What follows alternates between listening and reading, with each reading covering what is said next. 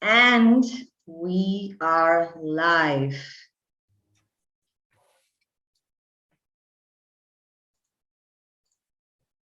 Don, over to you.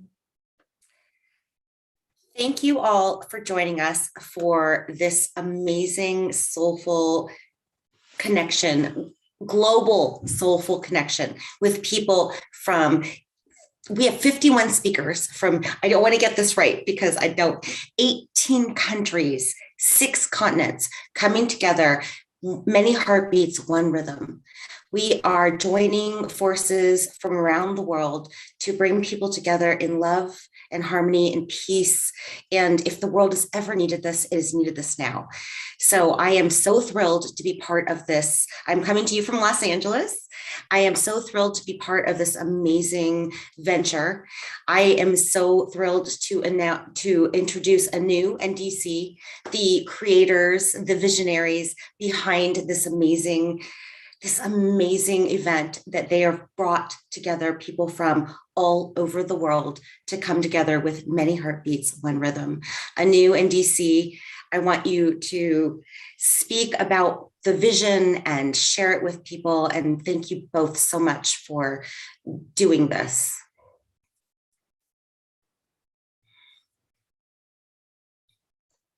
Thank you so much, and a very warm welcome to whoever and wherever you're watching across the world. It's a very warm welcome from the Tribe Ripples community, which is an initiative of the Soulful Exploration, a conscious wellness company.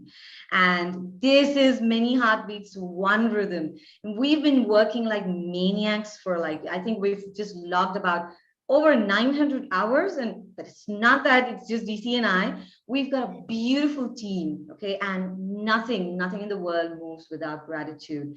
So without much ado, this program is live wherever you are. This is it. We've got a beautiful team. I mean, the speakers, each one of them, we've spoken with each one of them, so beautifully stepped in at the time when they had to. They were just aligned. They said, yes, we're just going to do it. Thank you so much. And then the videographers, the graphic team, the tech team, I mean, these beautiful moderators that you're going to be seeing for the next 24 hours, everyone just stepped in. It was just so effortless. And that's what they say, right? When the intent is pure, it just moves like knife through butter. That's exactly what happened with the entire thing. And we are so happy. Thank you, Dawn, for moderating the first slot for us. Thank you. So wherever you are, make sure that you're watching Pull People. Sign up now, because this is going to go on for the next 24 hours. It's across 18, of course, it's across all the countries, but we've got speakers from 18 countries, 6 continents, and 51 speakers going to just enthrall you. And like someone did mention very beautifully, it's like a global shift that might happen. Why ever not? It's not pompous. Initially, I thought it was pompous. It really isn't, because once we put our energies together for this collective consciousness, we don't even know what is possible. So just let's wait for the mystery to unravel. And over to you, DC. We love each one of you. Thank you. Make sure that you're joining in right now. Thank you, Anu, and thank you for the entire team. And once again, the wait is over, and the magic is now the revealing, and all the 900 hours of love that actually now brings that food here. And we are live now, beginning with the session. So with the pics, she's joining us from the Australia without the first speaker.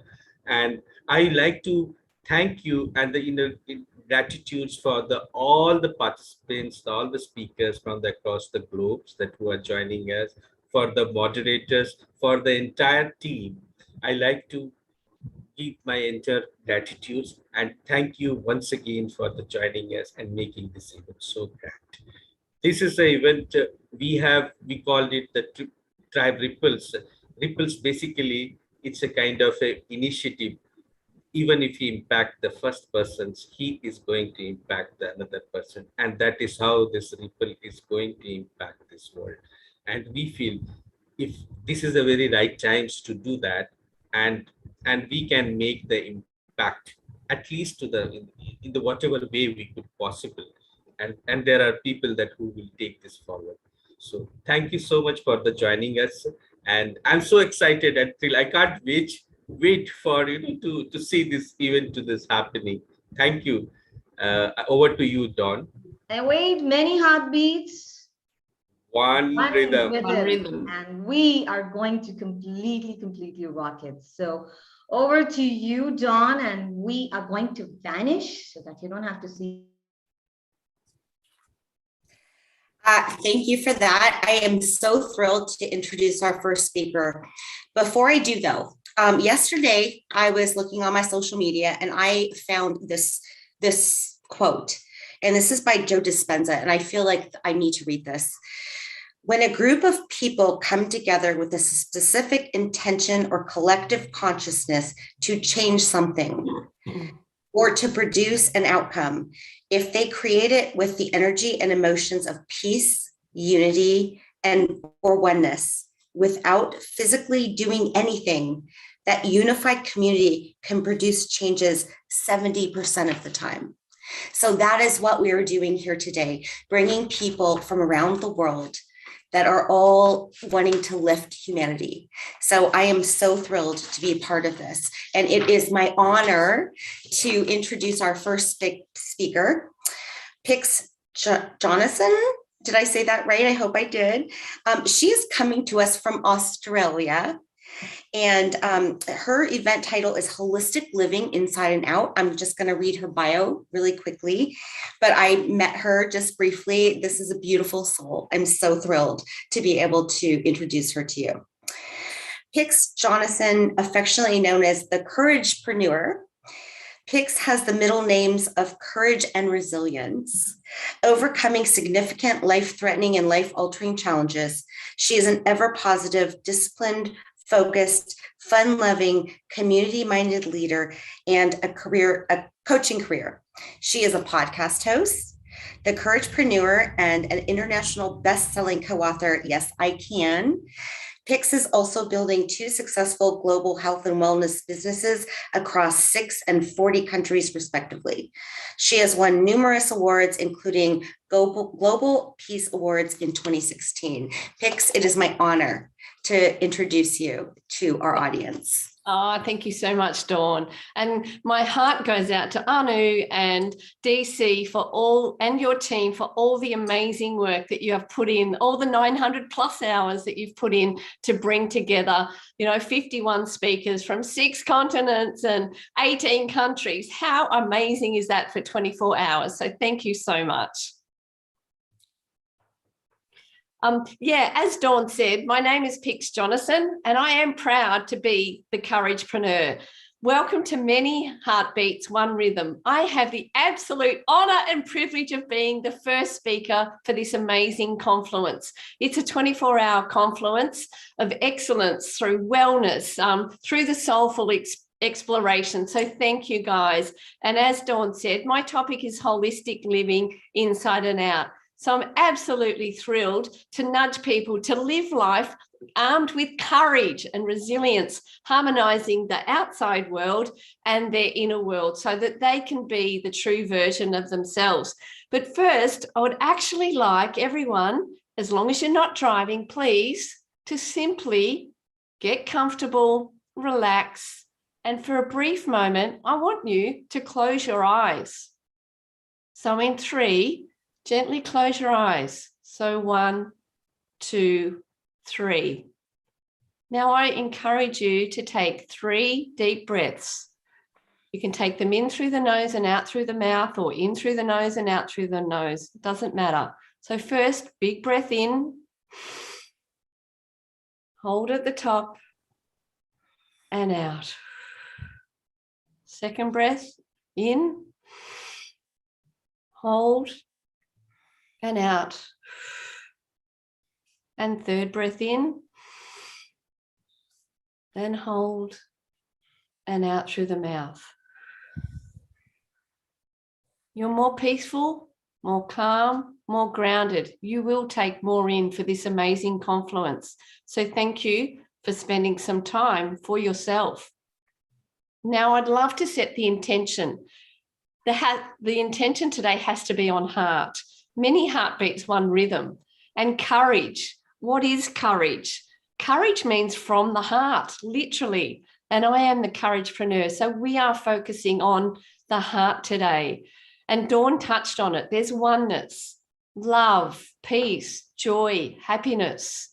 We can't control the circumstances out there, but we can control our own inner circumstances. So I have a courage acronym, and I'll be going through that today. And I have the honor and privilege of sharing my leadership on that. But to me, courage is all about grit, resilience. You know, it's facing fear and doing what you didn't think you could do. In fact, I have more recently, the last 4 days, have been doing the Wim Hof method. Winter is my least favorite season of the year. I don't like cold, but I've been having cold showers. I've been holding my breath for 60 and 90 seconds, something that I didn't think I could do, but I've got the courage to do that. So I'll share with you my thought leadership on courage. It's an acronym. So COURAGE. The first letter is C, connect and communicate. When we can't go outside, go inside, connect with people globally, online. It's nothing like face-to-face, but by gosh, it's better than being alone. So reach out to people, send them a message, send them an emoji. You know, there's people out there that are hurting. If you have the courage to have that strength to reach out to somebody, do that, because it's so great to know that somebody thinks of you. Something as simple as a little love heart emoji that you receive via text or via Facebook Messenger, WhatsApp, Telegram, whatever modality, you know that someone's thinking of you. And that connection just means so much. So connect and communicate with others. If you need to feel connected with someone, do have the courage to reach out to them. Open heart, an open mind. There's a plethora of information out there. There's a plethora of opinions, of people's ideas and thoughts, so many varying things, but have that open heart and open mind to listen to others, hear their opinions, hear their thoughts, hear their concerns, and just accept that it may be differing to you and respect that. Agree to maybe disagree, but also if you agree, work collaboratively. Have that open heart and that open mind. Always be open to learning. Your mind is like a parachute. It only works when it's open. So have that open heart and that open mind. You. Uniquely you. You have to be uniquely you, guys. No one else is youer than you. As Dr. Seuss says, no one else is youer than you. That is truer than true. So be you. There's 7.5 billion people on this planet. No one has your own unique fingerprint. It is only you. So never compare your low light reel to somebody else's highlight reel. Comparison is the thief of joy. Just be yourself. Brand yourself. It's all about personal branding. And whilst that might sound a fancy term, it's just basically be your true, authentic self. And we're all craving authenticity and just that transparency and vulnerability. Be you, guys, because you need to be the best version of yourselves. Real relationships. It doesn't matter what widget, what product, what service, whatever you're selling, whether that be personally or professionally. Just develop real relationships. No one cares how much you know until they know how much you care. Develop those real relationships. We have 2 ears, 1 mouth. Use them in that order. And listen to understand, not to respond. Listen to understand, not to respond. That's a big one for me. I've always thought, I've got so much to add value to this conversation. Whilst I'm thinking about what I'm saying, I'm not being fully engaged or fully present in what they're saying. So just listen and develop those real relationships. And if you're in business, it's still about a person. It's a person's need, want, pain point, whatever it is. It's not a transaction. It's a person that's going to press buy or hand you their credit card or their cash, whatever. So just develop those real relationships. Amazing attitude. You have to have an amazing attitude, guys. Do I have an amazing attitude all the time? Heck no, I'm human. Yesterday, in fact, with recent changes, what's going on in Sydney here, I was feeling less than positive. But again, I couldn't control what was happening out there, but I could control what I was putting in here and putting in my heart. So I meditated, I read positive things, I went offline. So develop your own amazing attitude. Put on your favorite song, dance around the house, eat chocolate, have one wine, whatever it is, do something that floats your boat. You have to change your state to change your attitude. No one else can do it for you. No one else can do your push-ups. You are the only one that's in control of your attitude. You might think that external things make you happy, but it is you that ultimately chooses your attitude. So choose your attitude wisely. G, grateful and growing.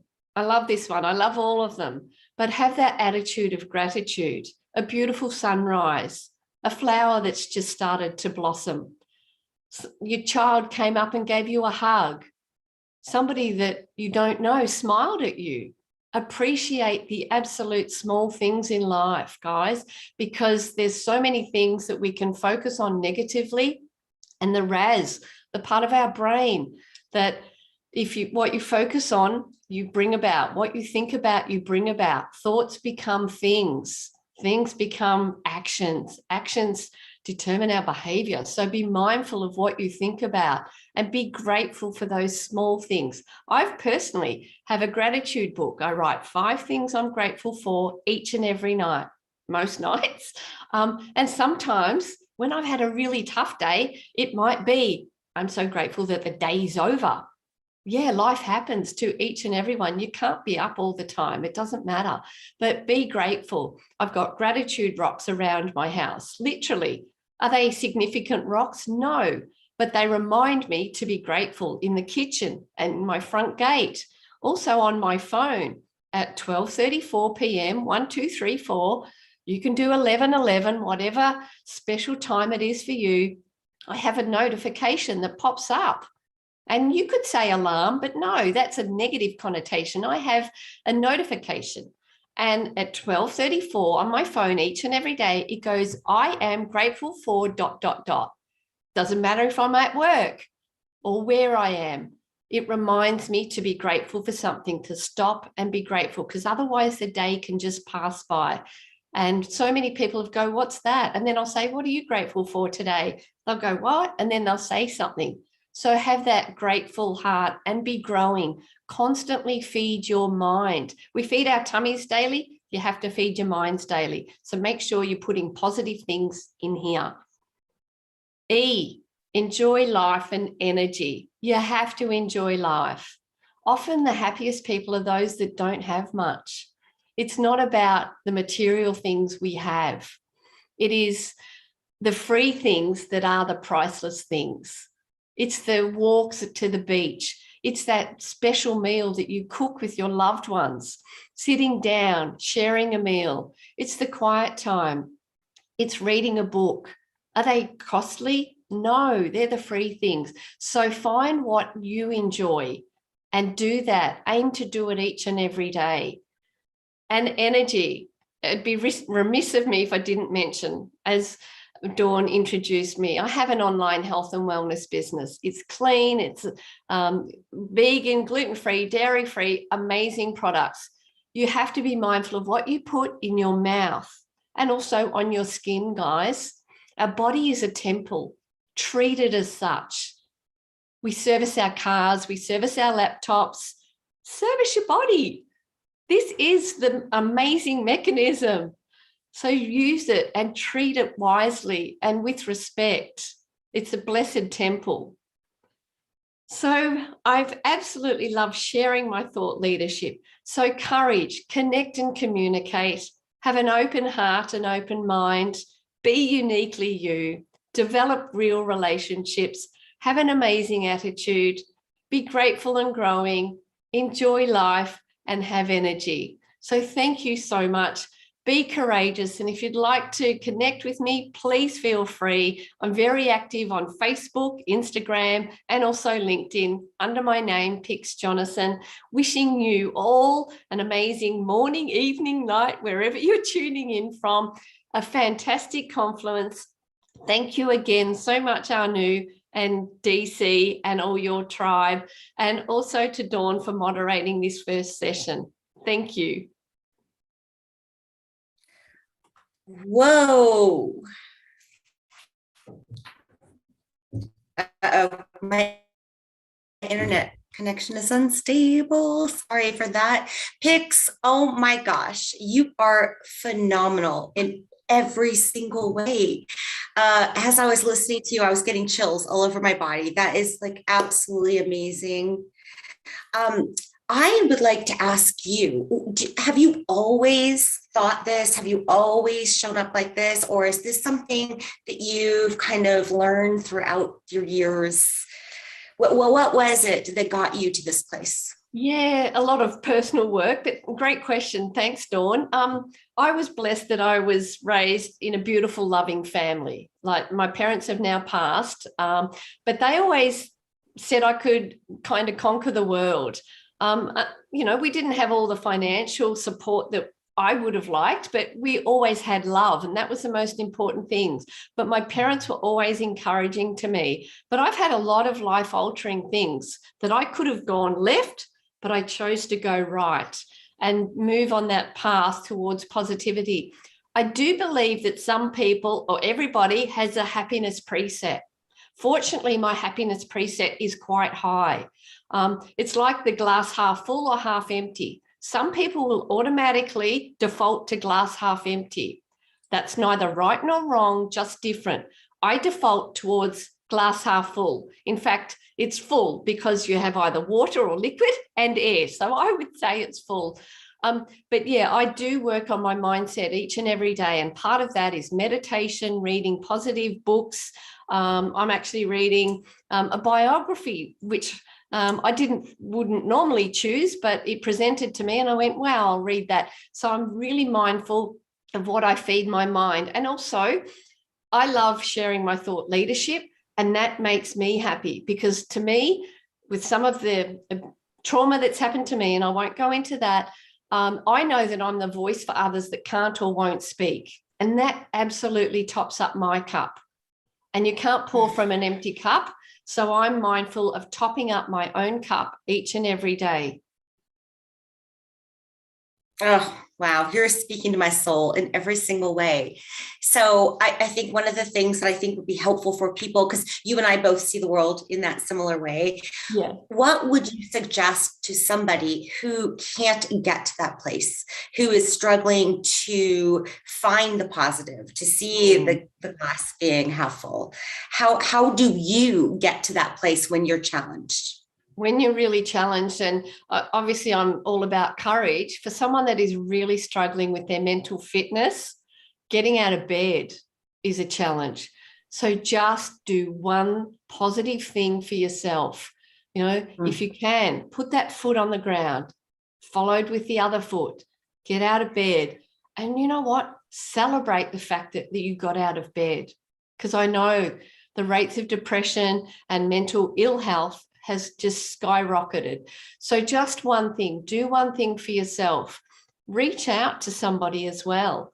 And don't set your goals so high that they scare you. It's okay to do that, but when you do that, you have to make them achievable. Just connecting with others and breathing. It's amazing what I'm learning about the power of the breath. Like I never thought I could hold my breath for 60 seconds or 90 seconds. Yet I've done that recently over the past few days. So the power of the breath, and that's why I started with breath work. Just take 3 deep breaths, conscious breaths, because we build up carbon dioxide in our body because we do so many shallow breaths rather than exhaling the carbon dioxide. So something that each and every person can do is stop, take 3 deep breaths. And I'm sure that everybody that did that on this start of this session felt more relaxed.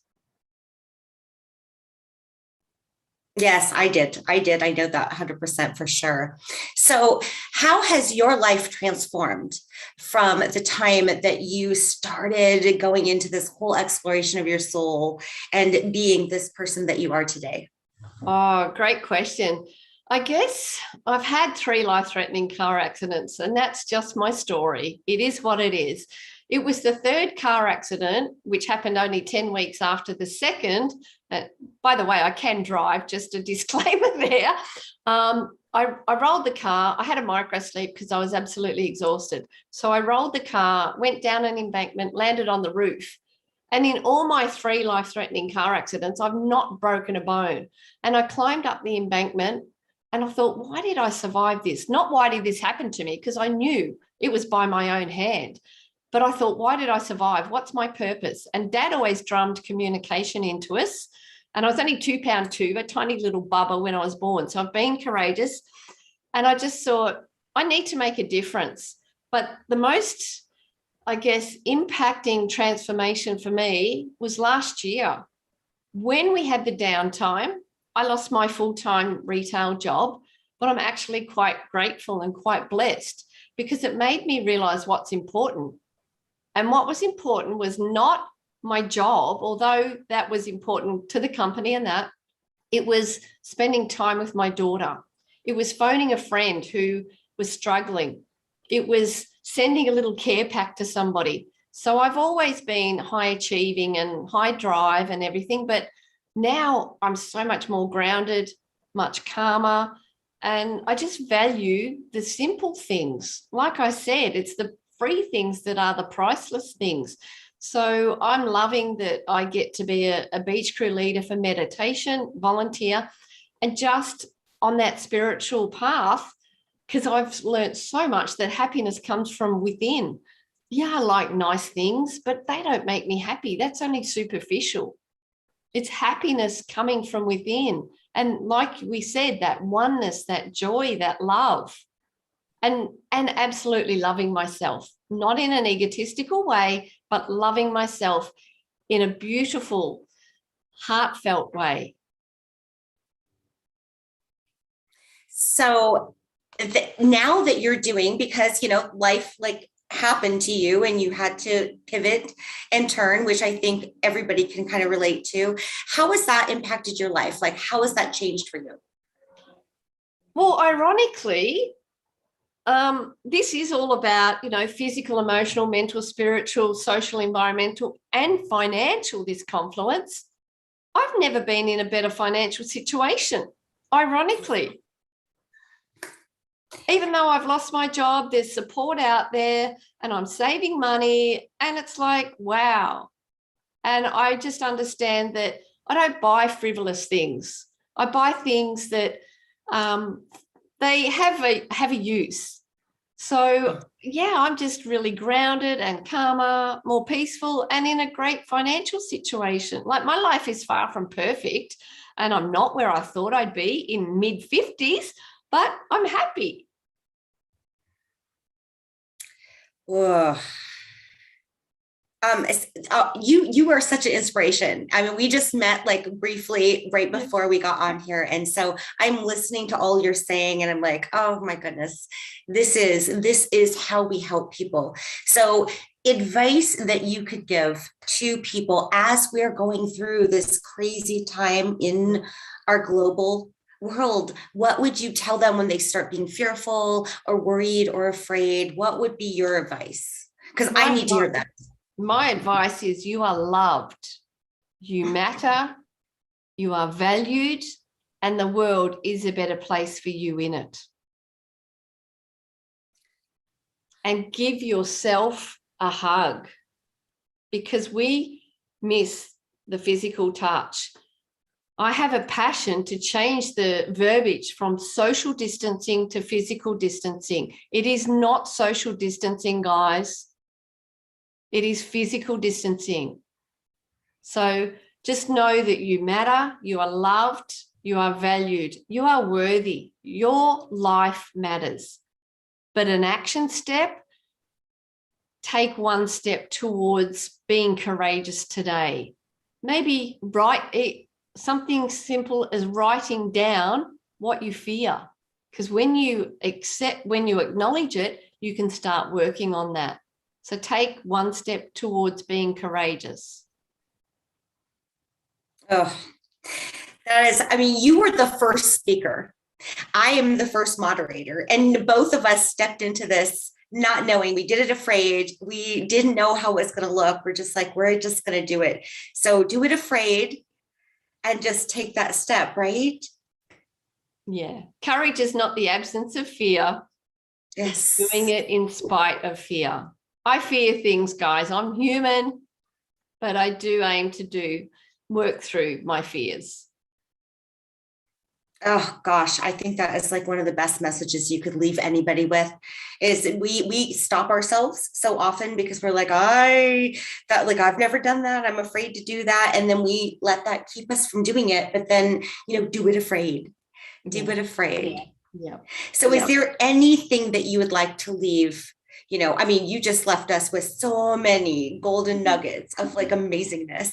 What would you, if you had to sum it up in a few minutes, what would you leave people with that you feel is the most important message you need to put out there? Personal development is key. Absolutely personal development. Yeah. Yeah. Be mindful of what you feed your mind. You can change your brain. Neuroplasticity. Neurons are wire together, fire together. So yeah, personal development. It's almost more critical to feed your mind than your body. I'm not saying go on a hunger strike, nothing like that, but just feed your mind every day. Oh, Pix, I am so grateful to know you and to be connected with you through this beautiful, beautiful confluence. I am almost speechless, but I'm not supposed to be speechless because I'm moderating, so can't be speechless. So, Anu, would you like to come in and add anything, or? You're on mute, You're Anu. muted. You're muted, my gorgeous sister. We're going to be hearing this for quite some time. You're muted. Please put your camera off. This is what we've been doing for the past, I guess, a year and a half, right? So goof ups allowed, guys, especially when we're live for 24 hours, right? It's only human to be this way. So thank you, Pix. It was so beautiful, especially with courage. It's not that what I took away from that was, it's about not just putting yourself out there. I mean, the first time I heard this, like, what doesn't scare you, right? I mean, my goals used to scare me, like you were mentioning, but somehow it had this driving force inside of me. I was like, okay, it's pushing me, it's propelling me. But I needed to understand that it was aligned with my values and I was centered with what I was doing. So there was a constant check. And that's where I like what you said, personality development, constantly checking, because there's a fine line between courage and foolishness, right? I mean, we do see people doing things and I'm like, I was just being courageous. But I said, hell, there is a fine line between that courage and being, so I love what you said, because this is not just your passion, but you're out on a mission to do the wonderful things that you're doing. And Dawn has been just brilliant with her questions and everything. And it's just been awesome. Yeah. So, well, back to you, Dawn. I mean, this is love hearts. Thank you. And yes, many heartbeats, one rhythm, and one we're rhythm. so happy, so happy. Yes. Yes. Over to you, Dawn.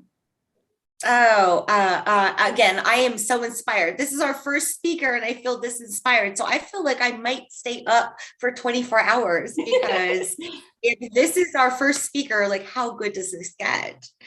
I am so thrilled to be able to introduce our next speaker, but I don't want to do it too fast. But I'm going to do that. I met Owen this week. He has shown up to be the most supportive and amazing person. He is from Singapore. Is that right? Yes. Yeah, he's in Singapore. And so I don't know what time it is for you, Owen, because I can't keep track of all the different time zones. But he's going to be speaking to us today about the experience of Zen in your daily lives. And I can tell you just from what I've experienced with Owen, he is Zen, he is lovely, he is wonderful in every single way. Owen Yeo, I hope I said that right. I apologize if I got it a little bit wrong, has over 20 years of experience helping individuals and corporations explore the field of personal development as a trainer, coach, and mediator, and probably a meditator too. He often incorporates practical mindfulness and meditation with organizational learning theories, encouraging individuals to explore a holistic approach to living, seeing the need to bring like-minded individuals to help grow the message of rediscovering their center. Owen created the Middleists. You can correct me if I'm wrong. A space where people can come to help others as well as to discover their own center through awareness work. These are what he calls specialists in bringing people to the middle ground. I absolutely love that. I can tell you 100% for sure. This is how he shows up in the world. So he doesn't just speak about this. This is who he is. So Owen, I am so thrilled to introduce you to the world. Thank you, Dawn. Thank you for being here for us. And Anu and DC is going to hear this for the next 24 hours, but thank you for putting all this together. It takes a lot of effort. And I believe that in all the craziness of the putting up this show, you've really had to find time to come back to your center. And that's the key for us to actually have that anchor so that we can move further and move on. And what I would like to do, this is the habit of having had so much experience as a corporate trainer. I've actually got 3 little notes listed up here for me right now. And I'd like to go through that 3 areas to talk about Zen. The first thing I would like to share is about the benefits of Zen and why people are now coming in suddenly so excited about this idea of living a Zen life. In this time that we are in, one of the biggest issue that we're having is mental wellness. So a lot of people drop into the idea of a more Zen lifestyle because they're looking at some space for them to decompress whatever pressures they're having mentally. That's one of the common benefits that's happening right now. Another reason is for them to have a more fulfilled life. This could be because they are experiencing whatever they are experiencing. They are looking to build on top of that. They are looking at having a more fulfilled, more holistic way of living. And for a lot of people, the idea of slowing down, of doing less, actually equates to better performance. There is greater performance in areas of work, areas of sports, of liveliness. So a lot of times we are doing Zen or adopting the principles of Zen for the purpose of actually becoming the better version of ourselves. Yeah. The tricky thing with Zen is that when you talk about just that 3 little words, Zen, the 3 little alphabet, the first thing that comes to mind are monks in a Japanese temple, usually in black and white robes, sweeping the grounds, very quiet, very serene. So we've got this whole idea that in order for us to adopt this lifestyle, we have to take on a religious way of living, or we have to go off to Japan, or if you are in India, you've got to climb up to the mountains. If you're in South America, go into the jungle. And we have a concept of what Zen looks like, feels like, should be. But what about people like us in Singapore? people that lives in big city. I mean, LA is a hustle and bustle city. I've been there, and it's not as crazy as New York, but you know, we are living in a city itself. And I found that there is this little book that I read once, which is trying to describe what Buddhism is, but in a very different way. The title of the book is, if I got it correctly, What Buddhism Is Not. So let's look at what some of the things Zen is not. And everything that I've described, running away into the mountains, into the jungle, secluding yourself into a space or a temple or a retreat center, it is not just that. It is actually taking time and making space and creating certain anchors for yourself so that on a day-to-day basis, we are in a space of calmness. Yeah, I would like to say that my experience with meditation, not just with Zen meditation, but with a lot of other techniques, they are really just anchors for us to come back to the self. So in that sense, we become Zen, right? So if you look at it from that angle, it is not a mystery. It's really something that, as simple as what Pixie was sharing with us just now, taking 3 deep breaths, that helps us to slow down, to have that space between the first thought and the second thought. It also allows us to better respond to what is coming at us rather than react to it. When someone says a certain word, certain keyword, or has an action that triggers us, the immediate thing is that we react to it. It's wired in us. We fight or we flight. But when we have that space in between, when we have that calmness, it gives us a third option: fight, flight, or respond. What's the best way to look at this? So that's the benefit that I found about meditation. So how do we do that on a day-to-day basis? I'm going to give us a couple of suggestions. You could try this today, tomorrow.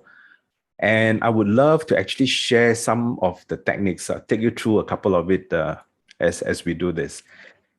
So first one is looking at daily things that you already do, but just doing it in a mindful manner.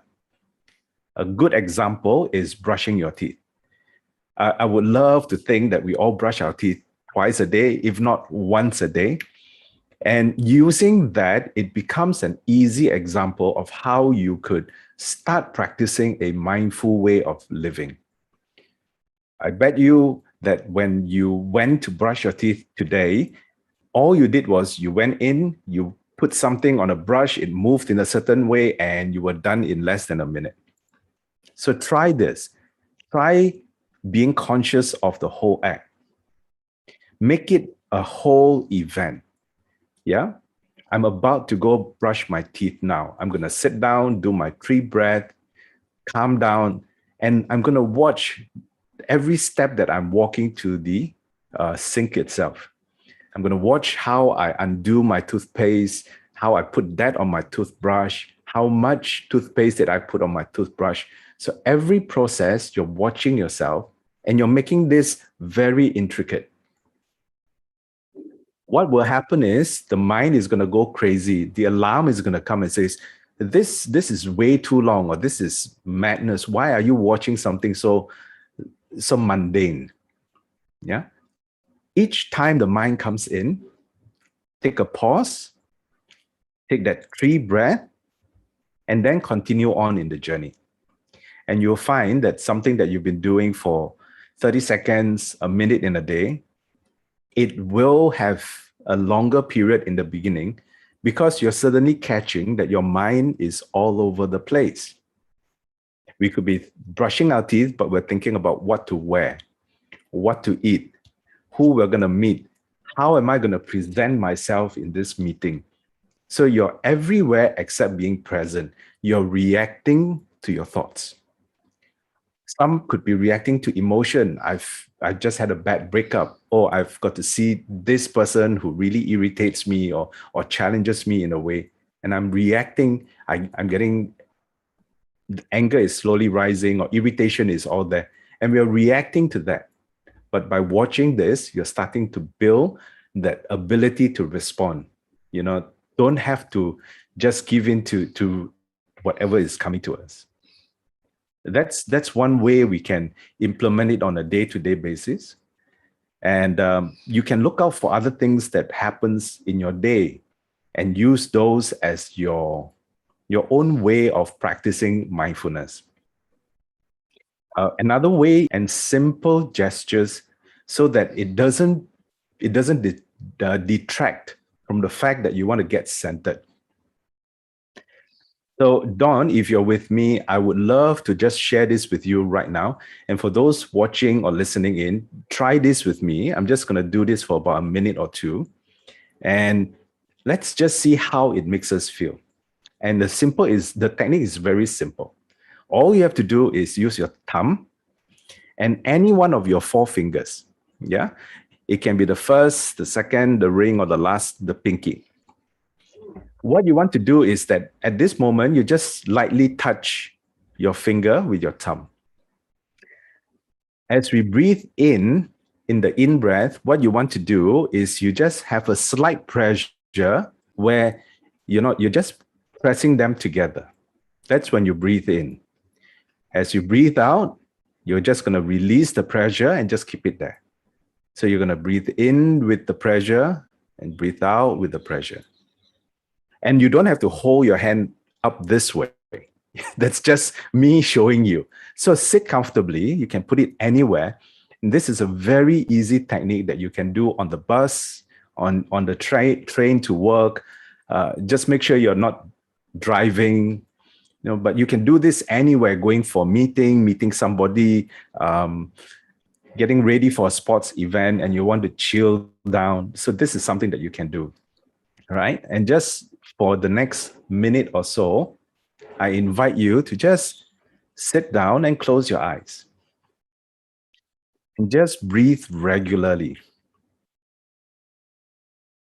You just breathe in through the nose and just breathe out.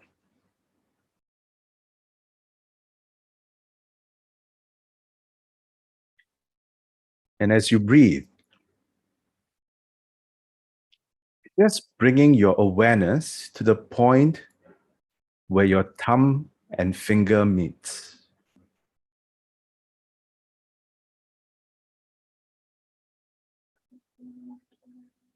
You're not doing anything. You're just experiencing this, that gentleness where thumb and finger meets.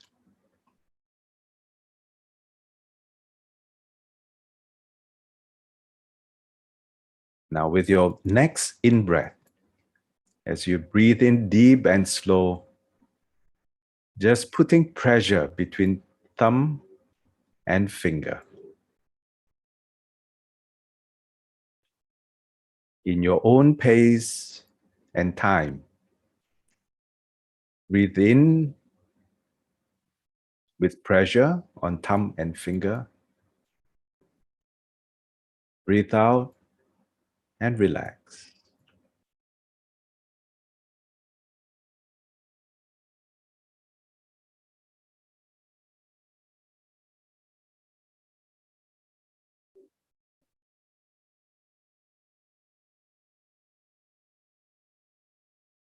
There is no special technique for this. You're just enjoying your own breath.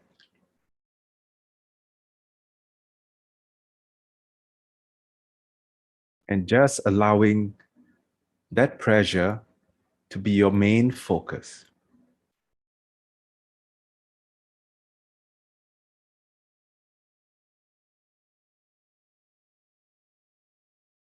Just breathe in and out naturally.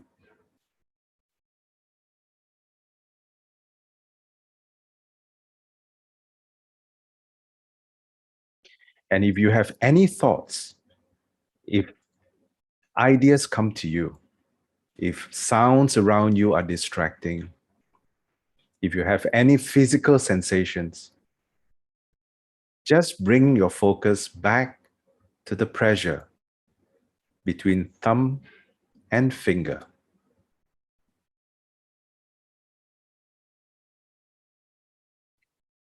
Allow the thoughts to pass, the distraction to pass, and gently relax the fingers.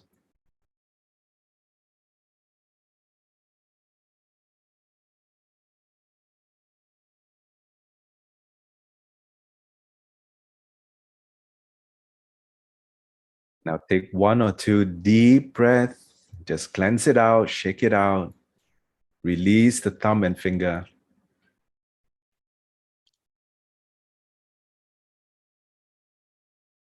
And you should be feeling a lot more centered, a lot more calm in this point of time. And this is something that you can use on a day-to-day basis. So to implement Zen in daily life doesn't require us to do a lot.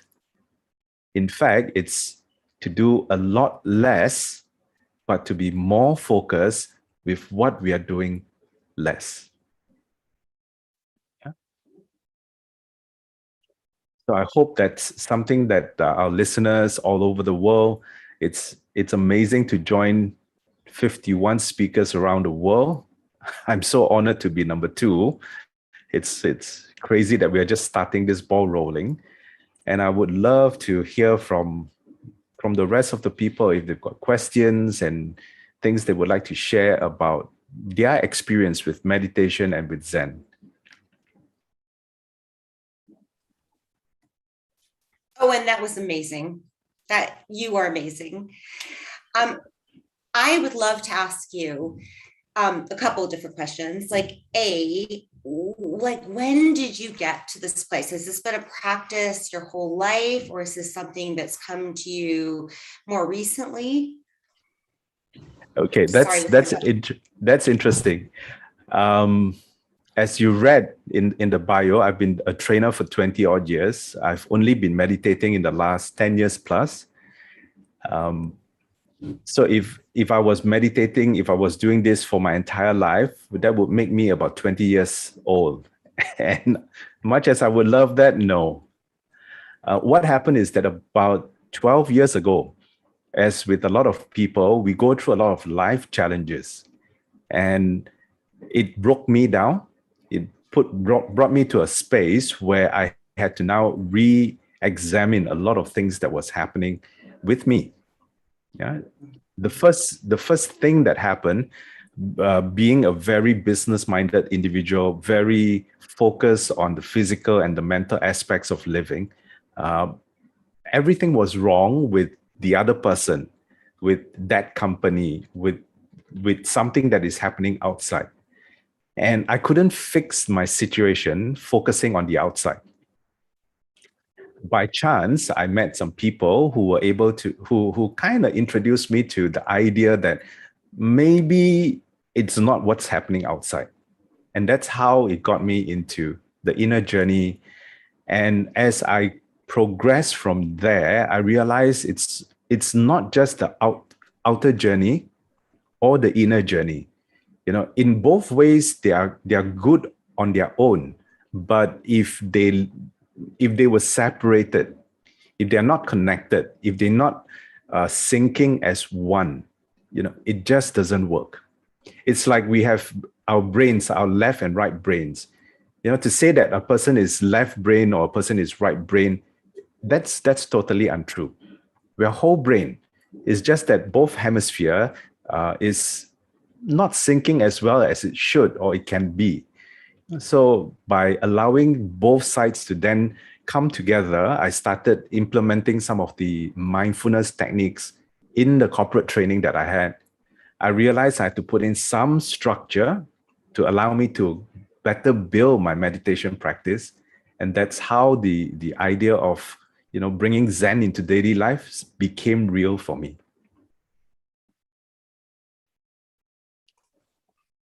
So then my next question to that is, what kind of transformation have you seen in your life since you had this awakening, epiphany, whatever you want to call it, this learning? How Sure. has your life changed because of it? The first and most telling thing that changed was anger. And a lot of friends that I used to know way back, they would tell me, something is different. A few who are really brave enough to actually question me, they told me, they've shared that, you used to be a very angry person. You're all ready to fight the system or to just put somebody down or just say that this is right or wrong. And now you seem a little bit more balanced. You're not so eager to just point out the mistakes or push the buttons. And I think that's the main thing about a meditation practice or about mindfulness. It allows us to actually balance what I call the four wheels of the car. Yeah, if you imagine that your car, you've got four wheels. The back left wheel is your physical body. The back right wheel is your emotional body. The front wheel on the right is your mental body, and then on the left is your spiritual body. And what a lot of times what we do is that we kind of suppress or hold back on the emotional body. We are told that guys don't cry. Good girls don't make a scene, or a great boss is supposed to be strong, or a good employee is supposed to follow instructions. So a lot of times we suppress a lot of emotions that way. Meditation allowed me to tap into that, to clear a lot of the suppressed emotions and better recognize what it actually looks like, feels like, and what I can do when they come up to me. And that's where the react respond thing comes into play. One of the techniques that helped me a lot as I grew is a technique by an Indian mystic. His name is Osho, and the technique is called dynamic meditation. Yeah, it's a really wonderful practice for the modern day person. And you can reach out to me, or you can find information about this on the internet. Everything's on the internet today.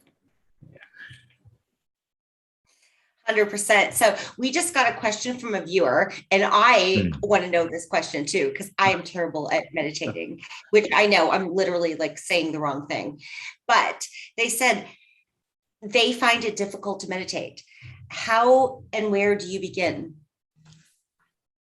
I think, again, just as when we say the word Zen, it conjures up an idea and an image of what Zen should be. And it's the same thing with meditation. The moment we say the word meditation, it conjures up an idea and an image of what meditation is supposed to be. You're supposed to be bald like me. You're supposed to be serene. Eyes are closed. You're not moving. You're not doing anything. And you're supposed to sit for hours and hours and hours on end. And you're not supposed to feel anything or be distracted. So one of the first things we have to understand is that our mindset, our belief systems, what we have put in place, those are helpful at times, but often they stop us from moving forward. They keep us status quo. So meditation, if you're beginning in the very start of it, for me, I struggled like crazy because I was trying to sit for an hour. But when I started realizing that I could do 5 minutes, and in the 5 minutes, I didn't have to just sit quietly. There are things that I could do like this. It helps to just bring my attention from running all over the place down to just one point. That's the first thing. And by focusing on the present moment of that one point, the gap between the first thought and the second thought, they slowly start to get longer, from a microsecond to half a second to 1 second to 2 seconds. And you see that as you grow, that gap between the two thoughts, I'll tell you this, the achievement to have that 5-second break between the first and the second thought, for me, I was like, all right, I've done it, and it slowly grows. So don't be too harsh on yourself. It's not strict. Like any sports, you need to actually have fun and enjoy. If not, you're just going to give it up. So don't be strict with yourself, relax. You could do this.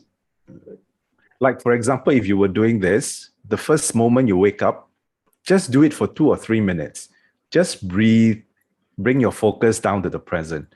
And then you can do it for another 5 minutes or so before you go to bed at night. If you were commuting between places, going from point A to point B, you're in a bus anyway, or you're in a train anyway, just put down the phone. We're too wired to that. Just put down the phone and just breathe for that 2 minutes or 3 minutes. And then again, you could check up on whatever you need to do. So it's very easy to find pockets of time to actually do this. Another one which I love to do, let's see, do we have time? We've got a few minutes. Another one I find very nice to do is this thing called gibberish. It sounds really crazy. Yeah. So I would invite Dawn. You're going to be my guinea pig. And whoever is listening, joining in, try this. Yeah, this is going to be very interesting. First, I just need to get one thing up. So gibberish is exactly what we say it's going to be. I don't know if I can share screen. No, okay, never mind. Then what I'll do is I will tell you to start and to stop. When I say start, you are going to put out everything that's in your mind, all your thoughts, everything that's happening in the head. You're going to say it out. If you're happy, say it out. If you're angry with someone, this is your best opportunity. Scold the person and say it out. If you're frustrated about something, put it out. Yeah. But with only one condition. It has to be in gibberish. There's no language involved. And you can use your face, use your hands, use your body, and fully express it out. And we'll just go with it for a couple of minutes. And then when I say stop, just stop everything, remain still, don't move, and just enjoy whatever is happening then. Are we ready? All right, so let's just close your eyes and take another 2 or 3 deep breaths. Just bring your attention to your breath, to your mind, all the thoughts that's happening right now. They can be pleasant, they can be unpleasant. Let's not label them. And for this moment, we're going to allow our mind to free play. This is the best moment for your mind to fully express in gibberish. And begin.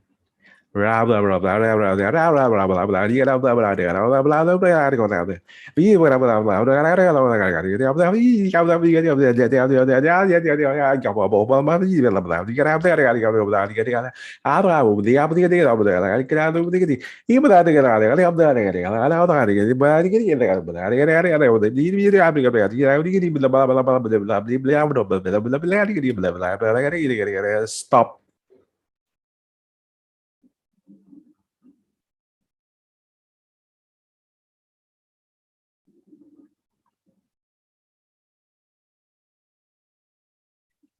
It may be a bit difficult for us to do this the first time. So we're going to do it one more round. For those people joining us, I encourage you to just play with this. Right? So let's drop into gibberish again. Let your mind fully express itself and begin.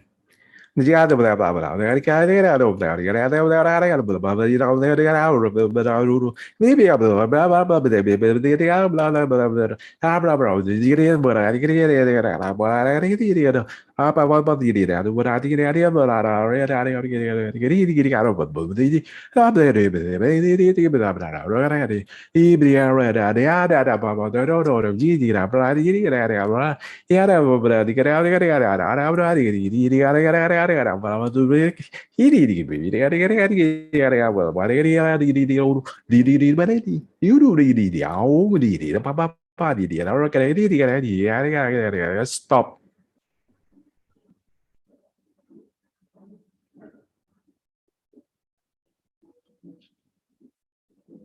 and just breathe.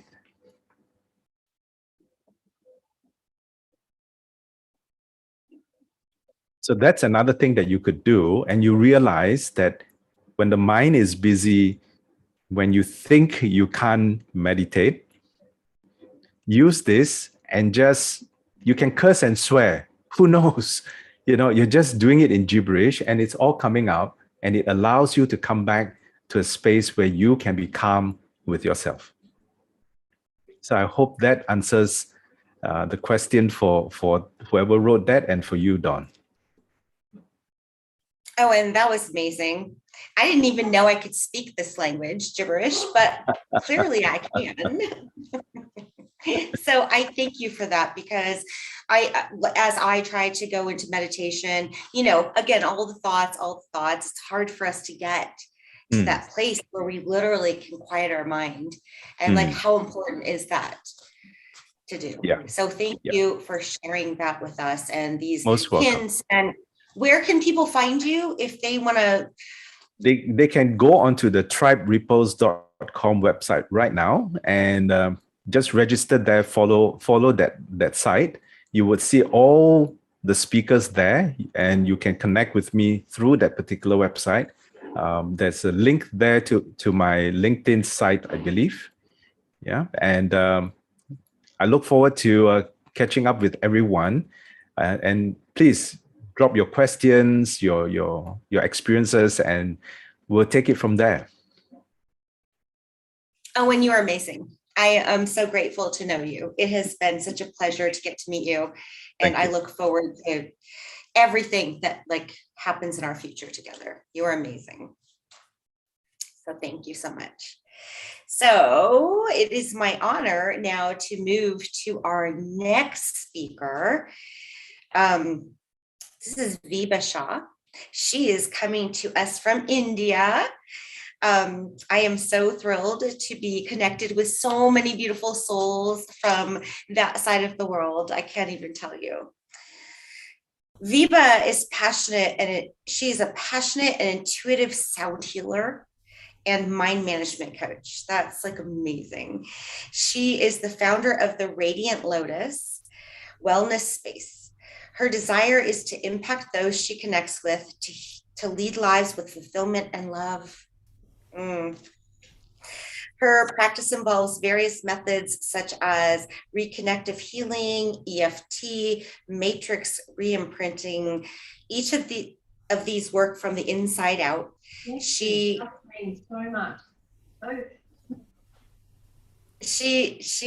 has been an in-house yoga teacher for Scandinavian Educational Foundation for 15 years. She's passionate about people, culture, languages, and healing, nature, smiles, and goodness. Viba enjoys interacting with people. She desires to lead them to fuller lives, and in the process, enrich her own experience of life. She believes each soul is a radiant lotus that deserves to radiate its inherent, unique beauty. What an amazing calling you have, and thank you so much for sharing that with the world, Viba. Thank you, Dom. Thank you. What an amazing start we've had with Pix and with Owen. I was smiling through. Thank you, Anu. Thank you, Dipankar. This is a wonderful initiative, and just can't wait to see the rest of the day unfold. Well, share your amazing wisdom with us, because we need to hear that. I need to hear that. The world needs to hear that. Okay, the last 2 days I've been honestly thinking about what am I going to say today. And the feeling kept coming again and again. This is a platform yes, to nudge excellence. Excellence to me is equal to oneness, is equal also to living from your heart. And that was the time two very beautiful statements came to my mind again. I mean, they've been with me on and off for a long time, but it was a reminder. So this confluence actually became a reminder for that. One is when there is brain and heart harmony, that is where coherence takes place. And that is an amplification of consciousness. And this is what we are looking for in this 24 hours. And of course, take it forward in life. This is also what the world by large needs in this time. Connecting from the heart, uniting from the heart, having personal coherence, then only the coherence in your community and your countries can happen. Our countries can happen. So that was the first message. And then the second message, it's a very simple sentence in Sanskrit, which I happened to hear in a lecture last year. Vairagyam eva abhayam, which is that it is detachment, the real form of detachment, that is fearlessness. Fearlessness to me is love. Wherever there is an attachment, wherever there is a limitation, that is not love. Love is freedom, love is fearlessness. So it is in that detachment that you can find the oneness, the liberation, the joy, the expansion that we seek. So these two messages kept coming back to me, and I think that is what I want to take through in the sound meditation today. I will be talking less because my session is more experiential. I want everybody to have this experience, and just what Owen very beautifully mentioned, though he addressed you, but it was for all of us, that when you have this gap between thoughts and you start practicing it by small baby steps, that is where you start experiencing all of this. And in the sound healing session, by the way, I have, though I've been a yoga teacher, for me to sit still and do pranayam was next to impossible. I never, in fact, used to practice pranayam because I just couldn't be still. For me, meditation happened in movement. Meditation happened in breathing while doing a movement, but not sitting. But when I started sound healing, I felt my mind can be still faster. This might have been a question you want to ask me at the end, but I'm telling you now, this is the impact it had on my life. And this is what I see with so many people who have attended the sound healing sessions. They say they are here, but they are not here. They say they are hearing my voice, but the brain is not making sense of what I'm saying. So they are very present. They are there, but they are still in another zone. Very aware, but very unaware. That way. So it's a very beautiful experience, and I wish that is my desire, that all of us have this experience.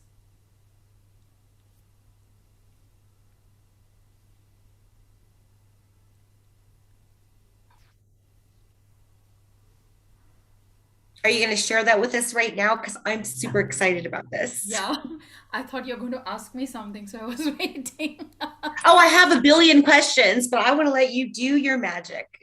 Let's do that. So, since the topic is oneness and living from the heart, one heart, many heartbeats, one rhythm, let us physically get into that space also. I invite all of us to put our hands up like this in front of our head, like we have the energetic image of our head in front of us, and probably a million thoughts in that. So just keep the hands here. And imagine that you have a funnel, which is dropping down into your heart. So use your hands and let the funnel, let everything from that mind space now drop into your heart space. Let your hands be in front of the heart.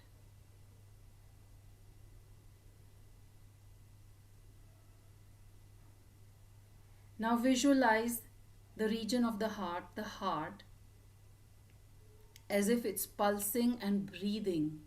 So you can use your hands to connect to that movement. As you breathe in, there's a larger space. As you breathe out, there's a softness. As you breathe in, it becomes larger. As you breathe out, it becomes softer and smaller.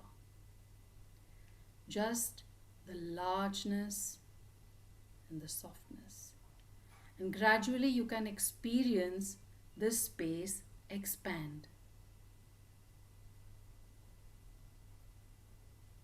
And if you still feel a lot of running around happening in your headspace, take your hands up once more. Do it as many times as you need to. Drop it all down to the heart. Pulse, breathe, feel with the heart. Let it expand. It has infinite capacity to expand. And while you're doing this expansion, now bring to your awareness something that makes you feel this oneness, this happiness. For someone, it could be watching a ripple in a lake. For someone, it could be the laughter of kids. For someone, it might be the smile of a stranger or a visit to a new place. Whatever brings that experience of oneness, largeness, happiness, bring that to your heart right now.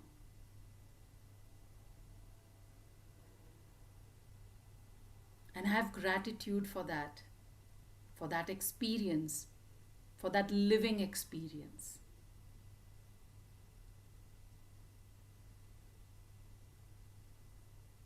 And whenever you feel you want to open your eyes, you can rest your hands and open your eyes. A very, very simple practice to bring coherence to the heart, connect to people, connect to your wider self.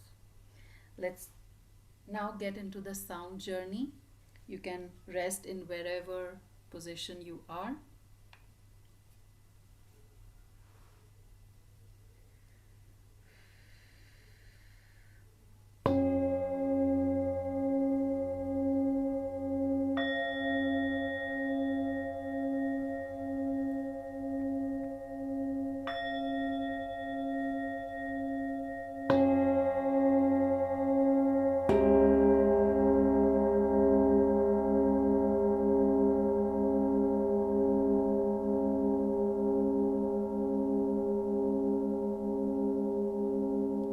Visualize yourself at the base of a mountain with a gorgeous waterfall.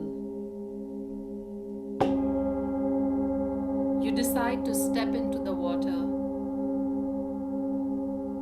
and feel the freshness, the life of the water wash over you.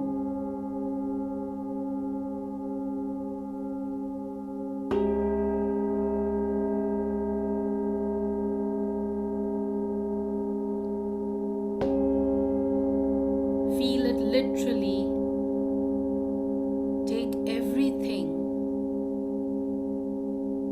from your body, from your mind, from your emotions, from your energy field, everything that you desire to release yourself of, to let go of.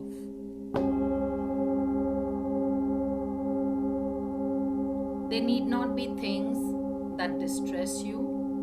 They can simply be things or simply the wish to feel free and light.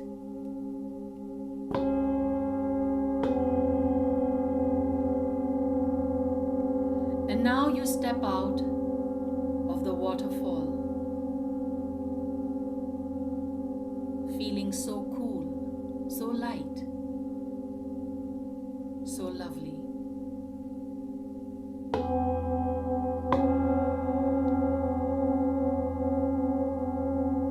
And you decide that you're going to walk up the mountain.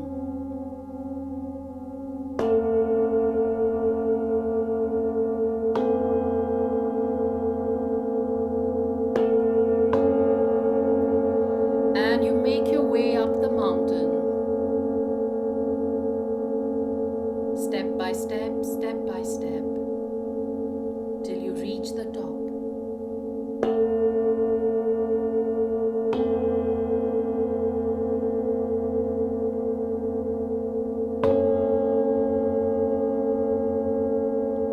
At the top, what you see is a vast horizon stretching to infinity, splashed with the most beautiful, rich colors of nature.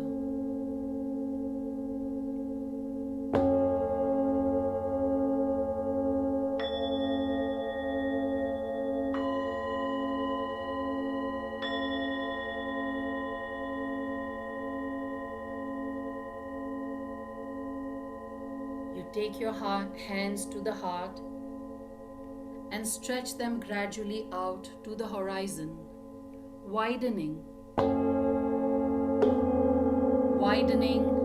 as they stretch,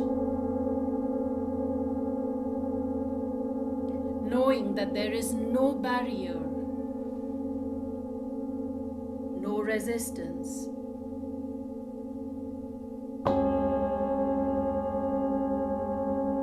Whatever you seek, you are receiving.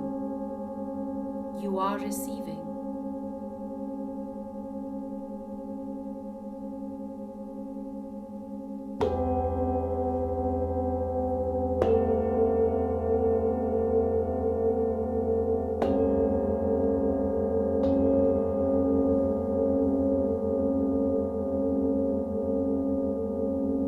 Feel the fingers connecting to the breeze, to the presence of the horizon.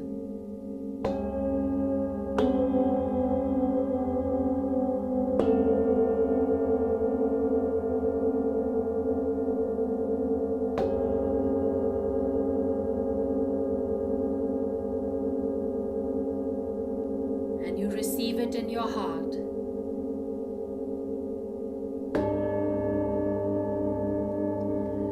You receive it in your heart. You receive it on your face, in your eyes.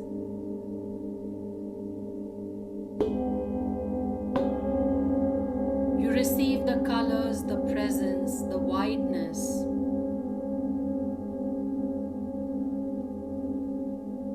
In your ears, on the skin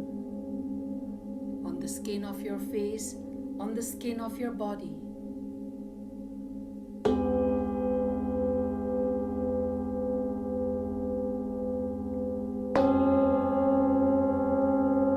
And as you receive, as you feel that touch, a gentle, beautiful, lovely smile is felt, connecting your heart and the horizon.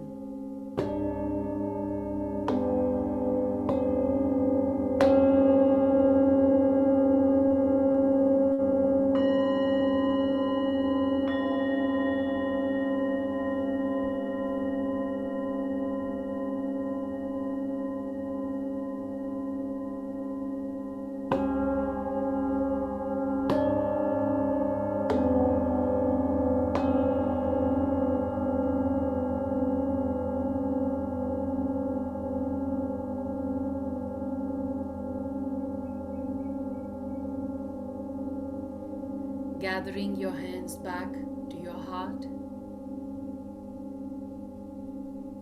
taking home, being home, all at once,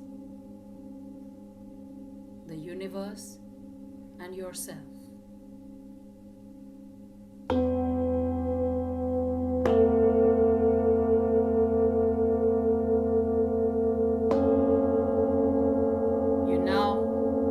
Start walking back down the hill. A lightness in your your steps, a brightness in your heart, in your face.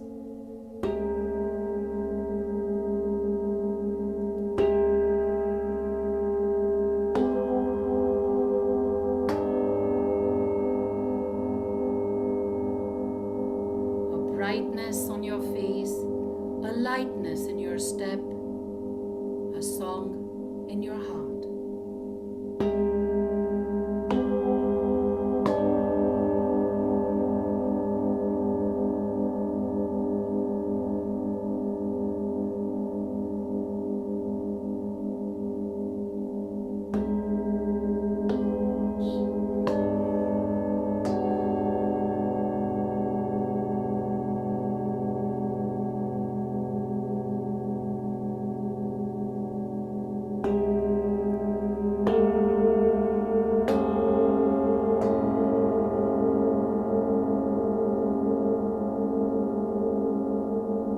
Step by step, you're going down.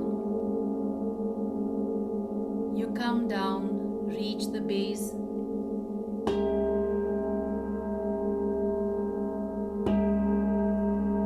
and you make your way back to your home.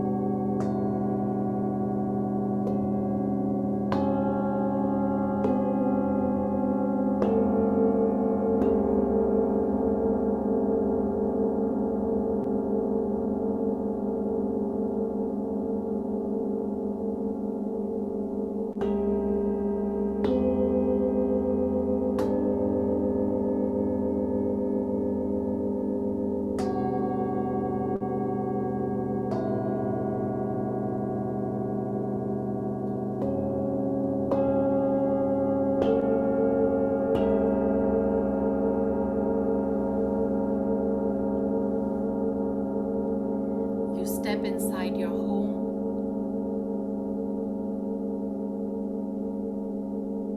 You open your eyes. You are back here. You are back here carrying a light, carrying a rhythm, carrying a presence in your heart.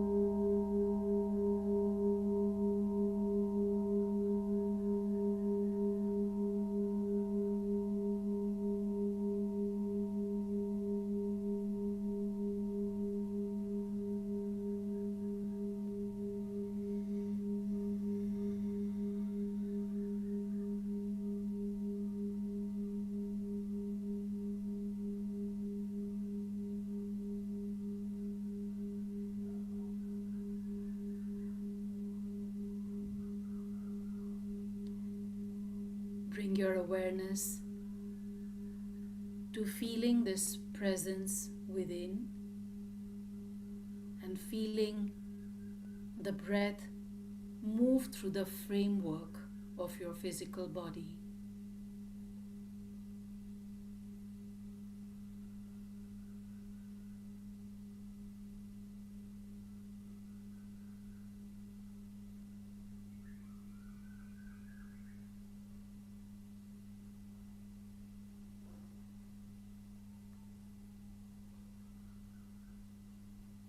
Gradually take your attention towards your fingers, towards your toes. Give gentle movement.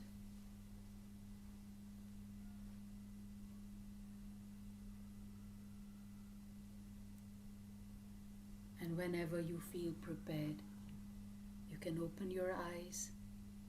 You can stretch around a little bit and come back here.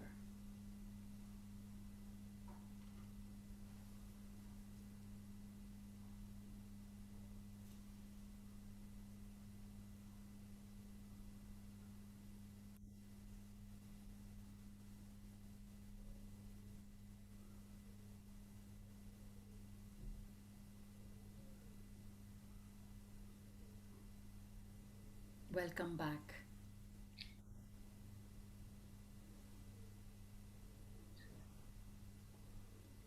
Oh, Viva, that was profound and beautiful. And we only have a few minutes here, but I just am so grateful for that. Thank you so much. And I just want you to talk just like a few minutes about the power of energy and frequency and vibration, which is what sound is, right? How does that shape what you do? A biggest reminder for me is what Owen mentioned, the four wheels. So, what happens most of the time, we are so preoccupied looking after only one wheel, and we think the Mercedes Benz that we are is going to function. It doesn't. Unfortunately, it doesn't. We need to look after all the four wheels. You can have the best Merc in the world or a BMW, but it's not going to work if the four wheels are not taken care of. So it's a reminder for me always when I think of the four wheels. And the other thing that I remind myself often in terms of frequency and sound is this, that all emotions also have a frequency. The so called negative emotions, there is a school of thought who does not want to term something negative and positive. So let me just look at the effect. The emotions that bring you down, that are counterproductive to well being of mind, emotions, body, those are the ones that have a very small, dense frequency. They create a contraction in the body, they create a contraction in the energy field. They do not allow anything to flow. All those emotions are jealousy, hatred, shame, guilt, fear, anxiety, worry. These are the ones that do not allow life or energy to flow. Even if you're looking at energy in terms of the body flow energy, whether it's blood circulation or energy circulation, there is a restriction. There is a how do you say, a distortion. The more you have an emotion that lifts you up, whether it's joy, compassion, sharing, oneness that we are talking about, generosity, compassion, love, appreciation, those are the emotions that have a higher frequency, and in that higher frequency there is an expansion, and it's only in expansion that anything can flow, and life is about flowing and not about stagnation. So this is a reminder I give myself, and like everybody, I do slip into a lot of negative thoughts as well. So it's a reminder when I think of frequency and sound.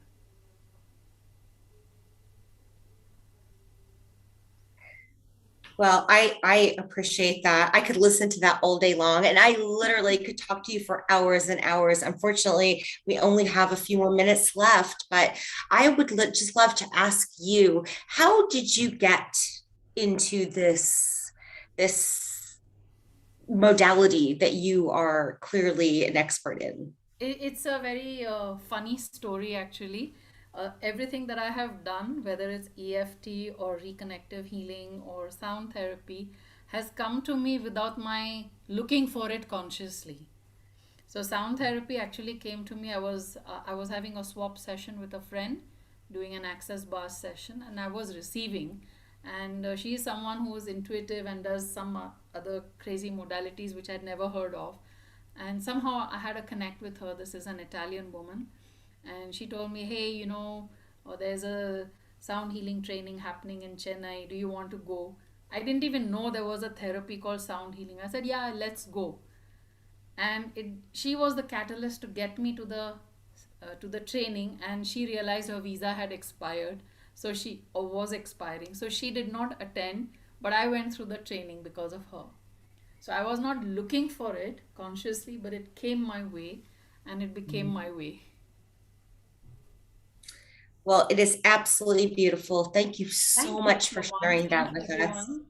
Thank you, everyone. That Have was a a wonderful, profound wonderful day, and experience. looking forward to listening to many of the speakers who are going to be my new friends. Bye Oh, yes, 100%. New friends. bye. I love every single person that I've met through Anu in DC. This has been such an amazing experience. Thank you so much, Thank Viva. you You so are much. amazing. I can't wait to follow you and hear all the magic and the things that you're working on and what you're doing. And hopefully we can do this together somewhere in the world together where we bring all of this Okay. to people. Thank you so much. So I am so thrilled. I like, again, I'm so thrilled. I didn't get to meet all of these speakers before, we are doing this today. And I am so honored and thrilled to get to listen to everybody. I don't think I'm going to sleep for the next 24 hours, but that's okay because this is amazing. So I am so excited to introduce our next speaker. She is from Australia too. Her name, Faye Suzanne. I'm going to read her bio. Her title of her talk is The Before and Now of Life. I mean, how much better does that get? Faye Suzanne is a registered nurse and midwife. Oh my goodness. A prenatal and childbirth educator, energy intuitive, a birth alchemist. Oh my gosh, like I love this already. As a midwife for the new humanity, Faye is on a mission to raise the consciousness around birth and being. She is an expert in sharing what happens before you are born, what is your journey earthside, and how that journey can influence you and affect the rest of your life, and what you can do now to create the life you truly desire. She says, by understanding this, it gives you the power to manifest whatever your heart truly desires and step fully into your greatness. Who doesn't need to hear that, Faye? Thank you so much for being here. I'm thrilled to get to listen to what you have to share with us today. Thank you so much, Dawn. Thank you so much for having me today. I feel very honoured and deeply passionate about our journey earthside. So have you ever wondered why you're actually here and, what it is that you've chosen to do? And why we experience all these different challenges and experiences along the way, like once we're here. So what if I were to tell you that there is a divine plan and that our soul actually chooses what we're here to do? And so it's just like going on a journey, a bit like, going somewhere on a holiday, except that we choose Earth as our destination and that we get to choose our itinerary before we come. So we choose to have our human body as our vehicle to get around through this lifetime through Earth. And we choose certain experiences that we're going to have. So, nothing happens by accident. Everything is kind of part of that divine plan. And we do have free will, of course, which is fantastic. But our journey is just like if we were to plan a holiday. So, if we were to pack our suitcase and go on a holiday and choose to go, say, to Europe, like I live in Australia, and if I were to go on a holiday to Europe, I would go and see a travel agent maybe, or I might Google to where I want to go. So when we're in spirit realm, we actually choose Earth as our destination for this holiday. And we choose certain experiences that we're going to have along the way. So, if we're going to go and look at the Leaning Tower of Pisa, for instance, we might choose instead to come to Earth and to come into a physical body into Australia. We choose our parents, we choose our siblings, we choose certain circumstances that we're going to be born into so that we can have an experience in the physicality, which will help us to grow and evolve as a soul. So they're not always fun. as we know, most of our growth happens through the challenges that we face in life. So they're not always fun experiences, but at the end of the day, our soul has grown from that experience, and that's the primary reason we choose to incarnate into the physical body. But we also choose to have fun along the way. So it's not all hard, it's not all challenge, but it's we're meant to have fun, and part of it is how we view our experiences and challenges along the way. So after working as a midwife for more than, well, about 40 years and having 4 of my own children, and also my whole life I've been connected with spirit. I've been able to communicate with spirit, and that's been infused through my whole life. So from all of those experiences, this is what I know. I do know that we are a soul having a physical experience. It's not the other way around. We're not a physical person having a spiritual experience. We are, in essence, soul and spirit, and we choose to incarnate to have these experiences. So we do choose these situations that we're going to be born into. But the other thing is that we do have free will. So even though we may have a lot of our life planned out, you know, from a higher perspective, this is what we might call destiny.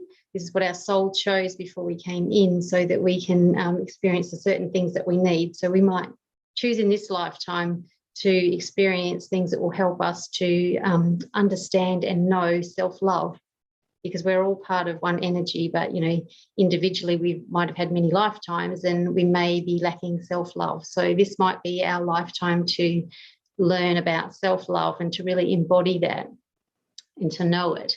So, you know, all of our experiences will be around that. And then we may have other different challenges along the way. So part of self-love is setting boundaries. And this is a big one for most people at the moment, me included. So I've had many experiences in this lifetime, yes, around setting boundaries. And I think that continues, you know, continues until we cross back home to the other side, because while we're still alive, we're still having experiences, we're still having growth opportunities or challenges, depending how you see them. And so it's all about how we get there. So our path may look like that, but what in reality, how it goes is a bit windy, because it's like when you go on a holiday, you might plan your itinerary and all these different tours that you're going to do when you're in another country. But when you get there, you actually see a lot of other things that you didn't know were there. So you might decide, oh, look, there's an art gallery that I'd love to go to. So let's just wander in there and have a look for a while. So it's a bit like in life, you know, something else might come along that wasn't in your destiny or something that you have to do, but it looks really exciting that you want to go and do. So, you know, you might take a little detour or a side trip and do that, because that's your free will. So you can have other experiences around that core experience, and then you'll come back to the path. So you'll still meet up with your tour guide and go to the next destination, wherever it is that you've planned to go. So you'll still get there.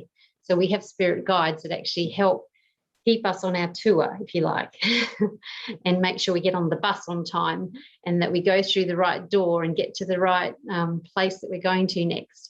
And so then once we're there, we might once again see something else that we want to go and experience. So we might just duck out to another side thing, or we might go to a restaurant that we see that we like that wasn't on the itinerary.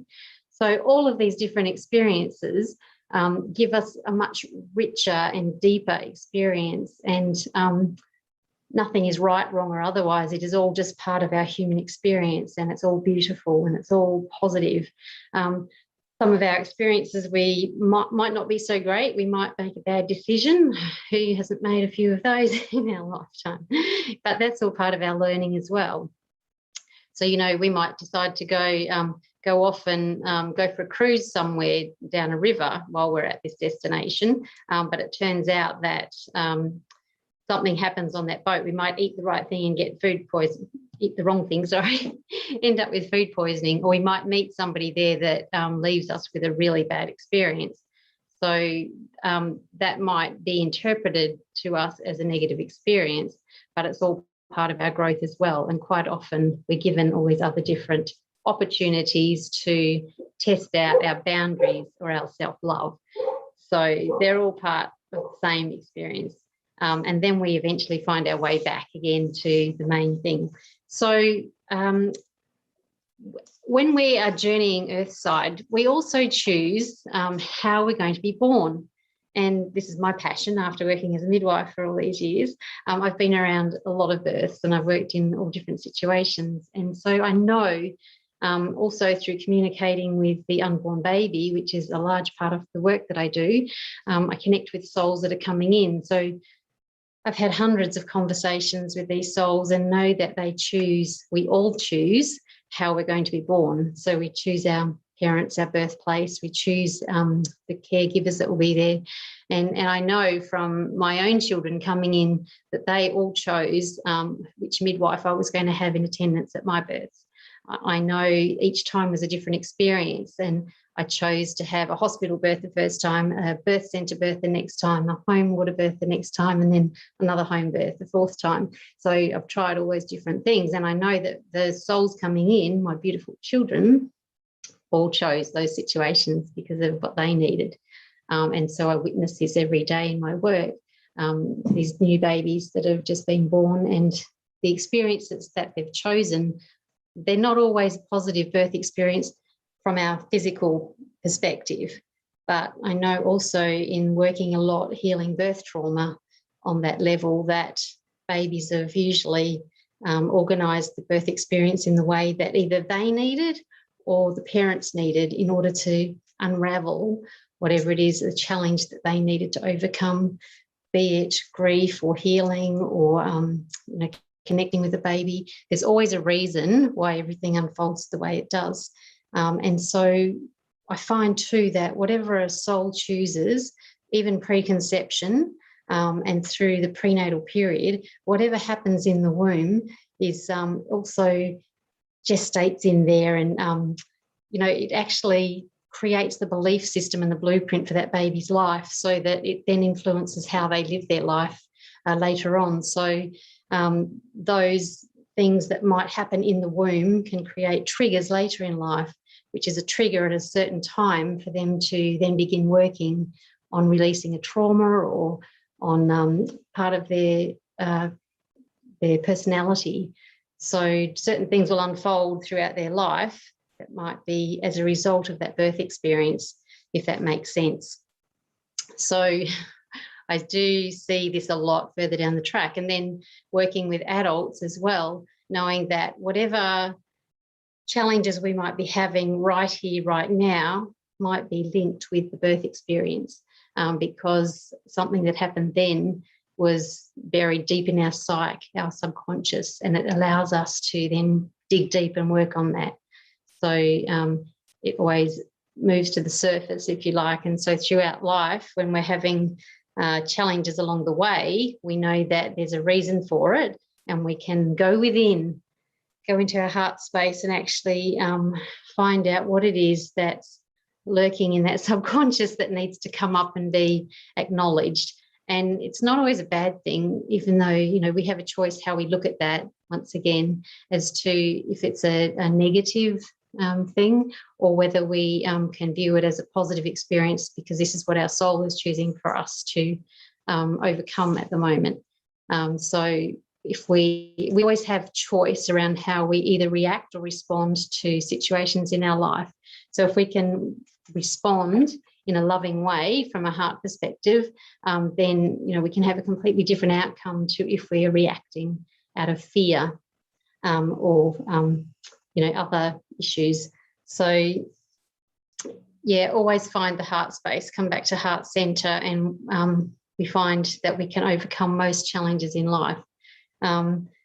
So things that you can do right now if you're facing issues, and let's face it, who isn't at the moment, because the world is in a really interesting place at the moment. We've got challenges happening all around us, and so many people are now having anxiety and depression as a result of everything that's happening in the world around us.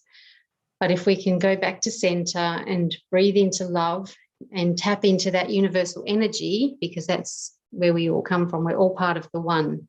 Once again, many heartbeats, one rhythm. If we can tap into that rhythm and connect with one another and remember to stay in a space of love, we raise the vibrational frequency not only for ourselves but also for the planet. And I think this is really important, you know, more so now than ever, to stay in that state of love, because it does raise the vibrational frequency. When there is love, we can't have fear. And fear, you know, is an emotion, but we can tap into it and find out why we're fearing it, and then actually try to change that into a feeling of love and a place of understanding and why things are happening. And remember who we are. Remember that we are a soul having a physical experience, and that if we come back to that space of love, anything is possible. And then anything that happens, we can overcome, and we can connect with our universal consciousness, remembering that this was all part of our journey. And then we can grow into love as well. So this is all part of our journey here, and in the physicality is to, you know, remembering our origin and remembering to stay in love. And even if we're not there at the moment, we can grow into that. And so just always remembering to be in that space of love. And then every time choose love over fear. So whenever you feel fear coming up, whether it be at birth or during this pandemic with many, there's a lot of fear at the moment on the planet. If we can always choose love over fear and stay in that space, then we know that we can stay strong. We're less likely to get sick because our immune system stays strong while we're in that space. We don't succumb to all the negativity that drags us down, but we stay up, buoyant, and we float, and we can get through anything, have a positive mindset, and always remember that everything is happening for a reason, and that there are no accidents. So we always have the power within us to manifest whatever our heart desires. It just comes from a space of being and knowing that we can create everything from this space of love.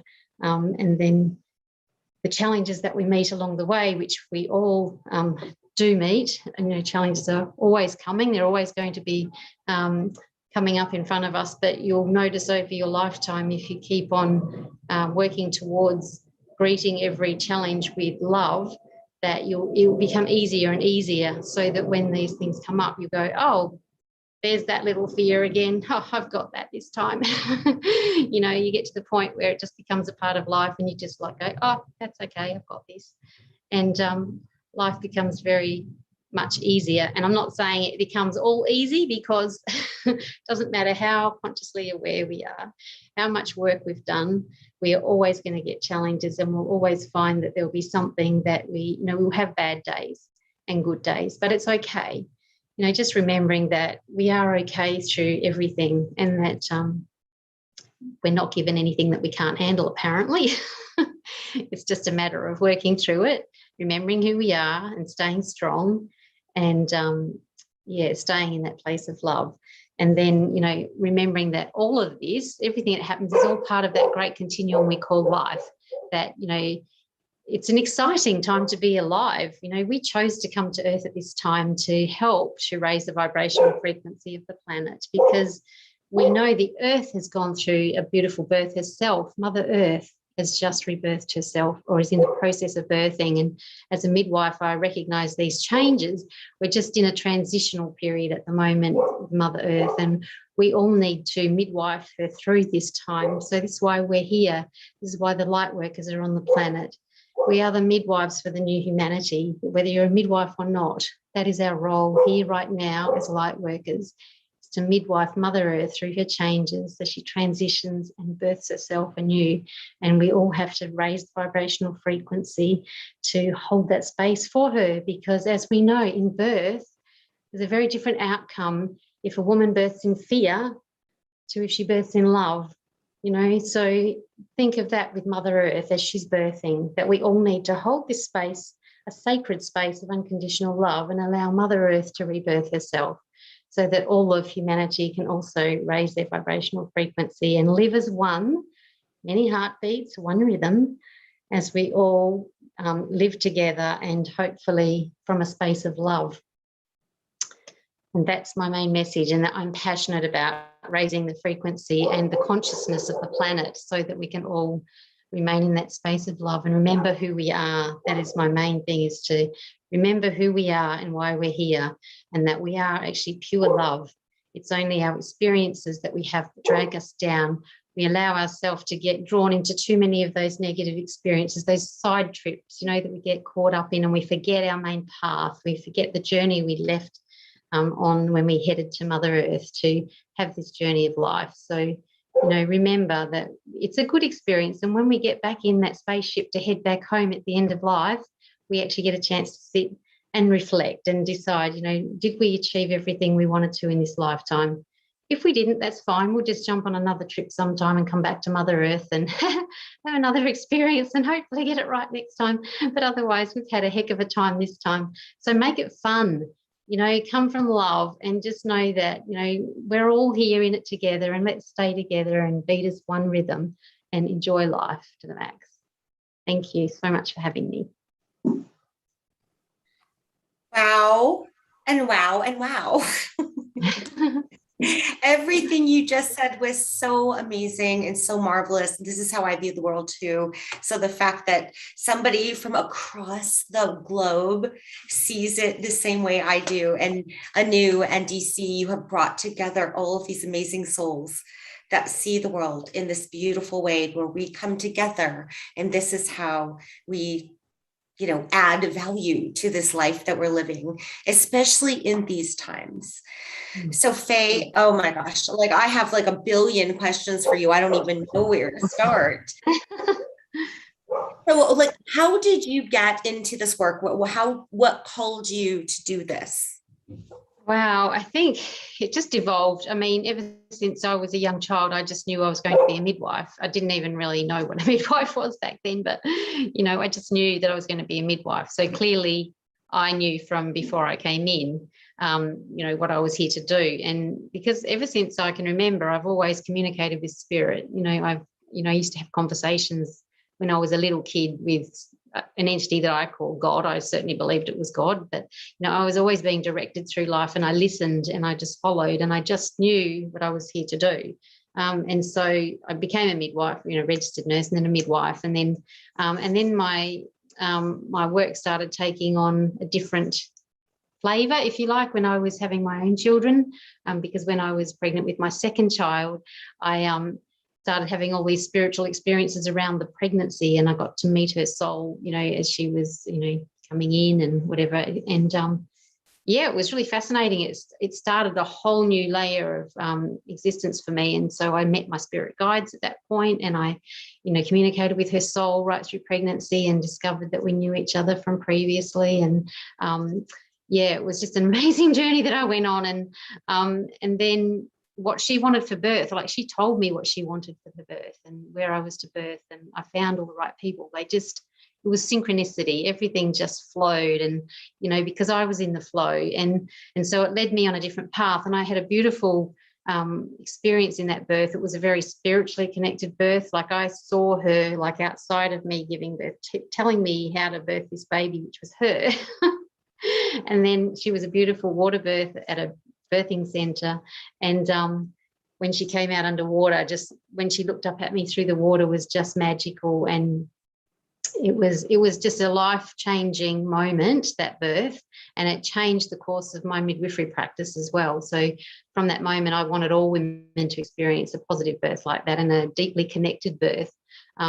So I set upon doing that from that moment. That was 29 years ago almost, that 29 years that I was carrying her. And then I didn't carry her for 29 years, thank God, but it was 29 years ago that experience was happening for me, and that changed the course of my life and my career and my focus. And so I started working with other women as well. Well, they kind of just started finding me, you know, and souls that were coming in started just coming to me and giving me messages for their parents to be. And I'm going, okay, like, who are you? And then I'd go up to these women, they were people I knew, but saying, apparently you're going to get pregnant soon, and this little soul came to me and gave me a message, and you need to know this. And so I would share it, and they'd be going, okay. And then later on, they'd come and say, wow, all that stuff you said was true. And then it just kept happening more and more and more. And so that just became a thing. And then I had souls coming to me after the birth and telling me why they were born that particular way, and, you know, why that had to be that way. And then souls that were coming and telling me why their parents weren't conceiving as well. And we discovered that you know, souls do actually choose their parents, and even like on their way in, they're working before they even come in. You know, these souls are sitting up there going, okay, I want those as my parents. However, before I come in, I want them to do this work together. They've got to sort out a whole lot of stuff. They've got to create this or that. And it's really interesting because when I've worked with couples having trouble conceiving, there's always a story. You know, the soul always has a reason why it's not coming in. Every now and again, there's not a soul waiting because their soul contract was not to have children in this lifetime. But most of the time, there are souls there and I can see them, and they always have a reason why they're not coming in. And once you clarify what that is and the parents sort out whatever that is, the soul comes in naturally. So people who've been on IVF for years, you know, until they actually solve the issue that the soul is wanting solved, they're not coming in. So it's interesting because then when they actually sort the problem out, the soul comes in. And I just see that so many times. And then with birth, when I was working as a midwife again after having my own children, I was viewing birth in a different way, and I would tune into the soul as they're being born, and I could, you know, I didn't need to do anything. I just had to hold space, and I knew what the baby wanted as it's coming in, and if there was a block, you know, why that block was happening, so we could undo the block actually during the birth process. And I've witnessed a baby turning from breech to head down during labour because we sorted out what the problem was, and they did a flip, and I've never seen that before, but it did happen. And many other issues that happen during the birth process, we've been able to actually tune in and sort out what it is. Why is the baby not coming in at this point? What's happening? And when you solve the issue, the birth usually happens more freely and without issue.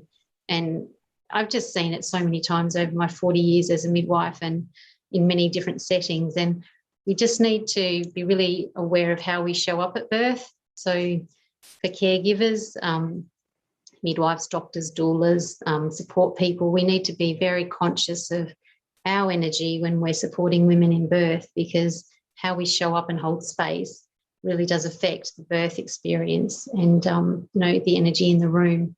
So I'm all about teaching people about creating a sacred space for birth.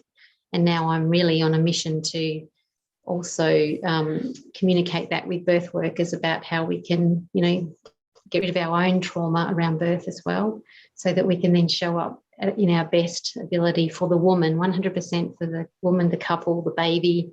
You know, for me, it's all about the baby coming in, because they're the ones that need this beautiful sacred birth. That, you know, they're coming to earth for this particular lifetime, and I'm sure we'd like to have a beautiful welcoming committee that's there to welcome us in love, not in fear.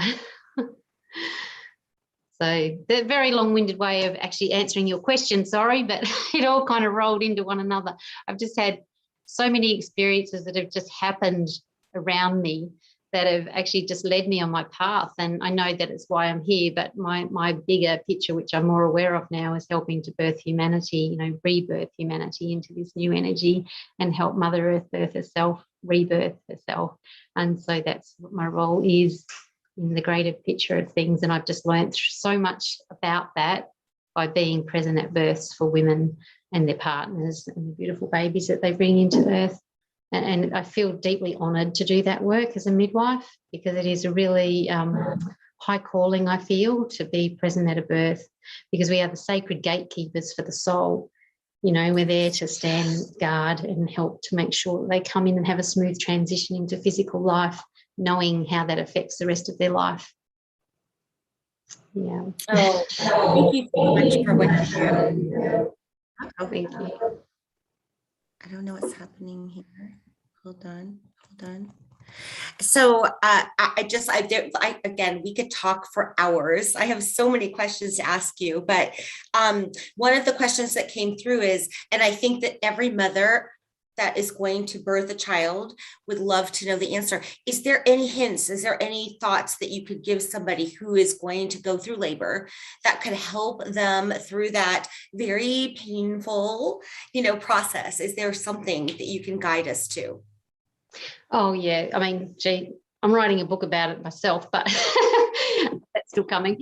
But right here, right now, the main thing that women can do is actually to trust their intuition. You know, tap into yourself, into your intuition, because your heart knows, your soul knows. It's be present with the experience and know that your baby's actually got this. You know, we think we're in control of birth, but we actually aren't really. Like, we can create the outer circumstances, but if we listen inward to what the baby's saying and what our heart is telling us, we will create the experience that we need to have. But we need to cut out all the chit chat, the chatter out there, and actually come focus inward and listen to our heart and soul, because we know actually what's best. And if we listen to our baby, the baby is guiding us every step of the way, because remember, the baby is choosing the experience that it wants to have.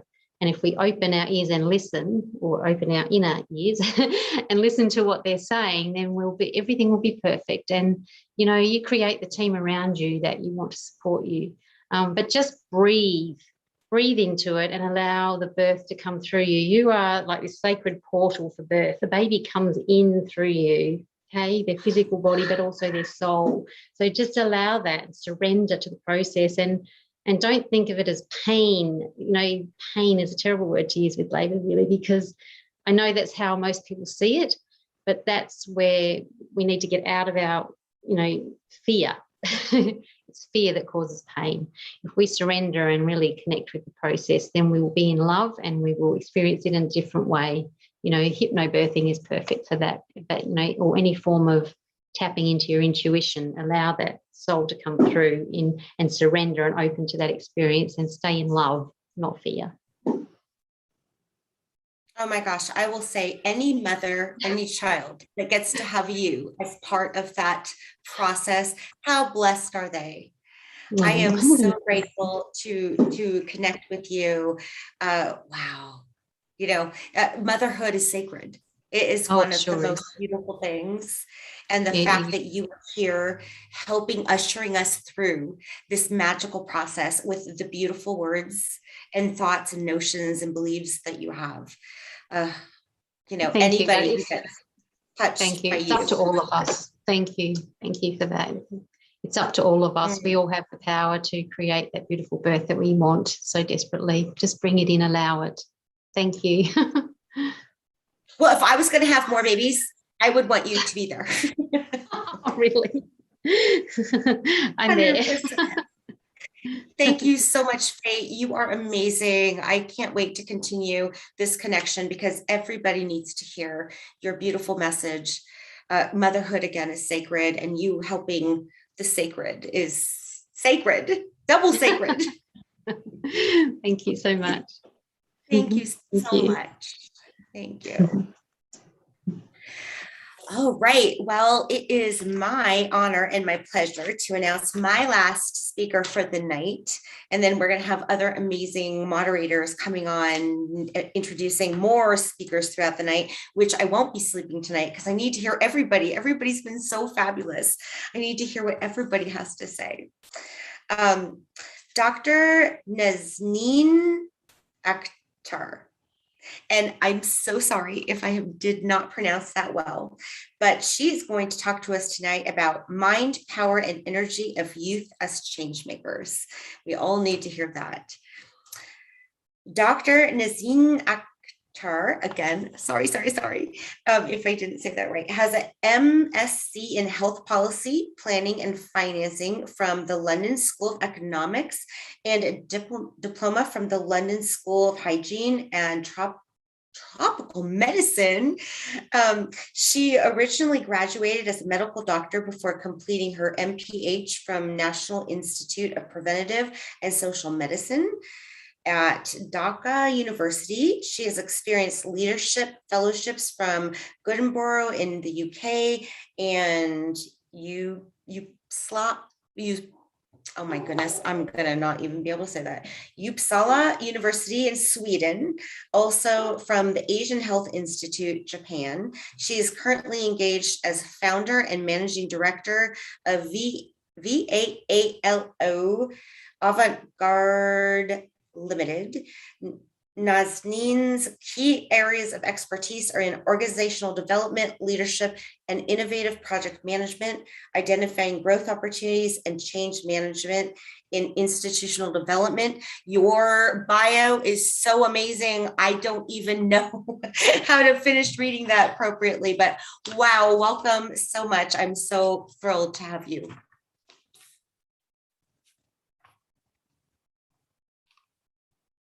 You're muted. Let's unmute you. I can't do that, unfortunately. Oh, there we go. Yeah, fine, thank you.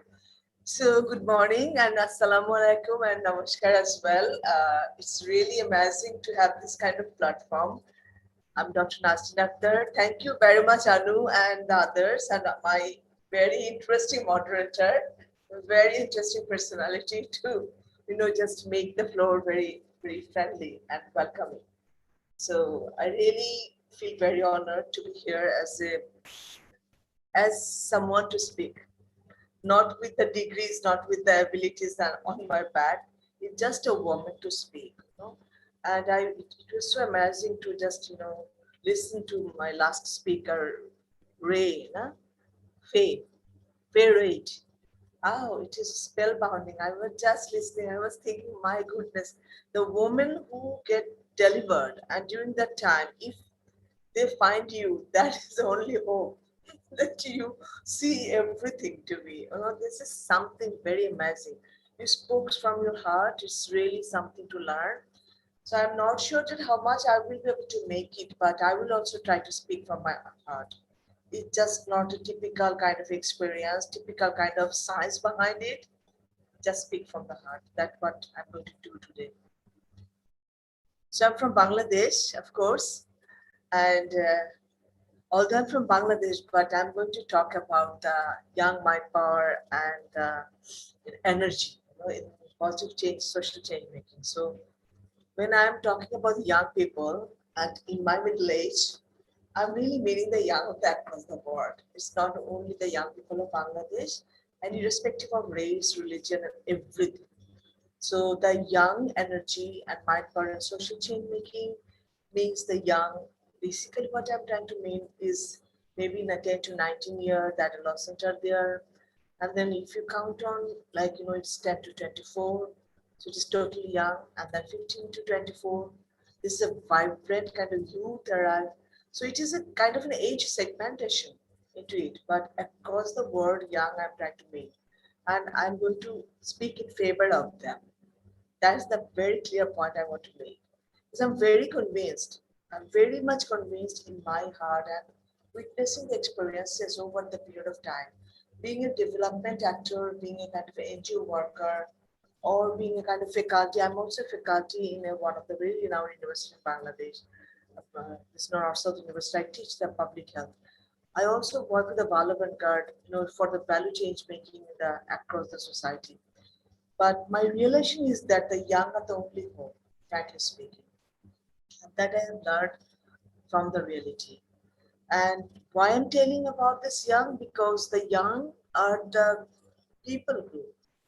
They are basically, if you think about the total constitution of the population, they are almost around 2 billion, 1% to 2 billion. It ranges with the statistics. 28% of the reflection, and that is a 1/5 of the total population. So it's a huge, but the difference of the total age, if you consider like the middle age or the older age, if you see the total demographical age segment and the children, just imagine the 1/5, the 28% of reflection of the population who are totally different. Why they are different? Because they are the group which are most vibrant across the age gamut. If you consider the total age, they are the most vibrant people, vibrant with their thoughts, vibrant with their energy, vibrant with their creativity, vibrant with their thinking, and they are so much active to everything, so you cannot find something like non-vibrant any vibe into the young people. It's everything around the good word you can use for the young people. But the problem is, and also like if you look back into the past, into the present, and even if you look forward to future, this young cohort, they were the witness and they're the part and parcel of big, big social change making. It was in the past as well, and it is still now, and I'm sure that inshallah, in future, they will be the big change maker. And why is that I'm telling? Because, there is a say, I'm not sure that there's so much of wisdom-oriented people, they have so much of quotation, but just picking up one quotation, just know thyself, not Socrates said, know thyself. It's very, very short, not two word, but it has got so in-depth meaning into it. I count on always, like, know thyself is just digging out yourself, your energy, your empowerment. So it has so much deeper meaning into it. So similarly, he made another quote that if you really want to change the world, like build on the young people. Forget about fighting on the war, build on the young people. That was also a quote from the Socrates. So I just want to relate that quote. But very fortunate and unfortunate to see the young of this current generation, like one way they are fortunate, they are in the world of abundance. Right? Why I'm telling this abundance, frankly speaking, the abundance of technology. Too much of technology they are, witnessing. And that technology was even a kind of like, it was beyond imagination, like, 50 years, 30 years back. So the abundance of technology in various sense is a kind of a fortune that young people have. At the same time, they have so much of information. No, the world is such connected world. So your information is so much through Google, through social media, whatever. But information is so much into. So this is another, of course, fortunate aspect of it. The social disparity is there, but gradually, of course, it is a question that whether it is increasing or decreasing. The gender aspect is some way the demystifying. Like gender is a lot more work is going on, so they are living in a better gendered world than the past that our grandmother and we lived in. So some of the good things, the education has been so much advanced, so much new knowledge, new science, and new creativity. So if I go, I can tell a long list of things, but I don't want to tell. Just to make a meaning of this, that why I'm telling this is a kind of a fortunate that they are in abundance, but unfortunate is same time they're unfortunate. Why I'm telling, because abundance is fine when you have a credibility, you have a capability to balance and manage the abundance. You need a special skill to manage what to take, what not to take, what information to brief and what to just avoid, what technology to bang on, what not to. So this kind of balancing and kind of capability of managing the kind of your life and also flying with the flow of the global speed, that is a very special skill, and that is not much there in the young, and we the older generation or the mid generation not also thinking much on it. We are not devoting to transfer this kind of skill to this young generation. They're heavily missing that skill, and because of that, with the abundance, sometimes when you have too much of things you get lost. So they are a lost generation too. We have to think about that, and it is our responsibility. Who is going to help them? So because we are dreaming about young people, they are the vibrant group.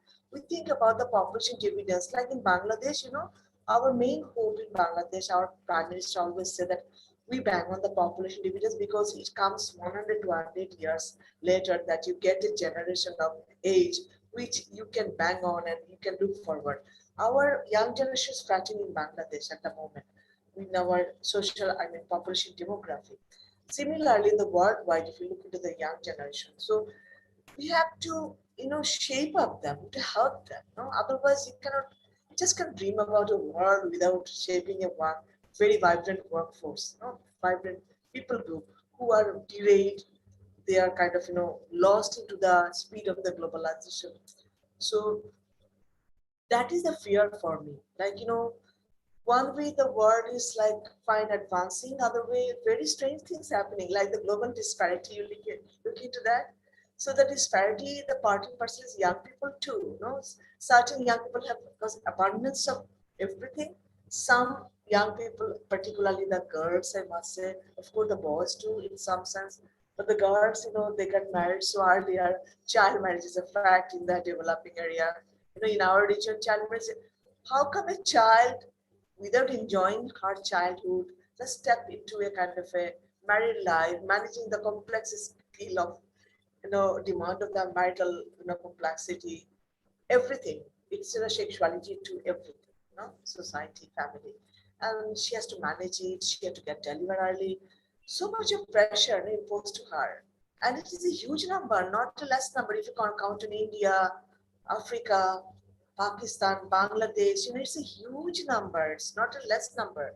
So if you go into that kind of way, that young people's, like, girls' point of view, if you go to the boys, the drugs, the other kind of, mental health and some kind of peer pressure, those kind of things are always pulling them back.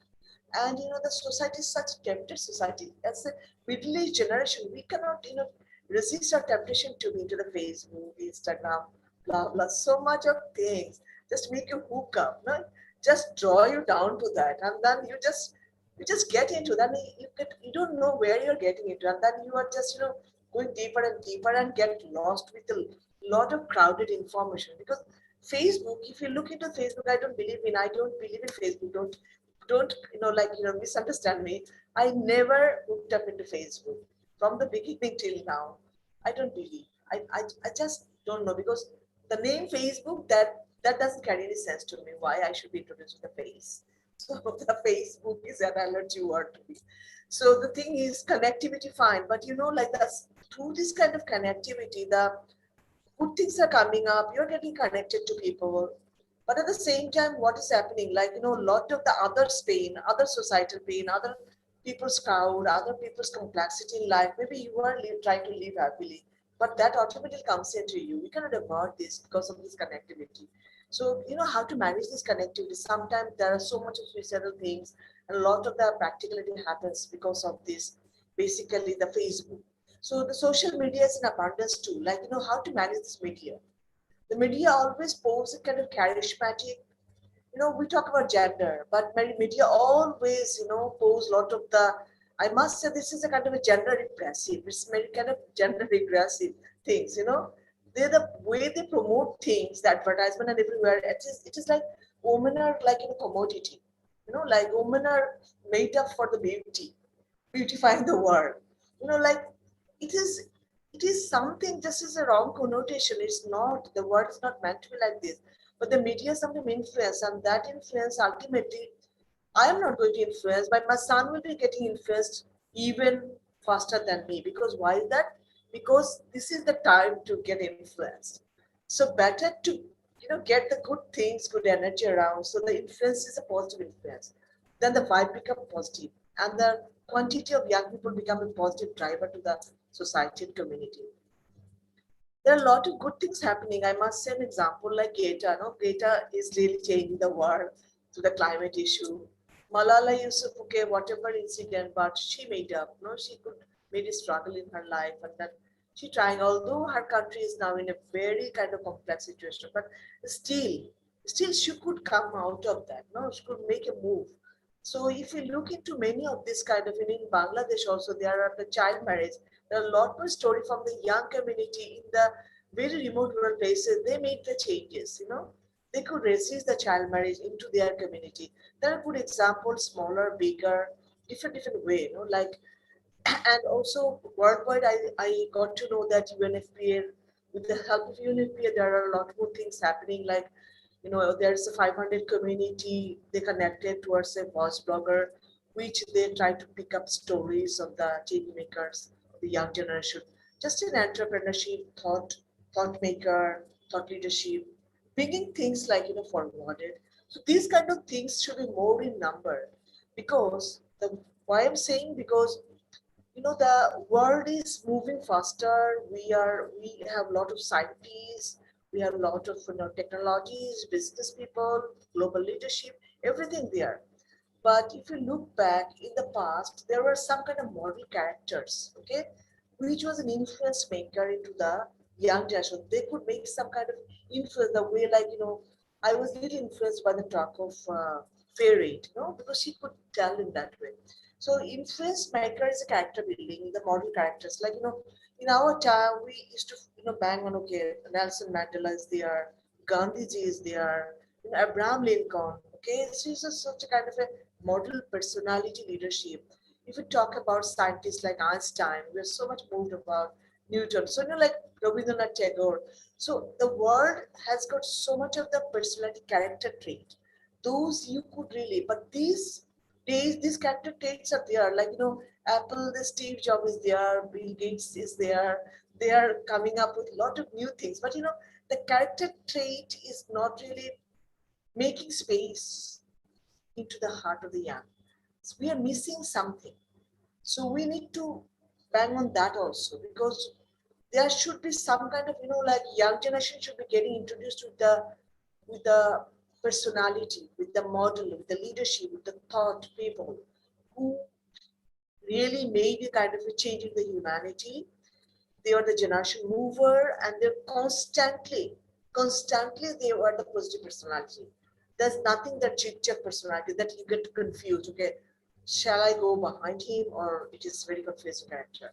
So the steady personality, the model character, we should get them introduced the young generation. At the same time, value, to impregnate the value. The value is very important, that we are speeding up the development, we're speeding up with everything, we're racing with the people around us, but just losing and forgetting the value, even the value not institutional, the value that your parents, your family, like just impregnated in your soul when you grow up, in your baby time. Like, any parents, it is a poor parent or it's a rich parent, they never tell the child to be dishonest, never tell the child that you steal something. So there are certain things like respecting people. So these are the things that are already, good practices across the world. To the family level it starts. But when it comes to the society is a confused society. We just forget those, and then we just make a race into the society. Basic value we also forget, and the institutions, they are so smart institutions. They even forget that the value is an important thing to be reminded, constantly reminded. So the institution also talk about science, mathematics, blah, blah, all subject, but just forgetting value from the school to the tertiary level, because I see in my university too, there's a great missing in every kind of in a sector. So the value is very important, which needs to be impregnated to the young generation if we really want to make the model characters, and getting them introduced to the big things. Like, if you stand in front of the sea, how do you feel? I have the feeling, sometime in my lifetime, in front of the sea, in front of the big mountain, or a very scenic nature, whenever I used to go around the world across for any kind of work reason, I just, I just always try to take advantage of the nature, because the nature is almost closer to same across the world, because nature has its own pattern and beauty, but still there's a difference across the world.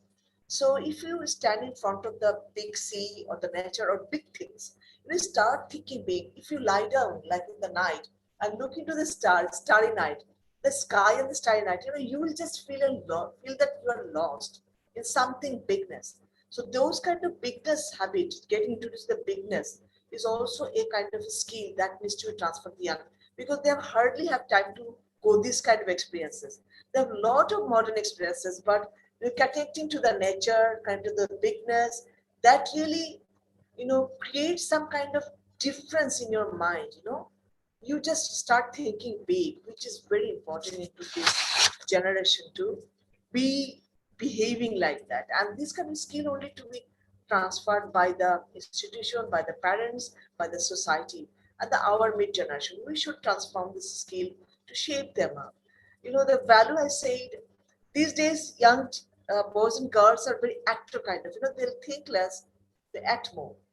We have to make them like the actor, like the Oxford and Cambridge, what they do in the university. They make the ability, Cambridge education is a kind of a making you a constant thinker, a constant learner. So that kind of mentality is very much missing in this education system in the world across, not only in my country, everywhere across the world. We have to bang on, in education literacy, fine. We can manage the world with this level of education, but now we need more thinker, the able thinker people, value-led personality, leadership. And also we need some kind of organized pattern of personality. Even our global leaders I feel very crowded these days. I don't know, like when they go for G28 or all the summit, and then they come up with another crowd, we need that kind of leadership in the young generation. They can be a kind of design thinker, they can organize, they can see the world, they can make a format of problem, format of the social chain. They can just, make it more organized to see the world. Okay, so that kind of pattern skill is very much missing, I find. Compassionate generation, because the young nation is fine, energetic, fine, but they are very selfishly selfish. They hooked up with the kind of a headphone, and the word is there only. They don't even think about what's happening to their neighbor. But in our time, it was so neighbor connected society and all this. So this selfish, altruistic society also needs to be changed. We should have a compassion feeling, like caring people. These kind of things are humanistic thinking. These are the humanity. We shouldn't forget the humanity. Humanity cannot be lost. The science can go above humanity. When the science go above humanity, the world is closer to the destruction. Believe me, I believe in that way. It should always a balance of science and humanity, technology and everything. So the young should also dream. Whenever I teach my students in the university, in my class, if I ask that, what you want to be in your life, ma'am will think later. Okay, we didn't think why you are in pharmacology, we're in public health. I just, my parents wanted, that's why I'm here. It's just the parents' dream is being impregnated to the children without the children having their own dream where they want to, what they want to, what is the cause of living, what they want to give to the society. So the dream should be very much from the beginning. They miss the dream. We have to help them to get their right dream, find their good cause to live in life. The earlier they will find the good cause, they'll be more contributor to the society. And also, as I said, introduce to them with the big things of the nature, so that they start thinking big, not selfishly, altruistically. Their attitude, like attitude is a big thing. Like, Steve Jobs always used to say that, attitude, that I want to buy attitude in my company. Instead of having 2-3 directors, if I get one attitude, I will sacrifice 2-3 directors to get one attitude in my company. So attitude is a very important thing. It's a mover to the society. So this attitude, who is going to build this attitude? Is the family, the society, the institution can help them. Otherwise, how they can pick the right attitude inside them? A baby born with the kind of a very just good soul and the body. The rest of the things he draw upon from the family, from the society, from everything. So we have to help them to transfer the skill and the visionary leadership. Challenge taker, visionary, honest, dignified, and the personality who can find their own soul. Like the way I would like to end up saying that the Socrates said, the know thyself. Every young should dig out themselves. The Faye was telling that, okay, when we have the delivery pain, we should forget about the pain. Just dig down ourselves to think that I'm reproducing the generation. I'm bringing it baby into this art. What kind of charisma? What kind of the reality? So that kind of feel, like, if you go into your inside, your soul, you start exploring, that is the kind of a bulb. The light will become more lighter, faster, more kind of, uh, I must say that it's brighter with the more you enter in inner soul. So the young boys and girls, they are more extroverted. They're always journey to the outer soul. The inner soul is very important. So they should journey to the inner soul. So I must say that these kind of things should be the ultimate expectation to the young generation. I'm very hopeful. They are my ray of hope, and I'm sure that is the world ray of hope. Is our leadership of the global, the ray of hope with the young generation. So let to help them to be the social mover in positive change making. We'll be with you always, being a mother, being a social guardian, and being a kind of a experienced person into the lifetime. We all, man and woman, are with you with the young crowd. Please move forward with the positivity. So thank you very much for allowing me to this talk. And I'm sure that I'm within time. Thank you. Nazanin, thank you so much. I am so appreciative for anybody that is focused on the children and the youth, because they are our future for humanity, right? So thank you for the work that you're doing and planting those seeds with them, because we need that in the world more and more every single day. So thank you so much. Thank you for joining us. Thank you for the wisdom that you shared with us. And thank you for the work that you're doing here in this world. I'm so grateful. I am getting ready to bid you all adieu for the night. I will be back in the morning, but I am so thrilled to be able to pass this torch over to Owen, who's going to do an amazing job. And I'm glad that he didn't do it before me, because then I would have looked dumb.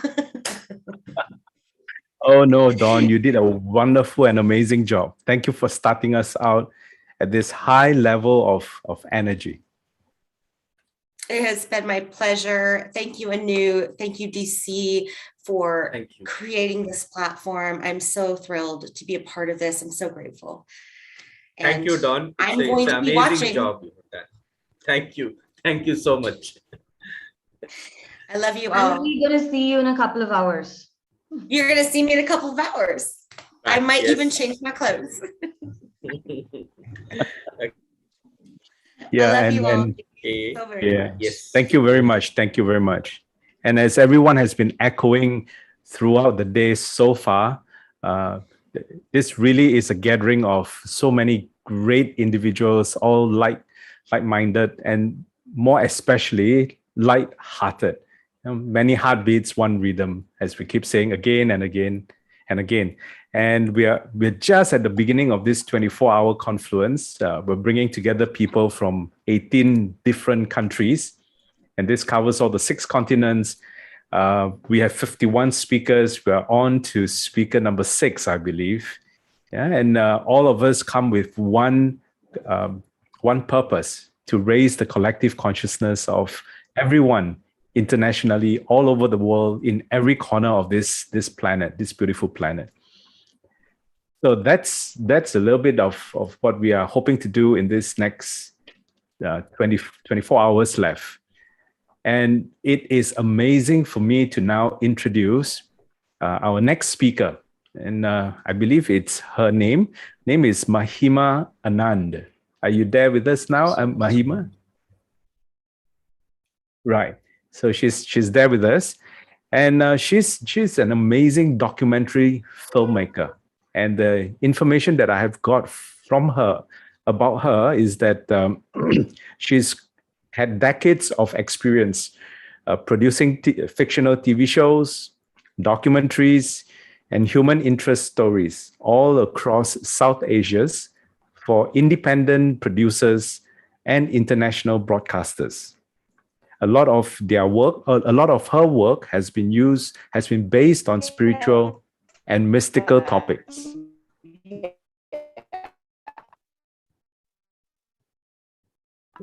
Some is okay, Mahima. So a lot of the work has been based on spiritual and mystical topics, and she hopes to educate, to inform, to break myth, question stereotypes, and unravel superstitions by applying a rational scientific lens to all this.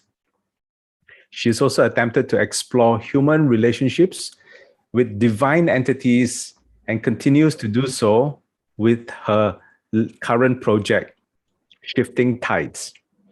So this is going to be an amazing session to find out a little bit more about what Mahima does to bring greater clarity to humanity.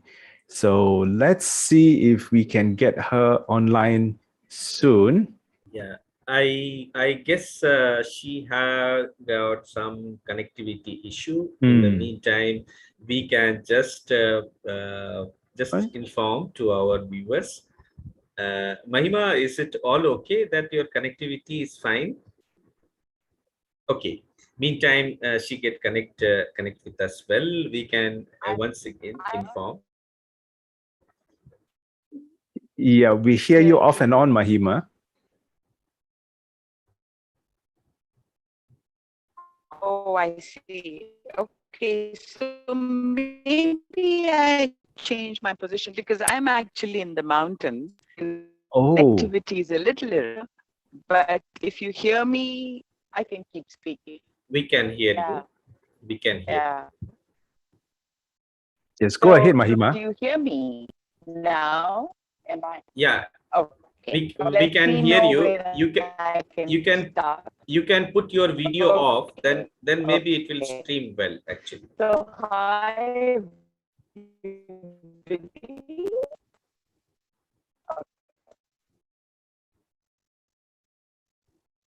Oh, okay. okay. Okay. Is it better now? Yes, it is. Just It is better. one sec. Okay. You can put your video off so that it will stream well. Yeah. So, hello everyone. Okay. So I could also try taking it to another better connection, but let me find better connection. Okay. So Yes. may I start? Yes. Yeah, please. Okay. Yeah. Hello everyone. This is Mahima and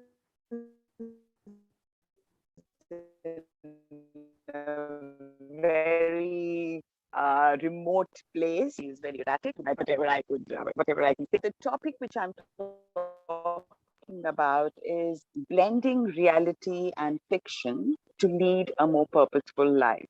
Well, Mhm. in my career, I have done a bit of both reality television, fictional television. And I feel that driving is with a huge responsibility.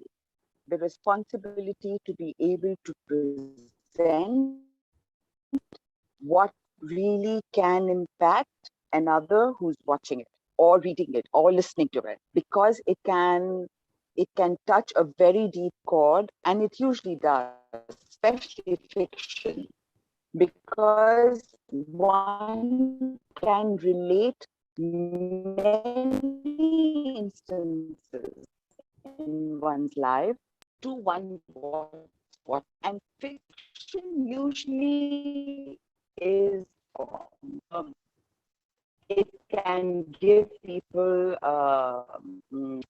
really start looking their life, and also deeply is beyond their capacity to get, and that leads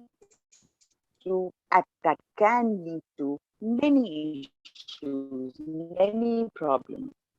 People get lots of for sick or for crime, and this all comes from films. We've heard that this idea was taken from a certain film which they watched, because it really leaves a very strong and a deep impact. About offering, it really becomes an added responsibility and accountability to your skill, to your profession. So I'd like to take an example. When I was doing fiction, I was very interested in doing exploring the supernatural and the paranormal side. And when I started reading about it, and I started watching a lot of stuff on television, I realized that the supernatural was depicted very sensationally. And usually, even when we are growing up, we read books like Hansel and Gretel and everything, and we have this image of ghosts in our mind with tongue sticking out and long hair and gory face and feet bent and whole lot of these things. And this is coming from the books or films we have watched or whatever. And kids really grow up having the fear of ghosts. So, because this is what we are tuned into. So, when I started reading, I realized that that part or the other aspect of the world, which is the spirit world, which apparently coexists with us, because We are in the body and they're not. They've transcended. So how does one depict them? We've got to show them in a positive light. So I created a show for mainstream television in India. And what I wanted to do was primarily bring out real stories, true stories, for people to know that this exists and how does one deal with something like that. So I picked up fascinating stories, and a couple of them were also stories written by Ruskin Bond, the famous writer. So I wanted to fictionalize them. And we started doing that. And it was received very well with the audience, by the audience. And after I think 13 or 20 odd episodes, there was another show which was going on a competitive channel, which was hugely sensational, also talking about the supernatural, with all those banging music and a whole lot of these things. And because that show obviously brings in more viewership, as a result of that, it also brings more advertising revenue. So it was commercially more viable for the channel. So automatically, I was sent a letter by the channel saying, please make your show sensational. We need to raise our revenue. And I was clear that this is not happening, at least not from my side.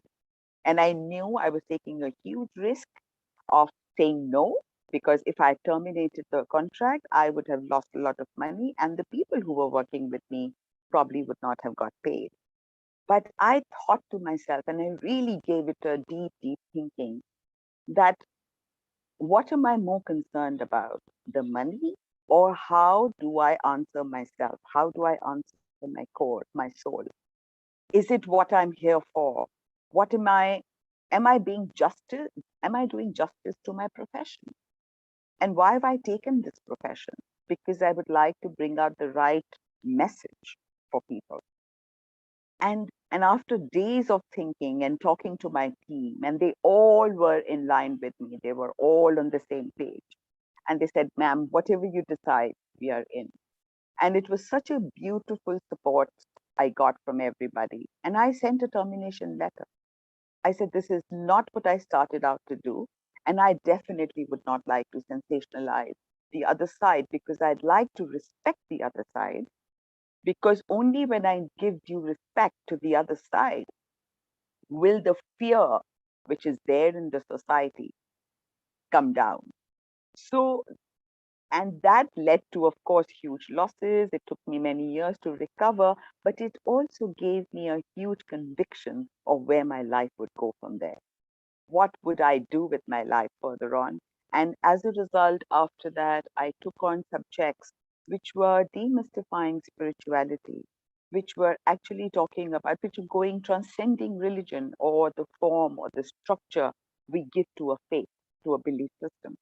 So talking about non-structure meant that we were understanding spirituality on a universal plane, on a global scale, because the whole idea of spirituality is that it doesn't matter whether I'm sitting in India or Timbuktu. The fact is, we all believe in the one divine power. And if that can come out through, through the work we show, which can also be entertaining, of course, it can be entertaining. Who says that anything to do with spirituality is boring? No, it isn't. It depends on how you're presenting it. Like I read somewhere that we are all walking repositories of buried treasures inside us. And our creative tool is our opportunity to share those treasures in the world. So if we are able to share the treasures inside, we will be able to not only impact, and I honestly, I feel, looking at myself and looking at so many other creative people around me, that whatever work we create is a reflection of who we are. We bring out our own experiences, or we bring out our own belief systems, or we bring out our own environmental observations, and we put it down either on canvas or on video or in our book.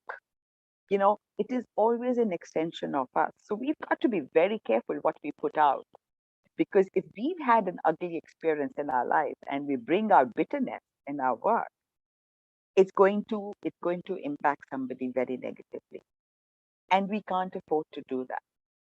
So I usually ask someone, if a youngster comes to me and says, can I intern with you? Can I work with you? And when I'm talking to them, I usually ask them, are you willing to be completely honest and truthful to what you do? Are you willing to be courageous enough to speak the truth? Are you willing to speak absolutely no lie?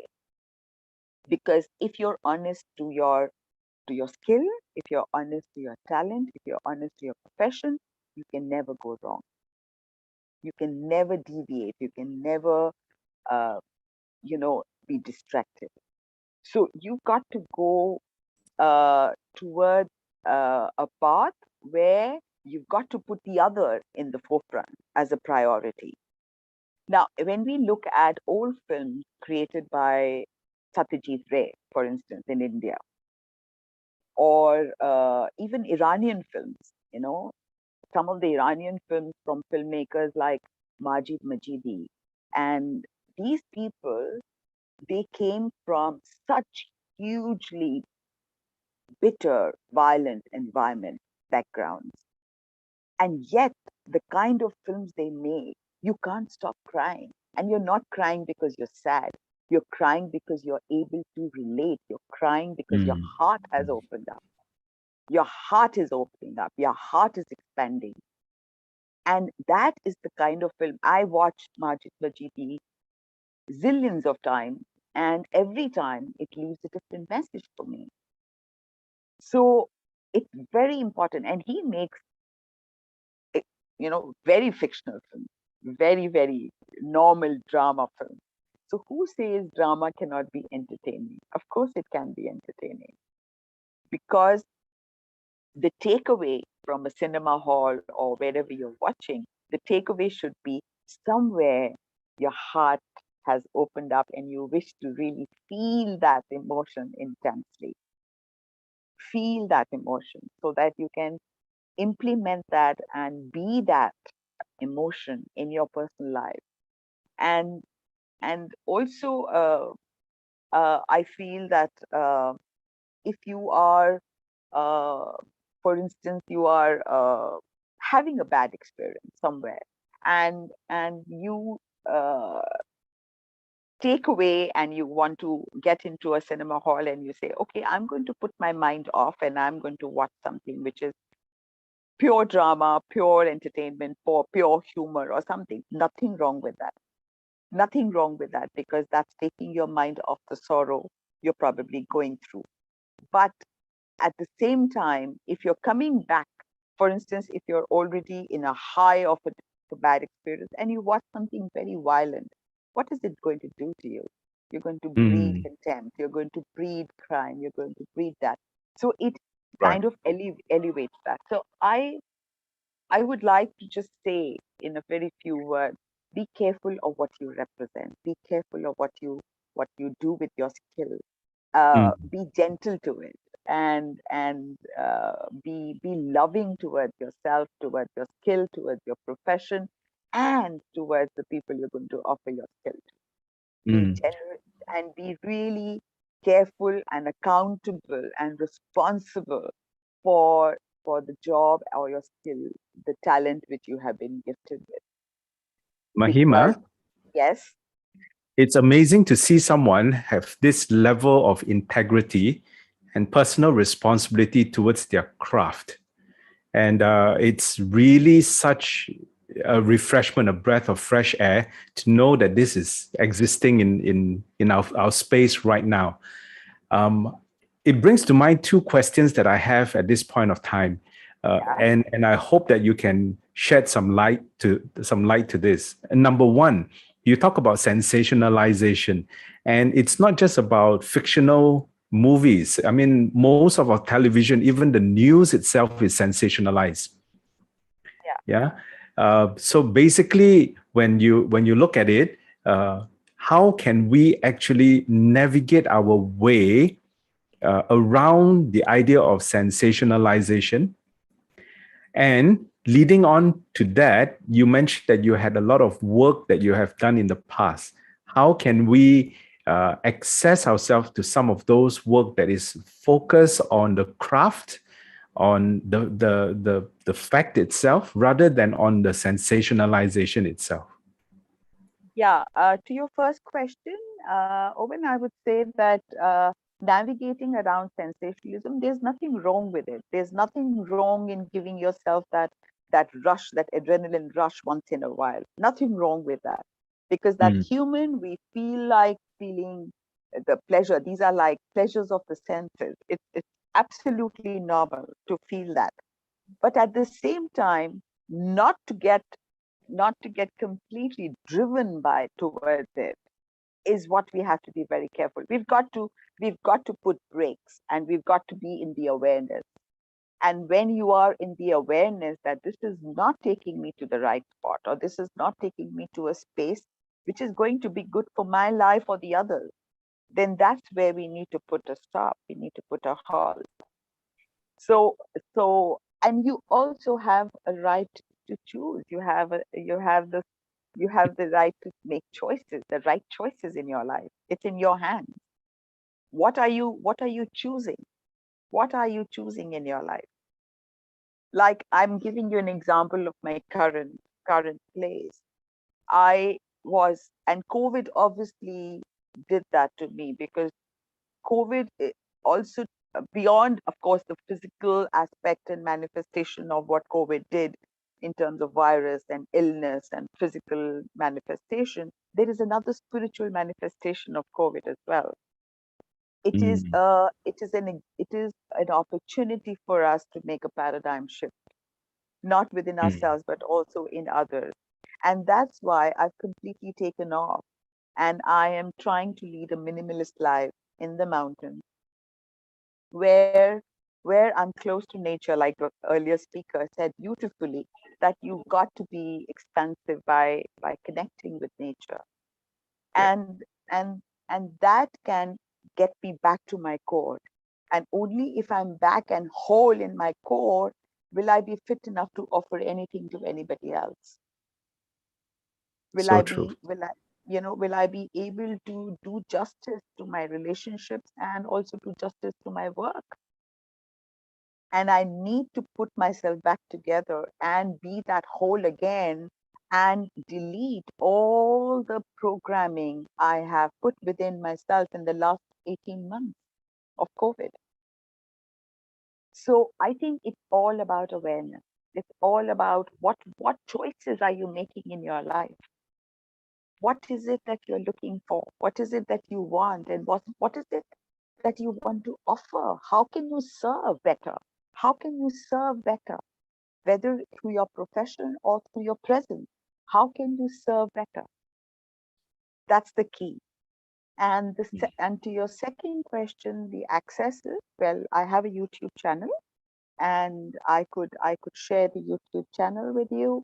It's got some of my past work, which I have the rights to, which are on there, and some programs and some films I don't hold the rights to, so they are not there.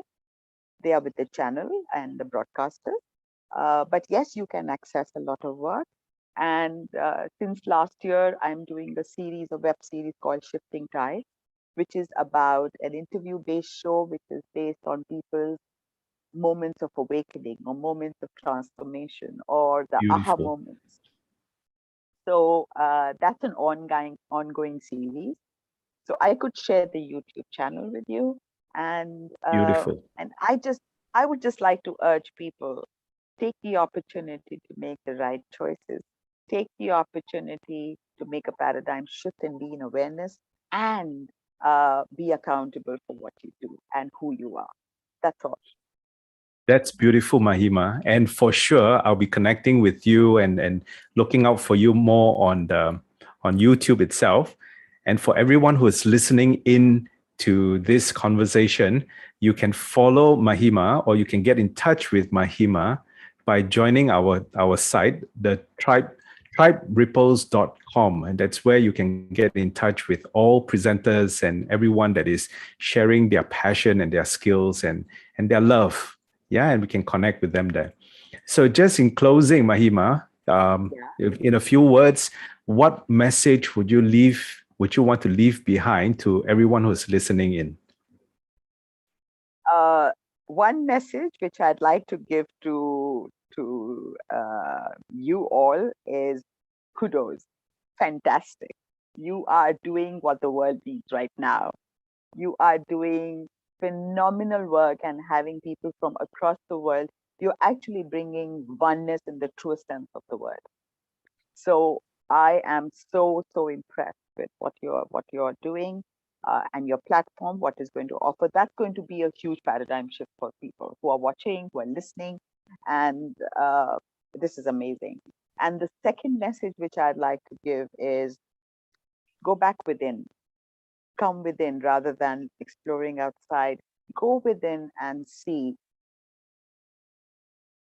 what is this current environment teaching us, and try to make that shift, because if we go back to our old ways, this is going to come back attacking us again. This is not going away. So we've got to be very careful what the universe or God or higher power or higher thing is trying to tell us. It's much huger than just a virus. It is every tree, every plant, every cloud, every bit of water. Everything is trying to tell us something. That let's be together, let's be one, let's respect each other, and let's really be in perfect equanimity with one another. And Yes. if we follow that and if we do that, we are in good space. If not, I'm afraid it's going to come fighting us again. Yes, I fully agree with you, because one of the core messages in my practice of meditation has always been about going within, inquiring within, and finding out, what is there that is more than just our senses that can perceive it. And I'm sure that as I was reading through your bio just now, in trying to dispel superstitions and maybe not so correct belief systems about what is beyond our senses, you would have had some stories that comes to mind. If you can just squeeze in one of that experience or one of that story, it would be amazing for all of us here today. Uh, you know,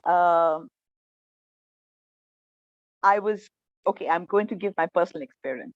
Thank you. I was raised as a Hindu. I'm born and raised in a Hindu family. But I've always been a very restless, rebellious kid, and I did not know why I was like that. And I had no clue about the first letter of religion, R, nothing. But, and then I studied in a Christian school, and then I had a huge impact or a very strong influence by a Muslim family in my life. So the three religions, Islam, Hinduism, and Christianity, were instrumental in my growing up years.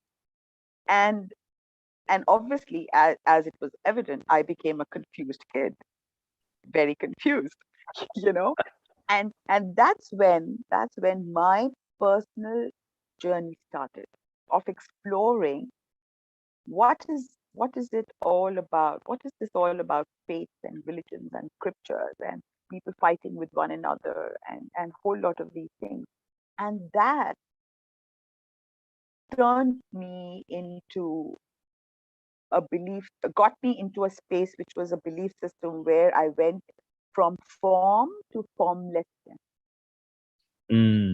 Formlessness. So I wanted to reach a space where if I shut my eyes to meditate or pray, I should not have a form. And if I do get a form of anybody, I could get Shiva, I could get Hanumanji, I could get Christ, I could get Mother Mary. They were only representing one aspect of who I should be. one aspect of whether I should be altruistic or whether I should be compassionate, empathetic, loving, caring, one aspect of that. And if I'm able to even imbibe that one little aspect of that in in my personality or my character or my behavior, I've done justice to my prayer. I've done justice to myself. So that and that also got forwarded to my son, because when he saw me that there was this formlessness going, he also one day, we went to a shrine, to a Sufi shrine, and he was so moved there, and he asked me, Mom, would you be shocked or would you mind if I converted? And I didn't react. And I said, okay, I have a counter question to ask you. And that question is, who do you think I am? And what do you think I am? Am I a Buddhist? He says, no. I said, am I a Christian? He says, no. Am I a Hindu? No. Am I a Muslim? No. But I'm all of that. I'm all of that. So I don't have to be converted to anything to be following that. You don't have to be, I mean, you can choose. I'm perfectly okay with that. It's a choice you will make. But the better thing is be all of everything. Mm. And that left such a deep impact on him that he actually chose anthropology and conflict resolution as his profession. And he's doing peace building today, because he feels that the world has to come together beyond belief systems. And he is working in researching on why conflict zones fight, for what reason, and how can we all come together.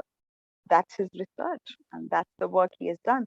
So even if that one, my search or my inner journey impacted one life, it's worth it, because that's going to have a ripple effect, and he's going to impact a few more lives after that. Mm. So I would really urge everyone to go beyond the faith or belief system. I'm not saying give up of what you're born with. I'm not saying give up your chanting, give up your regular spiritual practice. No, I'm just saying go beyond that and respect the other's spiritual practice as much as you're doing yours. Mm. And That's and find that connectivity, find that oneness, because you will realize at the end of it that you both are speaking the same language. Yes, that's a beautiful message. I mean, that speaks so much to me, because that's also my own message to myself.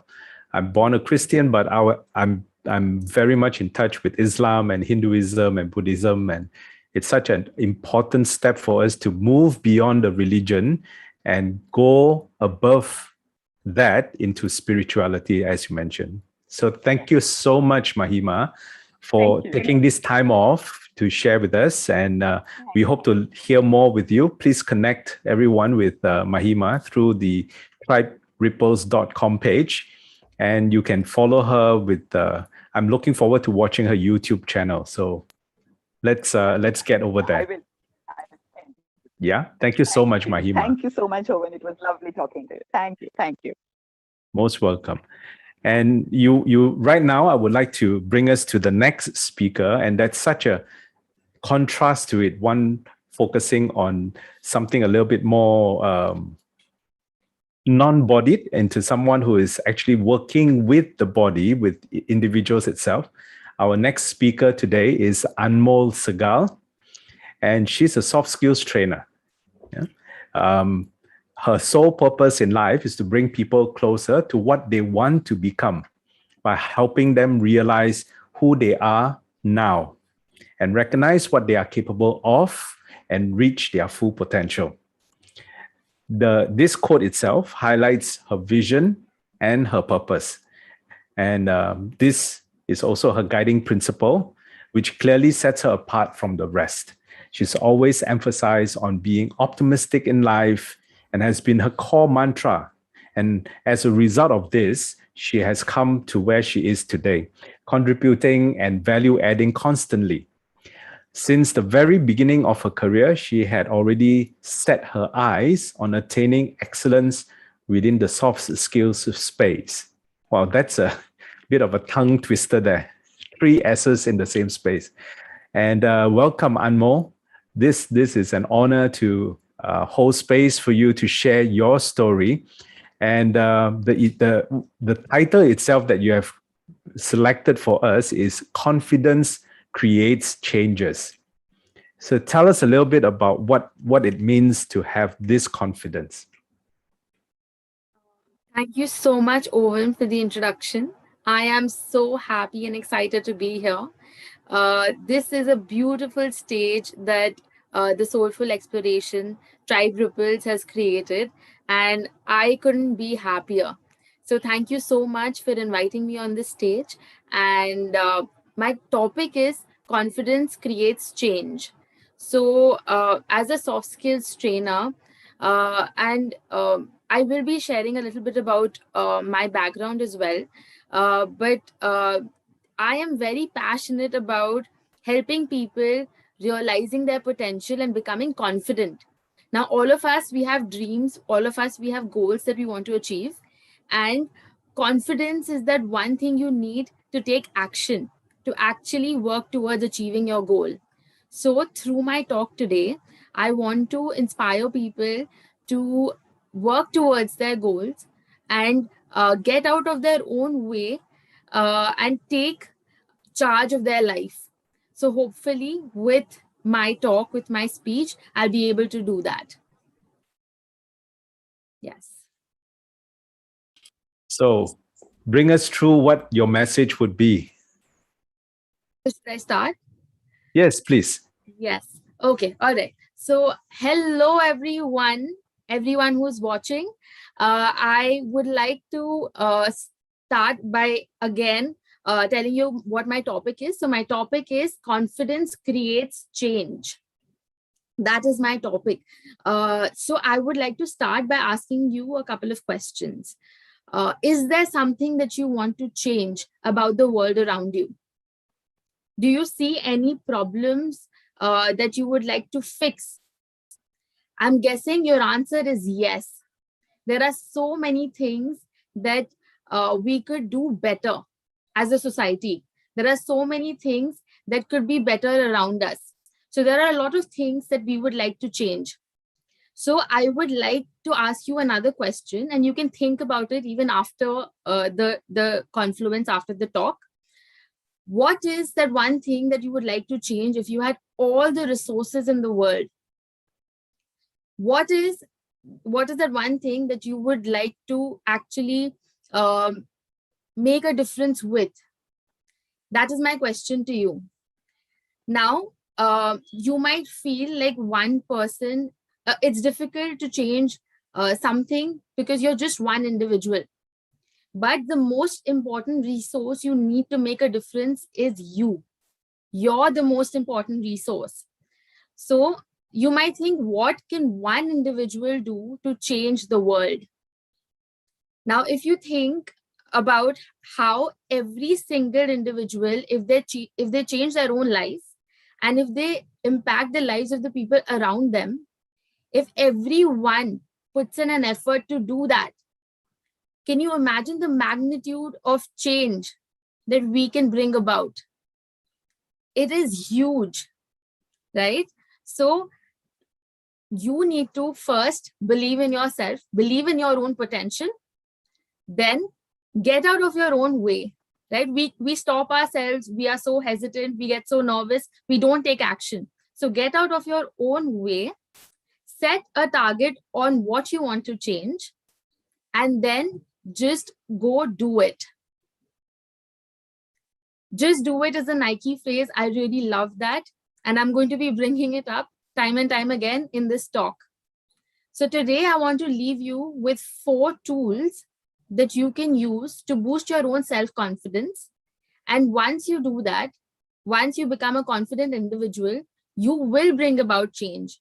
Because confident people take action, they take charge, and they make things happen. So tool number 1 is make a rule for yourself to push yourself forward. make a rule for yourself to push yourself forward. So my rule for myself is just go do it. It's a little bit of a modification from the Nike phrase.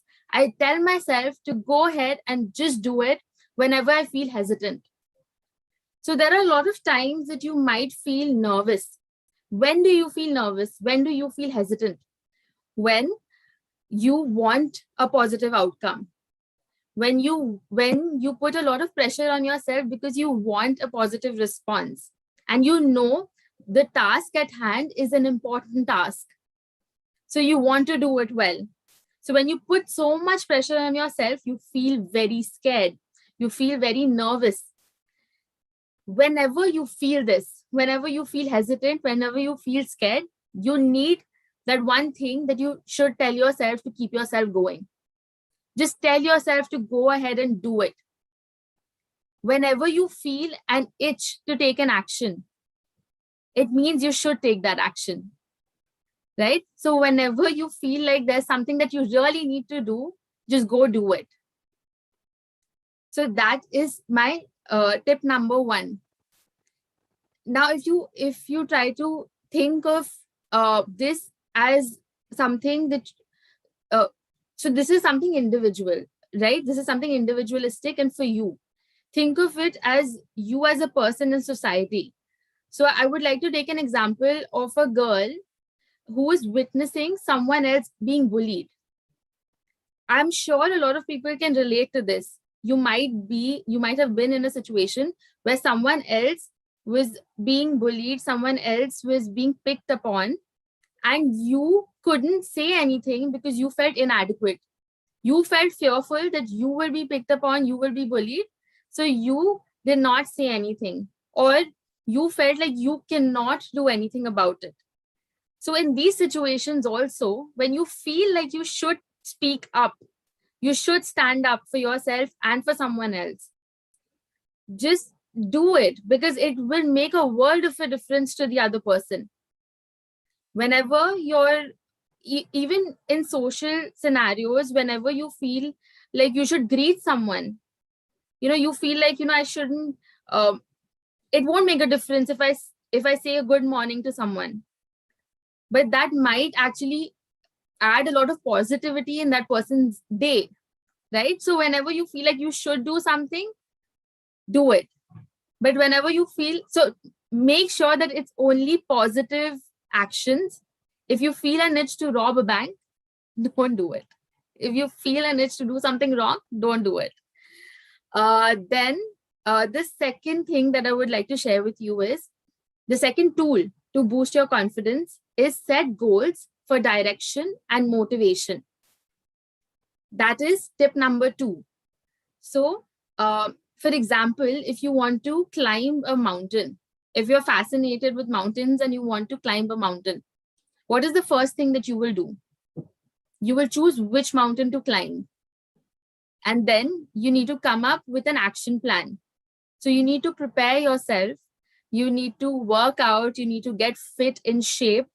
And then you need to find out about how to do it. Right? So there are a lot of actions that you need to take in order to reach there. So set goals, because you know what you're working towards when you have a goal in place. And once you achieve that goal, you will feel a sense of accomplishment. You will feel a sense of pride, and that will keep you moving forward. So if you want to build your confidence, you need to have a goal in place, because you need to know what you're working towards. Then you need to break down that goal into different action steps that you need to take. And with every action that you take, every sub goal that you accomplish, you will keep on getting the motivation to move forward. So just imagine you're climbing the mountain.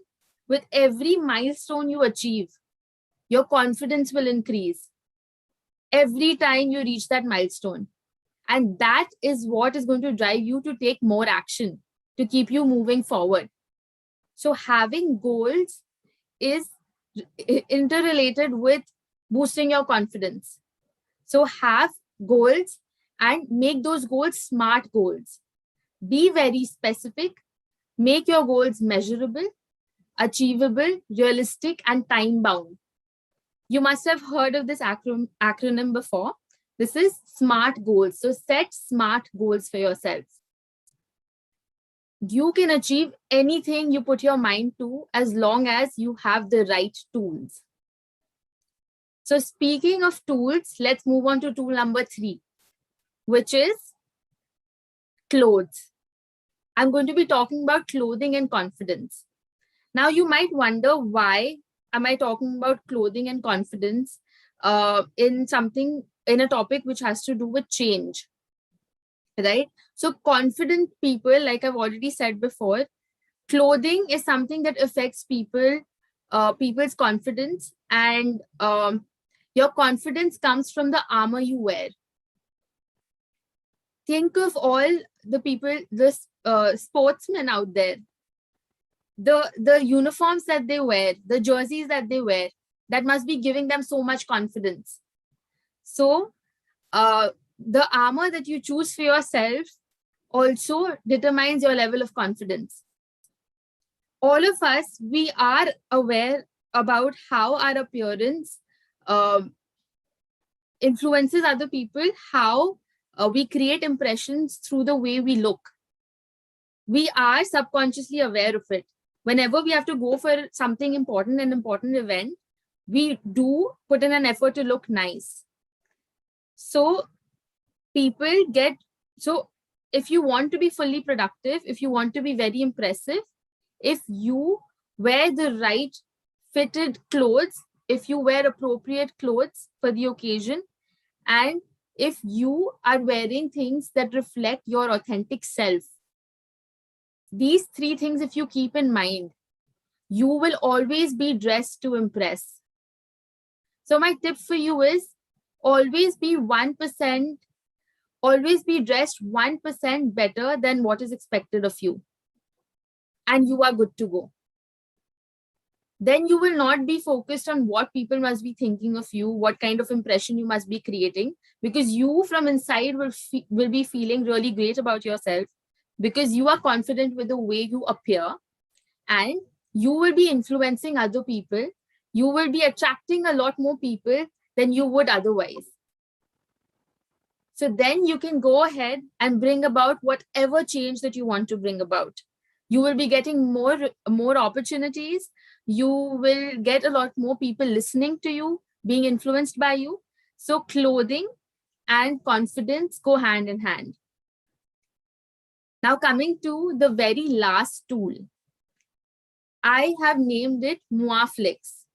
Moi means me in French, and Flix is movies. So I want you to think of your mind as an OTT platform like Netflix. All right, your mind is an OTT platform like Netflix, and it has stored a lot of your memories and fantasies. So that is what it's streaming. It's streaming your memories and it's streaming your fantasies. Whenever you're nervous, whenever you're about to do something that you're feeling scared about, in your recommendations, you see a lot of negative mind films pop up. You see negative fantasies where you are imagining a negative outcome. You see your memories of you embarrassing yourself. So those become very readily available for you to watch. So that comes on your recommendation list.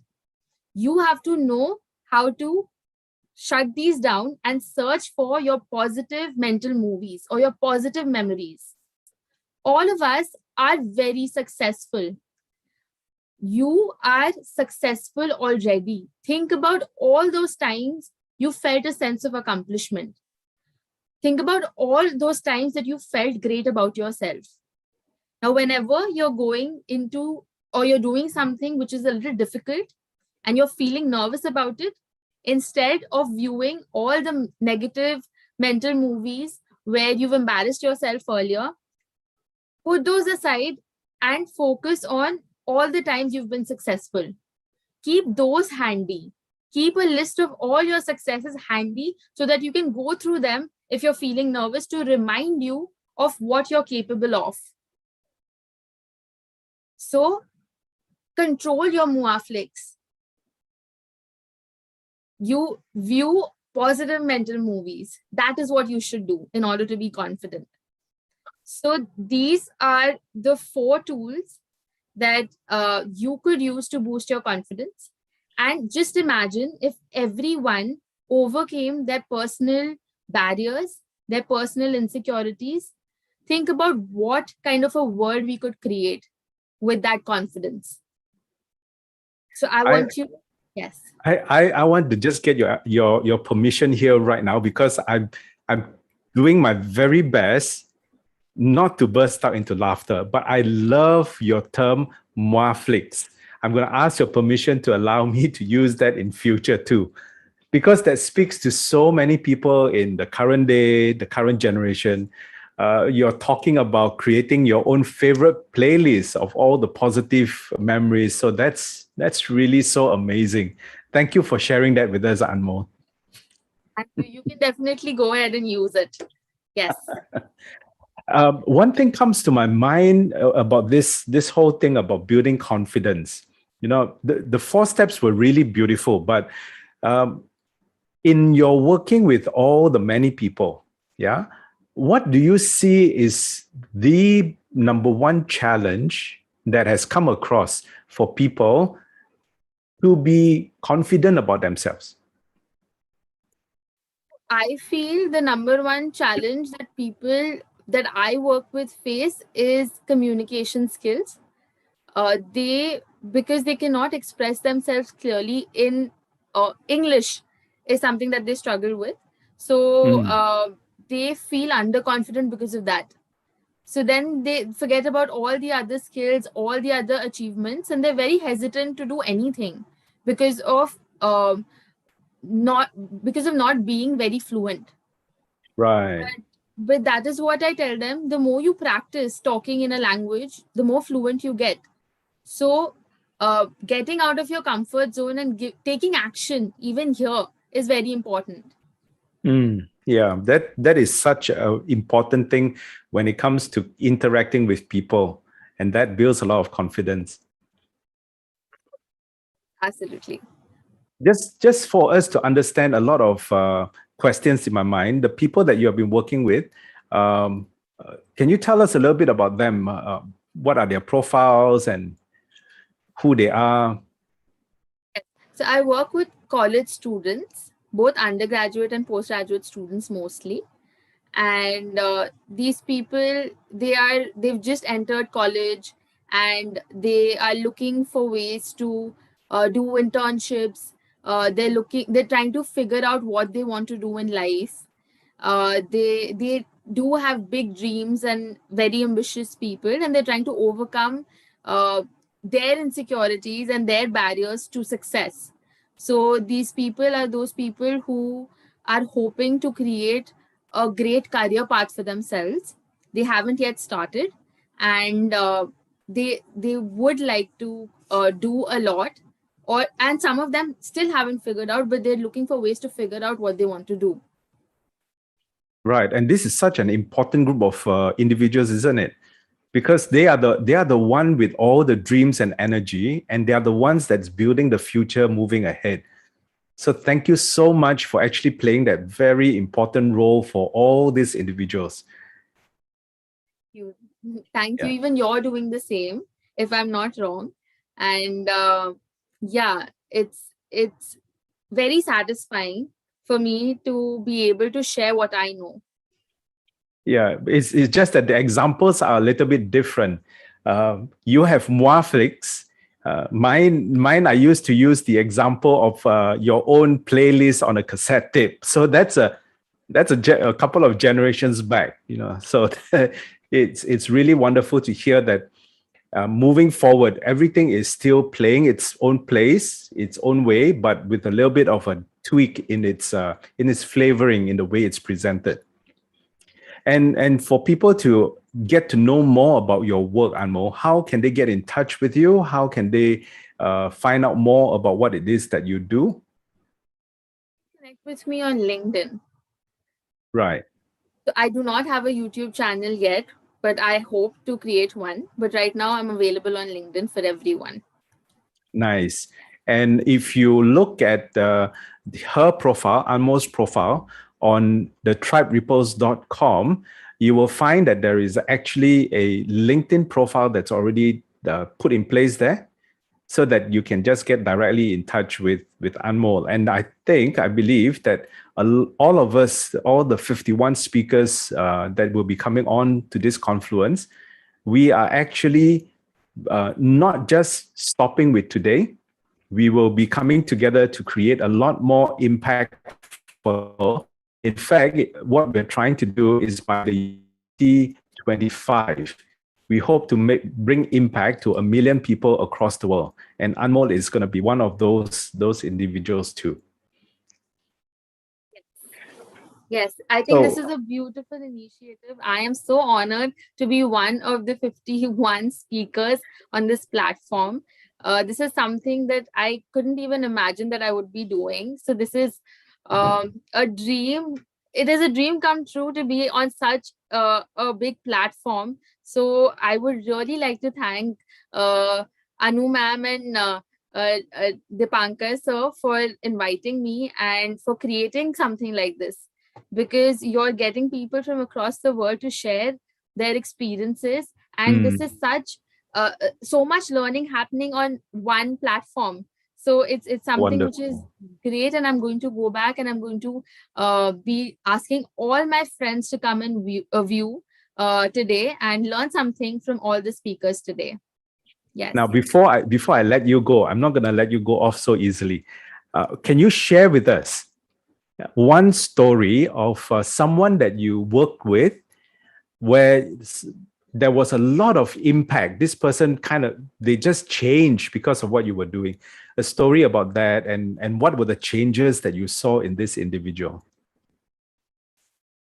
So I was working very closely with this one one girl who wanted to study abroad. So she was studying for her IELTS to get an opportunity to study in a university abroad, and she was very shy and reserved, but she really wanted this. This was a goal that she had. So I worked very closely with her, and I knew for a fact that only practicing enough would help her get better at communicating, because that is something that she was struggling with. So and it was all fun. All the sessions were us just talking to each other about different topics, and at the end of it, she was very confident and she did really well. So because she was practicing so much, and because she was someone who was very determined, so even when she was on her own, she used to practice in front of a mirror, and she used to talk about different topics, and she used to do that. She put in the hard work. She took enough action to change her life and make it what she wanted it to be. So she got into that university that she wanted, and she created her own path. So that is something that I want everyone to take inspiration from. You take enough action. You need to reach a stage where you don't feel like it's a burden to put in that kind of effort, because you are going after something that you want. So be dedicated, take enough action, and you will reach wherever you want to reach. There is nothing that is unachievable. If I, a shy girl, could come here and speak to all of you and be on this platform, anyone can do anything. So it's just about taking that action. Wonderful. That's really inspiring, because that's such a real thing that a lot of us face on a day-to-day basis, isn't it? Yeah. And if you are just joining us for this particular event, this confluence, you find that we'll be on for 24 hours throughout the world. We've got people coming in from 18 countries, covering all the 6 continents. We've got 51 speakers. I think we are now in the 7 speaker only. So there's so much more that you can join in and share with people, and to find out more about what is all this all about. We are just coming together to create a greater awareness, to raise the collective consciousness of every individual. And I thank people like Anmol who has taken the time out to share with us her personal experience and sharing all the wonderful messages that she has. So thank you so much for your time and your session today, Anmol. Thank you so much. Thank Thank you all you. of you for viewing. Thank you. Beautiful. I'd like to now welcome our next speaker. And this is one thing which, when I read his bio, it immediately triggered something for me, because I've recently started, for about 6 months or 7 months now, quite actively involved in cycling as a form of exercise to push myself to just do it, as Anmol would say. Yeah. So next up we have Gagandeep Singh, and he is a sports and performance psychologist, a behavioral trainer, certified professional coach. He helps organizations, athletes, and students reach their peak performance levels through mental skills. His expertise lies in conducting behavioral programs that use scientifically researched tools to boost performance at workplace and in life.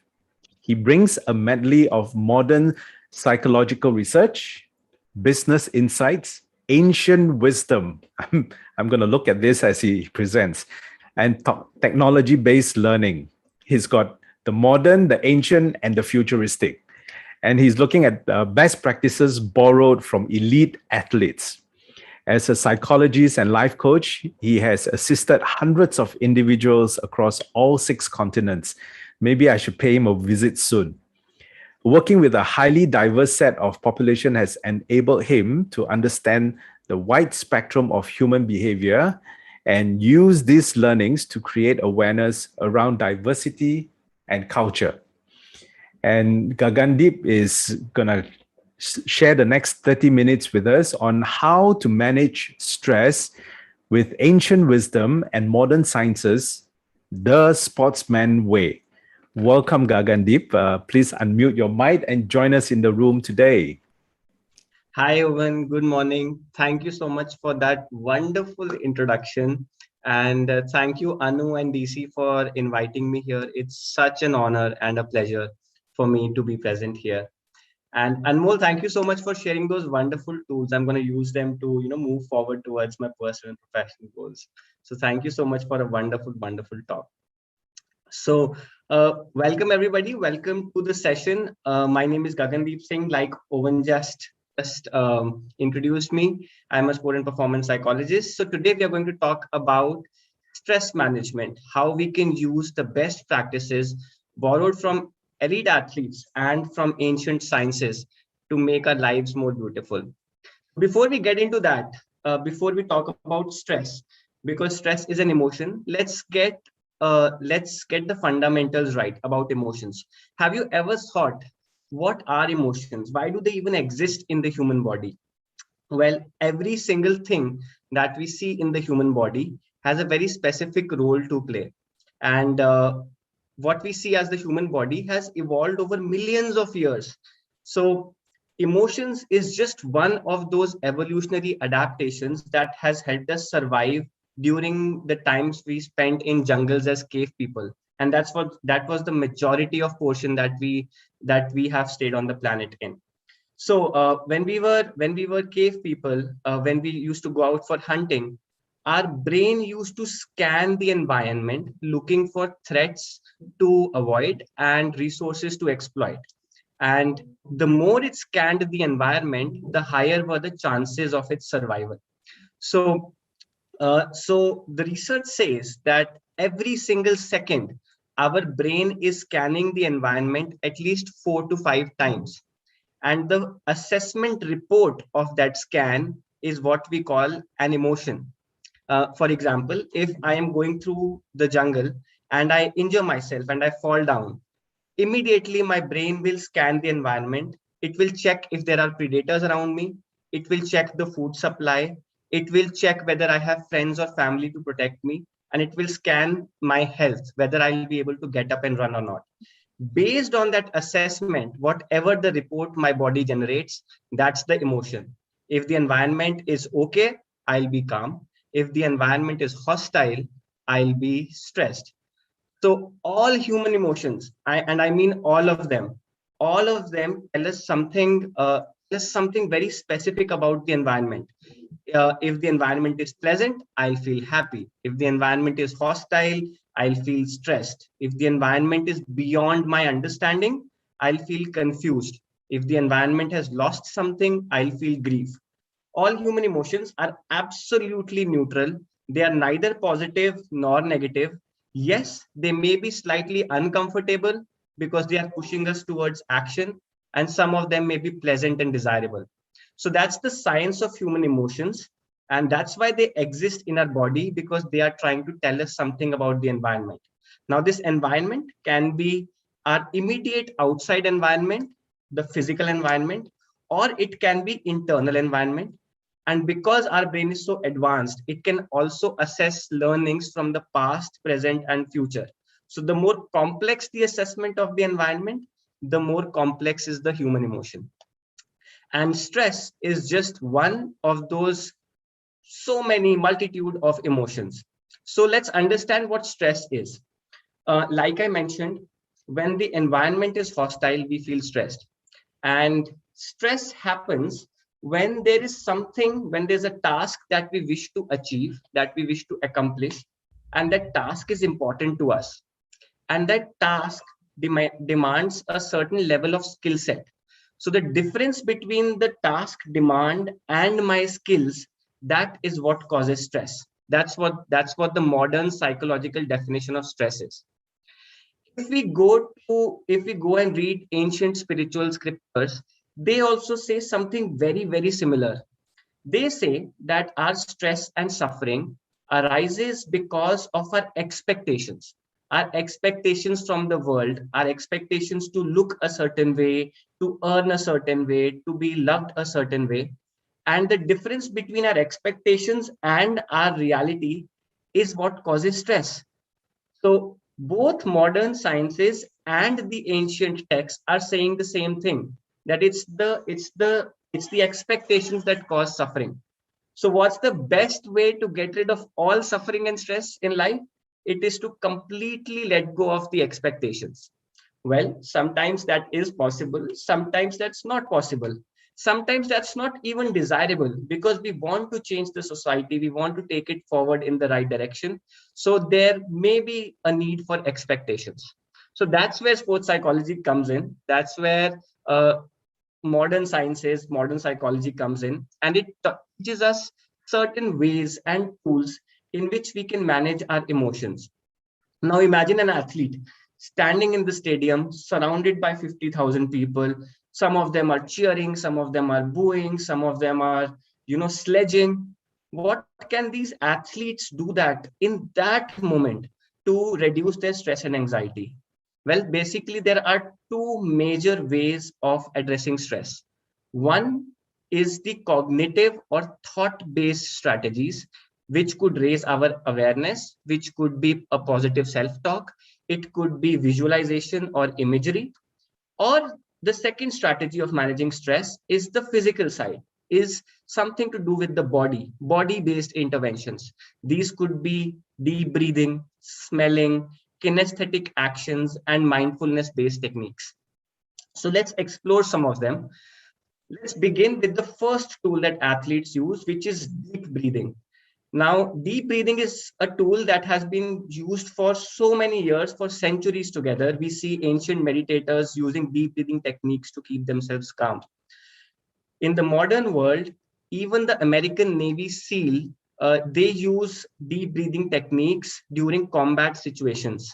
And the most popular deep breathing technique is the 4-4-4-4 technique, which means we have to inhale, take a long, deep inhale for 4 seconds, then hold our breath for 4 seconds, then we have to exhale for 4 seconds, and then we have to again hold our breath for 4 seconds. If we do this cycle for like 5 or 6 times, that's roughly just a minute. Most of our stress and anxiety goes down. Our parasympathetic nervous system is activated. We feel more calm and composed, and we are ready to perform. Uh, if we explore a bit more, there are more techniques. There is one called 4-7-8, which is 4 seconds of inhalation, 7 seconds of holding the breath, 8 seconds of exhalation. There is 4-4-2. I personally use 5-5-5-5. So it depends on the individual, whatever they'll have to experiment, and whatever they feel the most comfortable with, that's the technique that they should go with. So that's number one tool. Number second tool is positive self-talk. Now, you may have seen a lot of athletes, right in the middle of the match, murmuring something to themselves. Well, what they are doing is they are using positive self-talk. They are using affirmations to get back to the present moment. Now, why do we need positive self-talk? Because personally, I feel positivity is as biased as negativity. Reality is always neutral for me. So why do we need this positive self-talk? Well, that also has its roots in evolutionary psychology. So when we were living through the jungles and we used to go out for hunting, we used to encounter both threats as well as opportunities.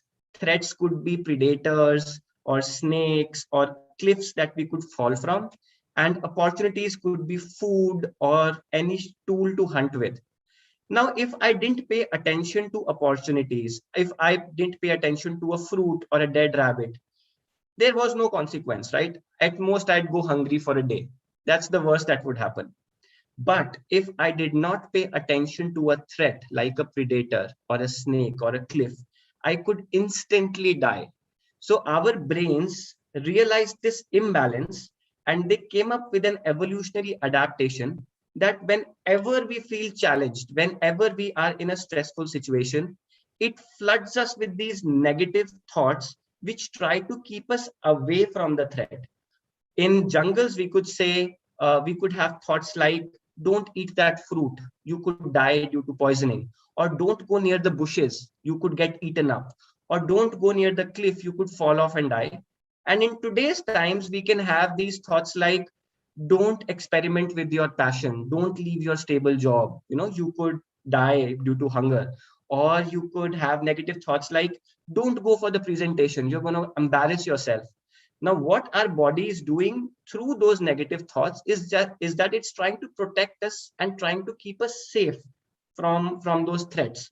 So it's actually an evolutionary adaptation. It's working for us. So negative thoughts are not bad. That's the reason we have so many negative thoughts outnumbering the positive ones when we are in a stressful situation.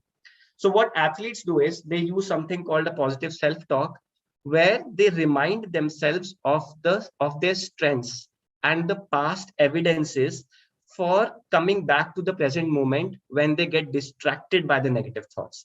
So for example, my strength is letting go of the expectations. Every meeting that I go in, I just let go of the expectations. I just focus on the process. So if I am bombarded with negative thoughts, my affirmation is, I am good at letting go. And for this meeting also, I'm going to let go of my expectations and go with the flow. So that's the positive self-talk that I do to myself. And I would encourage you, if you want to create your own positive self-talk, use your strengths and incorporate them into the sentence and try to come up with a positive word also. So my favorite word is flow. So try to incorporate your favorite word into your positive self-talk. So that's tool number 2 for you. There is another tool that a lot of athletes use, which is called visualization. So you may have heard about visualization. A lot of people use visualization using law of attraction. They try to attract the desirable situations in their life. In sports psychology, it's slightly different. Visualization is not used to attract desirable outcomes. It is used to get prepared for any outcome. So research says that our brain cannot understand the difference between imagination and reality. And when we imagine an outcome, it triggers a low level of electrical activity as if the action has actually been performed. So visualization is the skill of mentally rehearsing those scenarios. And this imagination, this visualization creates a neuromuscular pattern that the body can later use to act upon. And what sports psychologists recommend to their athletes is that whenever you sit down to visualize, you should imagine in detail what you are going to do. You should not just visualize the positive outcomes, you should also visualize undesirable situations. What would you do if you made a mistake? How would you get back to it? So it's basically mentally preparing us for all the possible scenarios. And the idea of visualization is to not be surprised, because when we get surprised, that's when we get stressed, and that's when we start making mistakes. So visualization is one of the best ways to get in more practice without actually stepping onto the field. So that's tool number 3. Another tool that a lot of athletes use is something called routines. Now, you may have seen athletes doing something superstitious or ritualistic just before they're about to perform. Some athletes play with their gloves, they do something with their gloves. Some athletes rotate their bat. Some athletes tie their shoelaces. Some athletes, play with their shirt or their hair. So, what is it? Why do they do this? Well, like I mentioned before, our brain is fundamentally biologically primed to be distracted so that it can scan the environment. And because of this continuous distraction, we are not able to focus on the task at hand, and that becomes a challenge in the contemporary society. So what routines help us do is they help us get back to the present moment. So when I do something with my gloves, it gives me a sensory stimulus to focus my energy on, to focus my attention on, and then I can get back to whatever I was doing. In fact, a lot of times you may have seen that we pay before writing an exam, or we write something, or we do something in our head. We say something to ourselves every single time we are about to perform. These are also routines that we use.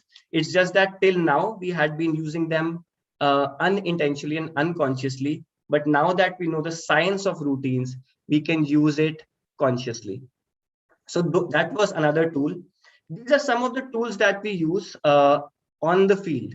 But off the field also, there are so many tools that can immediately reduce your stress. These are some of the positive psychology interventions which are super easy to do, and I would highly recommend you to try them. The first one is helping somebody else. Biologically, from evolutionary point of view, if we help somebody, we increase the overall survival chances of the whole species. So it actually gives us a very good feeling. We actually get a rush of dopamine, and we feel good about ourselves when we help somebody else. So helping somebody else is the best positive psychology intervention to reduce stress. Number 2 is journaling. Make sure all the thoughts that are getting, rotting inside our heads, they are able to come out and we are able to process them. So start writing journals, start writing gratitude journals about what you're feeling, and try to bring out your thoughts in as raw form as possible. Number 3 is grounding, or sitting in the grass, or sleeping on the floor. This is one of the most powerful positive psychology interventions that can really elevate your mood. In fact, research says that 75% of our stress can be reduced just by sitting in the grass for 30 minutes every day. That is brilliant. Wow. The scientific research is, absolutely.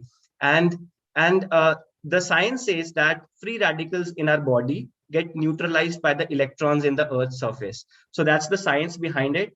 But otherwise, also, it's very powerful. Number 4 is lighting a candle.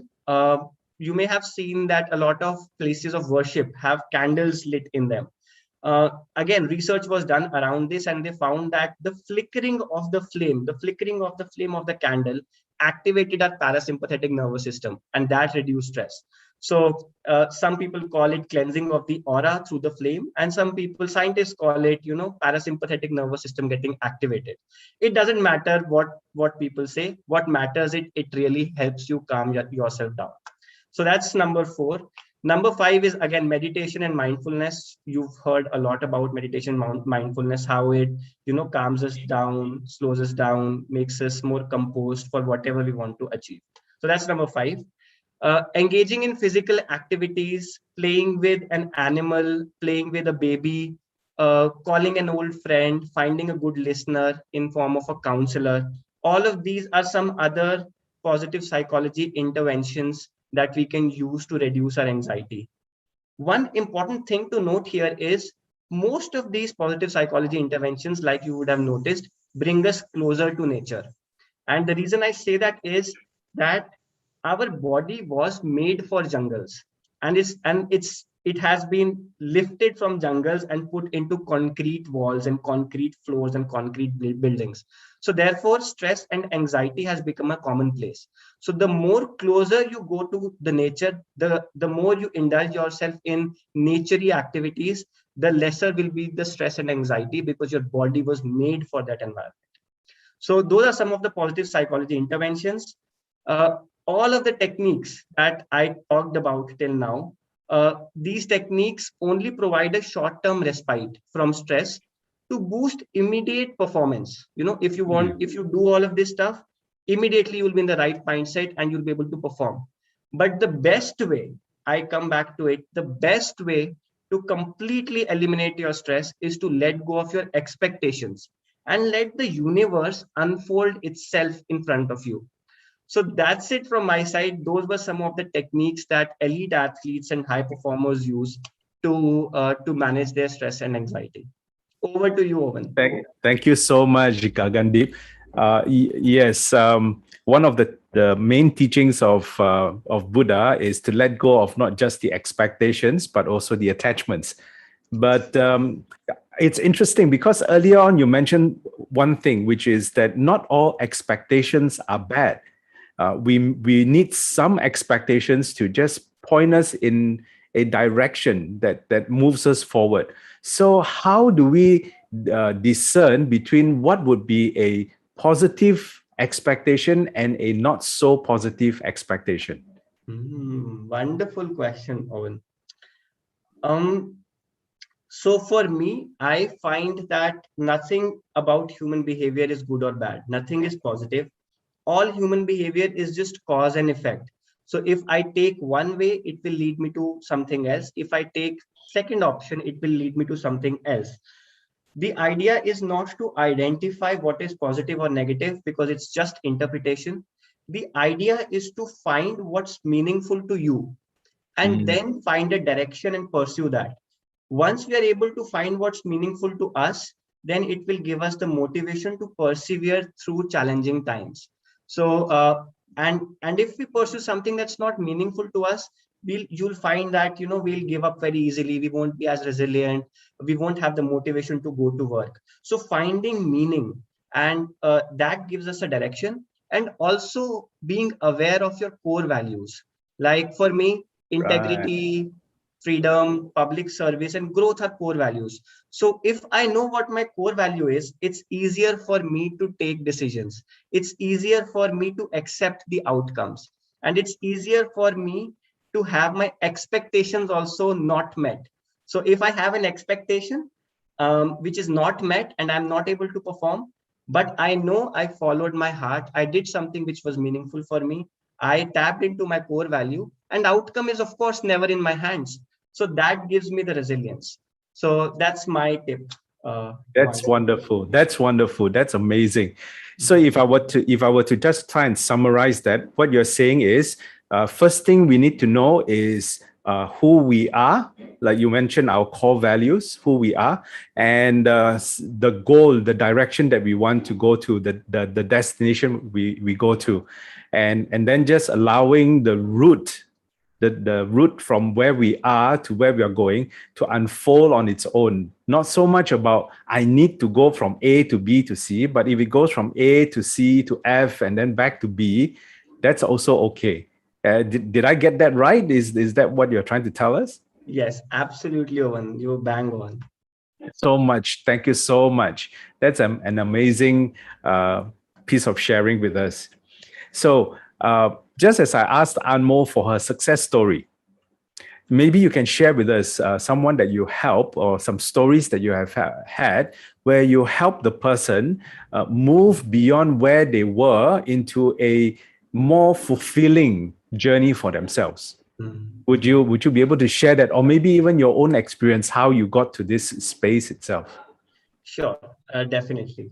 So like you mentioned in my intro, I have been working with people across all 6 continents. It's so nice to see how different cultures play out. And I was working with this particular individual. She lives in South Africa, and she's a young kid. And a few months back, around 6, 7 months back, she was robbed and she was shot at her home. So that, Oh, was a very traumatic experience for her, and she developed, sort of a PTSD sort of symptoms, and she couldn't even get out of her home. And she said, the moment that I try to step out of the home, I start getting panic attacks. Now, I am not a clinical psychologist, so I couldn't diagnose her. But what I said that I can coach you parallelly, and let's start diving deep into what she had experienced. And uh, and I parallelly recommended her to try to go out in the grass and sit for 30 minutes every day, like I mentioned. So she started with the grass. She sat in the grass. She didn't go out much, but near her house, she sat in the grass for a week, and immediately she developed this courage to step out of the house, because nature has a very powerful way of healing us. In fact, grass coupled with sunshine is the most powerful antidepressant. So she tried that. There was no medicine, there was no other psychological intervention. It was just sitting in the grass. And within a week, she texted me and she said, Gagan, today I was able to visit the mall for the first time in 6 months just by sitting on the grass. So that's how powerful nature can be. And of course, she's parallelly taking the help of a clinical psychologist as well. But within a week, we were able to see those results. So that's something that really warmed my heart, and I was able to make a difference to her life just by sitting here and texting for like half an hour. And that was like within 7 days, she was able to get back to normal. So that's something I amazing. have to share. Yeah, that's amazing. And right now, one of the things, and like I mentioned to you earlier, I got into cycling mainly because of what's going on with the whole planet right now. The attention seems to be only focused in one direction, and the reason I got into cycling is to try and actually take myself out of that whole story, that whole drama that's going on. What would you say to people listening in right now? Yes, we can sit in the grass, we can enjoy the sunshine, but what else can you use from all your wonderful tools and experience to help us make sense of everything that's going on right now with all these conditions that's happening? Very, very tough question, Owen. Um, what I would always recommend people to do is, try to create process-based goals. Uh, Most of what is happening right now is the outcomes of it are not in our control. We don't have control over how the third wave will pan out in India, or how many genetic mutations will happen to the virus, or at an individual level, we don't have an absolute control over whether we'll get the virus or not. What I always recommend people to do is try to find the controllables. What are the things that you can actually control? I can control how I eat, what I eat. I can control if I sleep on time or not. I can control whether I talk to my loved ones or not every day. I can control what I watch on the news. Now, these are processes that increase the probability of success of the outcome. Outcome is never truly under our control. We can only increase the probability. So when talking about the pandemic, I always recommend people to find those processes and try to create process-based goals and reward yourself. So if you are sanitizing yourself, if you are washing your hands every time you are, you are interacting with somebody, you are wearing your mask, then go back and reward yourself, watch your favorite movie, so that that behavior is reinforced. So that will increase the probability of you not getting infected. So that's what I recommend to them. That's amazing. And you know what else is really nice right now? One of the founder of the Soulful Exploration, Anu, is with us in the room right now. So Anu, have you got a question for Gagandeep or something to share about what he has brought to the table so far? Gagandeep, thank you so much, because as you were speaking, I was like, my head was bobbing because, even the words, it resonates so much, especially when you were speaking. The brain doesn't know the difference between real and imagined. I know the number of training sessions that I've said this because this is so powerful. We do it every day, and it just drove the point home again. And about visualization, what is law of attraction? It's so beautiful. I have a question for you, Gagandeep. I mean, you did mention your wonderful success story with PTSD and things like that. Um, let's say we were likening people, just like I'm not a sports person, okay, so I'm not going to even claim to be one. So let's say that when we are talking about the stress of an athlete, or let's say a sportsman on a field, okay, how we map on the way they kind of what to say overcome this to, let's say, me, okay, as a person who's an entrepreneur, okay, I'm a mother, I'm a wife, we play different roles. So if you were specifically to say Amjanta, we're talking about common people here, what would you say? How would you map it on? Because they seem to be like off on that quick. That is the thing about athletes when you watch them on field. So what would you say to that? Um, what I would say is that most of the techniques that I talked about, be it deep breathing, or be it visualization, or be it positive self-talk, and all of the positive psychology interventions like sitting in the grass or writing a gratitude journal, or just meeting a counselor, all of these things are pretty much applicable to our daily life as well. It's just that in sports, because it's an emotional roller coaster, every single week you are winning and the next week you are losing. It's an emotional roller coaster. So they need to use it very rigorously. We can, like, if I am stressed out, like, for example, let's say there's a parent and they are going crazy with their kids shouting and screaming, and so what a parent could do, that they could go to the washroom, take a minute off and do that deep breathing activity, and then get back to what they were doing. So most of these techniques are actually helpful in day-to-day life. It's just that they are being actively used by sports people because they are in a lot of stress. Oh, thank you, Gagandeep. Thank you so much for answering that, because it's so relevant that we understand it's like about modeling an excellence in a human being and how beautifully we can map it on. It's not like, oh, somebody else is doing it, they can, but I can't, So there's no escape route, guys. That's what Gagandeep tells us. So that's beautiful. Thank you, Gagandeep. So over to you, Owen. Thank you. Thank you. Thank you. Yes, Gagandeep, it actually, what you were saying makes it all the more realistic, for more real for me, because recently we saw what was going on in Tokyo. And all the athletes were doing exactly all the things you were saying, playing with their stuff, doing their little dance and everything else. But what was amazing for me is to see that it was actually performed for most of the competitions. They did it without the audience in the stadium. And still they bring themselves up to that peak level where none of their performance actually suffers.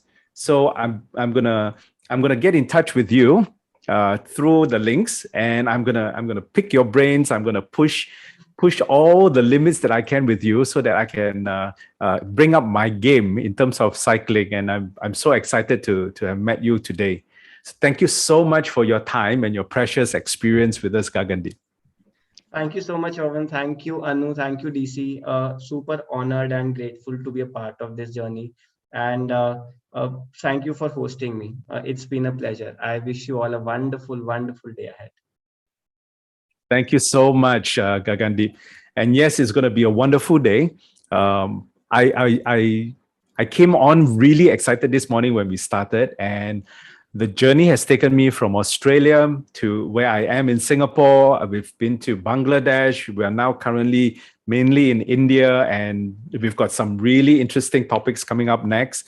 We are going to cover all 6 continents. So we've covered like 2 of the continents, Australia and Asia right now. So we're gonna go slowly. We still got about 20 hours left.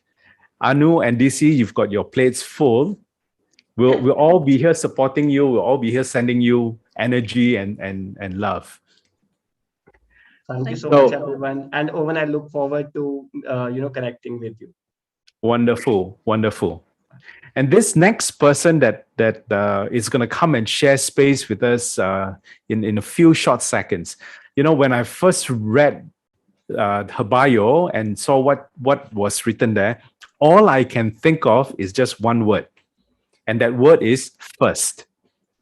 You know, she's broken so many boundaries, so many things that, you know, normally somebody would, a person would just say, you know, I've done the best I could, but she's broken through. And she's none other than Madhu Priya. So let me just look at this first. Yeah, I don't want to get this wrong. She is a first generation learner. She's the first graduate in her family to complete a master's degree. She's the first to get campus place in an Indian MNC as an HR professional. All first so far. She had always had a high inclination towards social work and have volunteered to teach English to the underprivileged kids since her college days. She's currently working in the HR team of FPS Innovation Labs Private Limited, an IT organization in Chennai, headquartered in the US.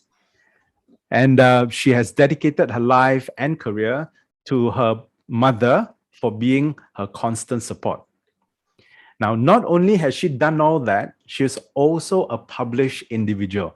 She's been published in various articles in many media houses like the Times of India, the Quint, Yours Story, New J Tamil, Humans of Delhi, She the People, Tweak India, The Better India, Asia Net, Shakshi News, Femina, and now she's being published in the Tribes Ripple.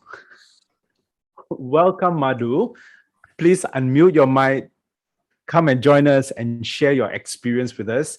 Her event, she's talking about the attitude of gratitude for a positive life. And I'm so grateful you're here with us right now.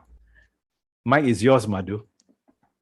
Thank you, Owen, so much for that introduction, and it's such an honor to be here. Thank you, Anu, and the entire team for having me here today.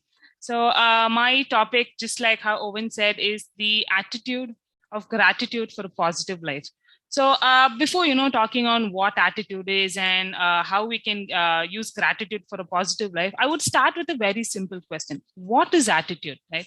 What exactly is attitude? Is it a simple thank you? It's actually more than that. It's more than a simple thank you. It's when you have a very deep sense of appreciation for it could be the tangible or the intangible benefit that someone or something has given us. So that time, at a space of where we are being really thankful for what they've done for us, that is gratitude. And it also, it's also a positive emotion. It's going to change us for the better. It's a positive emotion that serves a biological purpose. And when I say biological purpose, I'm talking about how it changes us from the inside. It makes us a better person from the inside out. It's going to increase our happiness, and it always keeps us in a positive mood. And for that, maybe you can just think for a moment. You can think about someone and why you're thankful to them. Why are you grateful to them? And just analyze at that situation, how do you feel? We are not angry when we are grateful to someone. We are just in a calm state. We are in a happy mood. And that's exactly what it does to our biological body. Now, why do we need gratitude, right? Why? It's a gratitude, but why do we need to practice it? Because it's like compound interest. I'm repeating, because it is like compound interest. It will keep multiplying left, right, and center. The moment we start showing people our gratefulness for being a part of our life, it could be very simple. For all the little things in our life, when we start being grateful, it's going to keep multiplying. It's only an investment for a future, for a positive future, for a better future. And for that, let me take you through my story, an example of how gratitude leads for a positive life. So a few months ago, in the month of April 2021, I got a promotion in my job. And just like Owen said, I'm the first generation learner in the family. And to work in a corporate, this was my first promotion. So what I did is I went to LinkedIn and kind of put up a post. I'm sorry for the thunder. It's raining cats and dogs here if you're hearing any noise.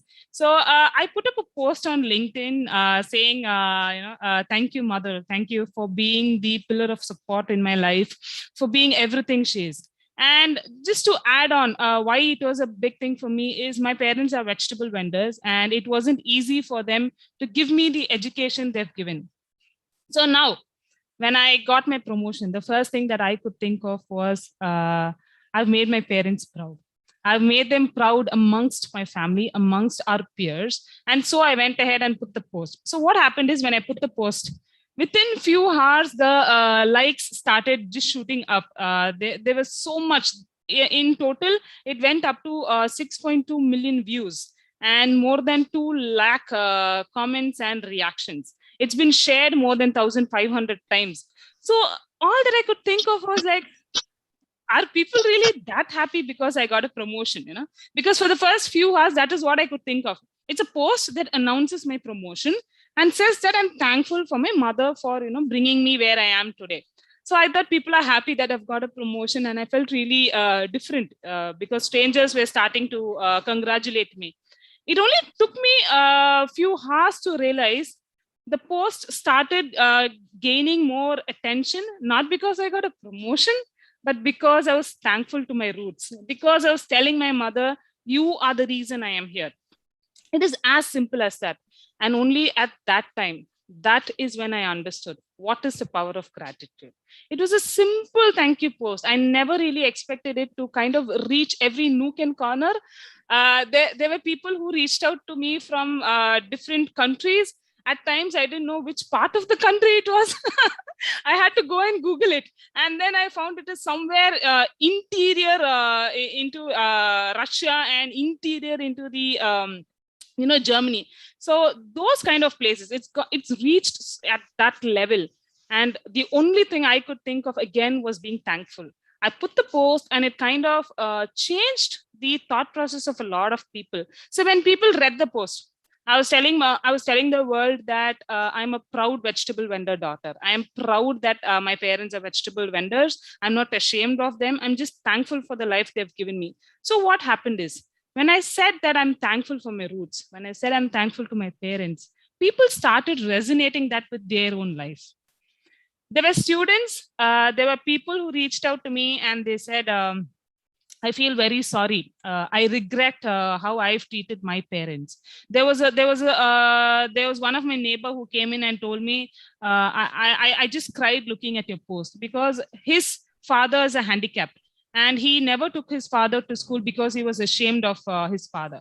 He cried and he said, I feel so sorry now that I'm stepping into college. I'm going to ensure my father is there in every single meeting, every single phase of my college. So that moment, I understood what it is. I understood that being grateful is not just going to help me as an individual, but the entire population around me, people everywhere around me. And I think, I hope that's a good example of why gratitude will take you to places. Ever since the post, just like Owen said, it's been republished in a lot of newspapers and the list keeps going on till date. I could only think of how my life has changed overnight because of that one post. And my mother till date, she'll be like, why are you so famous? I brought you up. You're thankful for me, but why are you famous? It's something that even I don't understand. Yeah, I was thankful. Now my mother is on cloud 9. She's all happy. And she says, I'm very proud of you. By the end of the day, that is what it all mattered. It's just that thing, right? And that's when I just took it as a mission. I am taking it as a mission where I'm going to spread that positivity. And gratitude, just like our tribe ripples, it is a ripple effect. Once we start showing gratitude, it's going to keep on rippling like that. And that's exactly how we create a space of gratitude.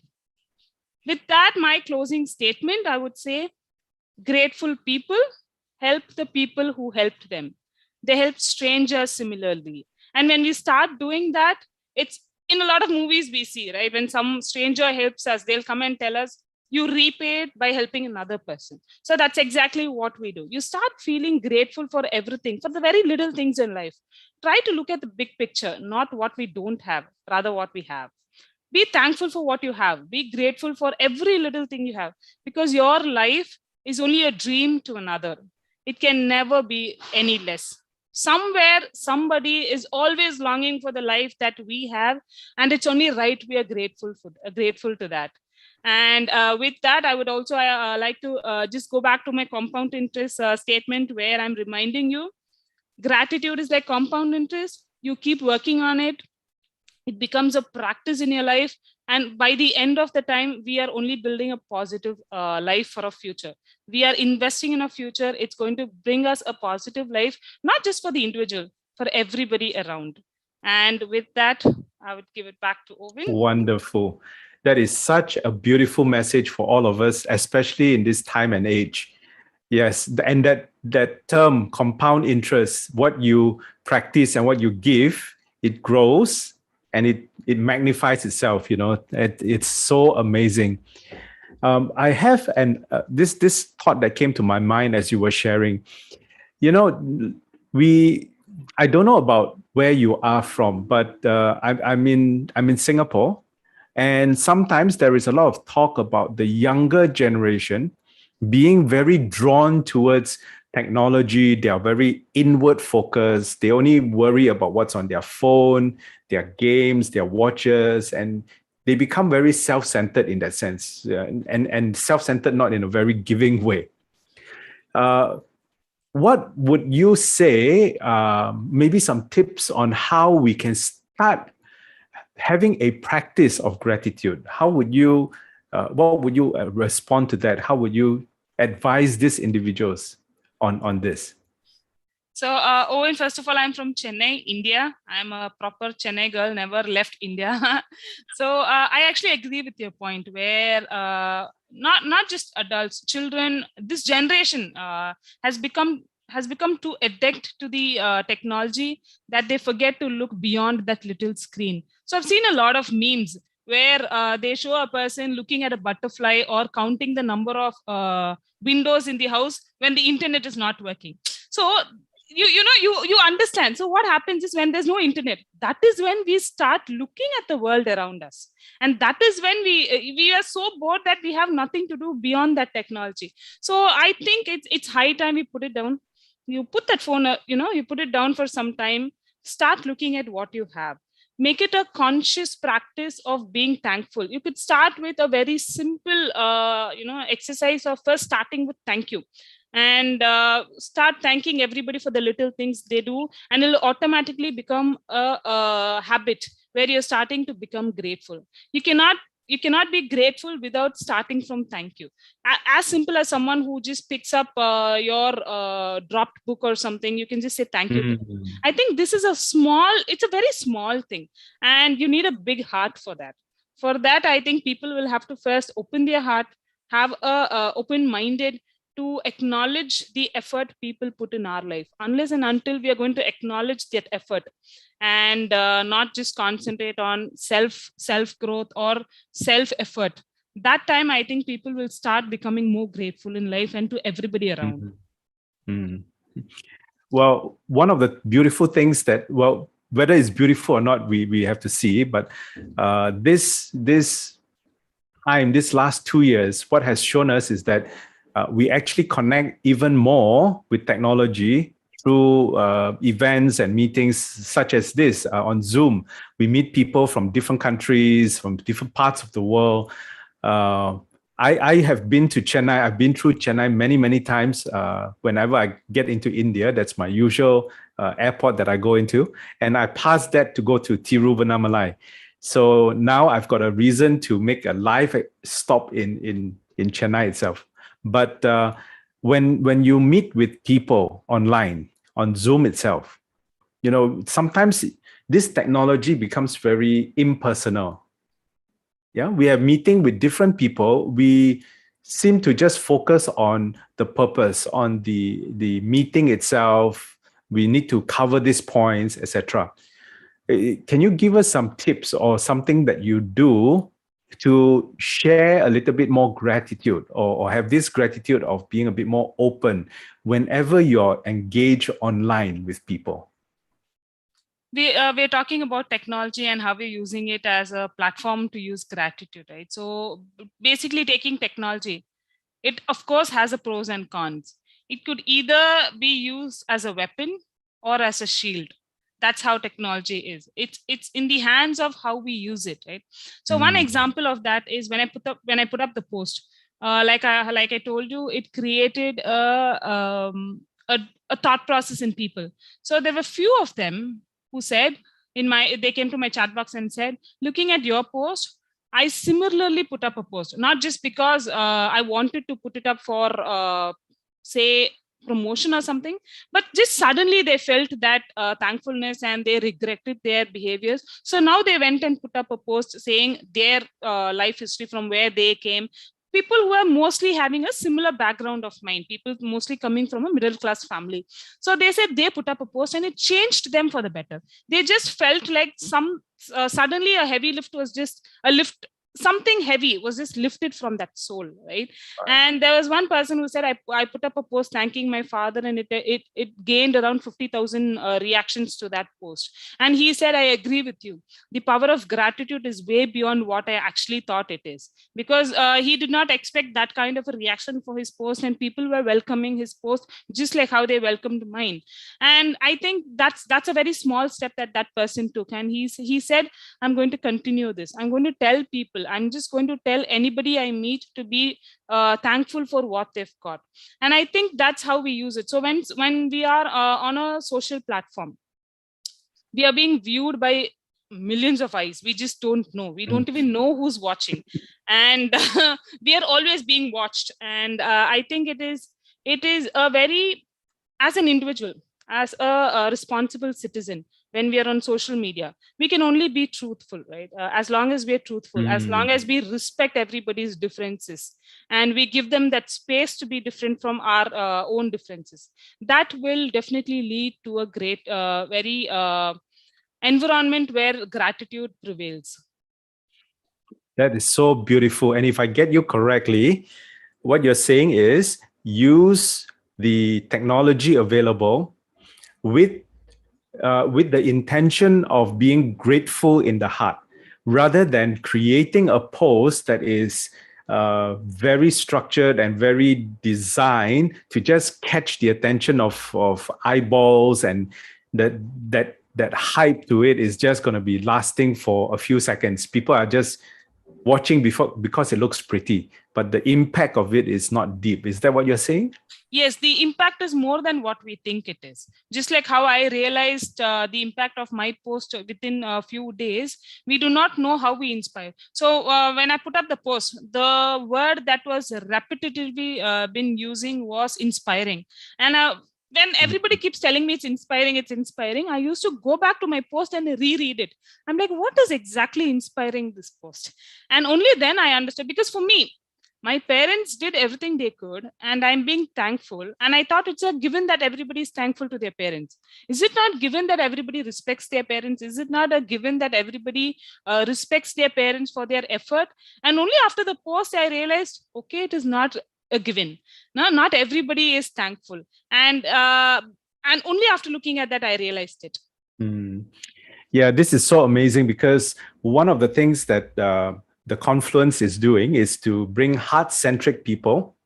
Yeah, we just want to be, and in that way, we are doing beyond what we are capable as one individual. We're leveraging on so many people to influence and to help raise the consciousness of humanity.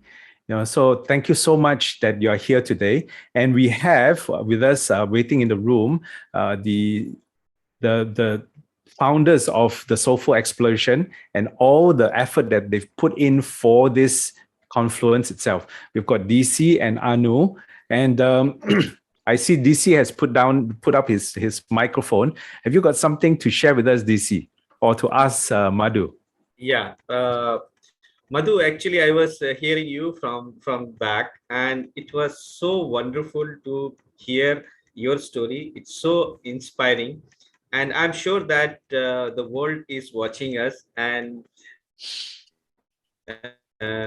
through this platform, the millions is also is going to be inspired, and the gratitude which is you're talking about, it's touched. Actually, the respect for our parents. Now the next generations, which Owen was talking about, they're more eccentric towards that new gadgets and other things. Like nowadays, everybody is occupied with the internet and all, so they are not having much of time to look beyond that. We were not that fortunate, in our generation times. But yes, at this age also, this time also, when you are talking about this, is really, it is touched. And I feel that there are many more things like that. All the speakers which were there, on this session so far, I was hearing, I wanted to thank each one of them to bring such a live energy to this particular show on this triberipples.com. It is initiative taken by the Soulful Explorations.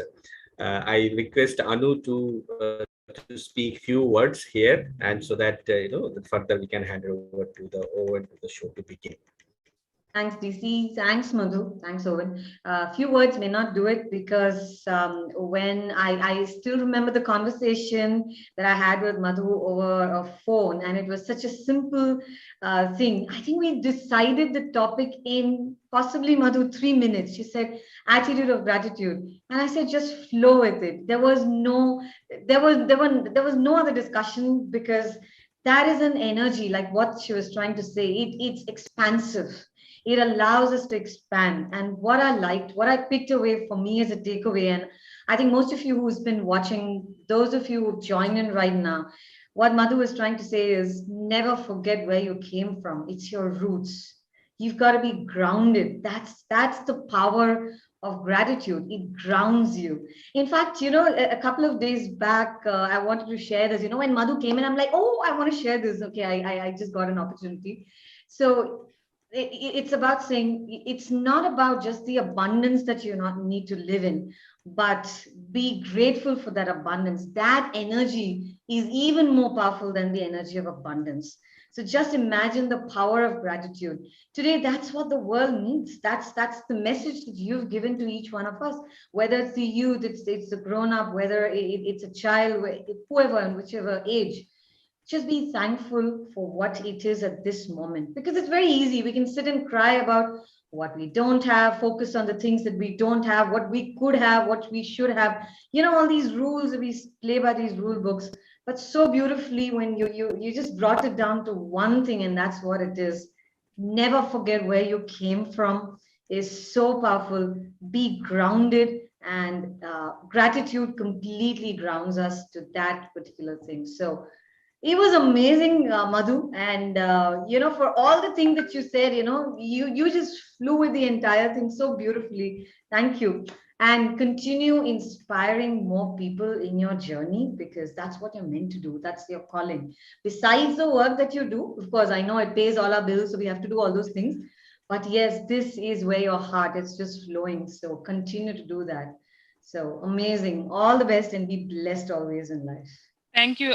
Thank you very much, Anu. Thank you for bringing me here. I just want to add one more point just to expand on not crying over what we don't have. So after a lot of interviews, there was a person who asked me, did you not always want to have a car, something that your friends had? Because the school that I studied, just like how I've told in my other interviews, the school that I studied in was meant for all the hi-fis.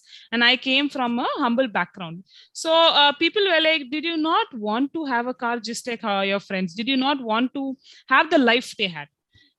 Honestly speaking, this is not to kind of boast or, to just make me look like a different person. But honestly speaking, throughout my life in school, I was only thankful that I had the opportunity to be there and look at a world where I did not belong.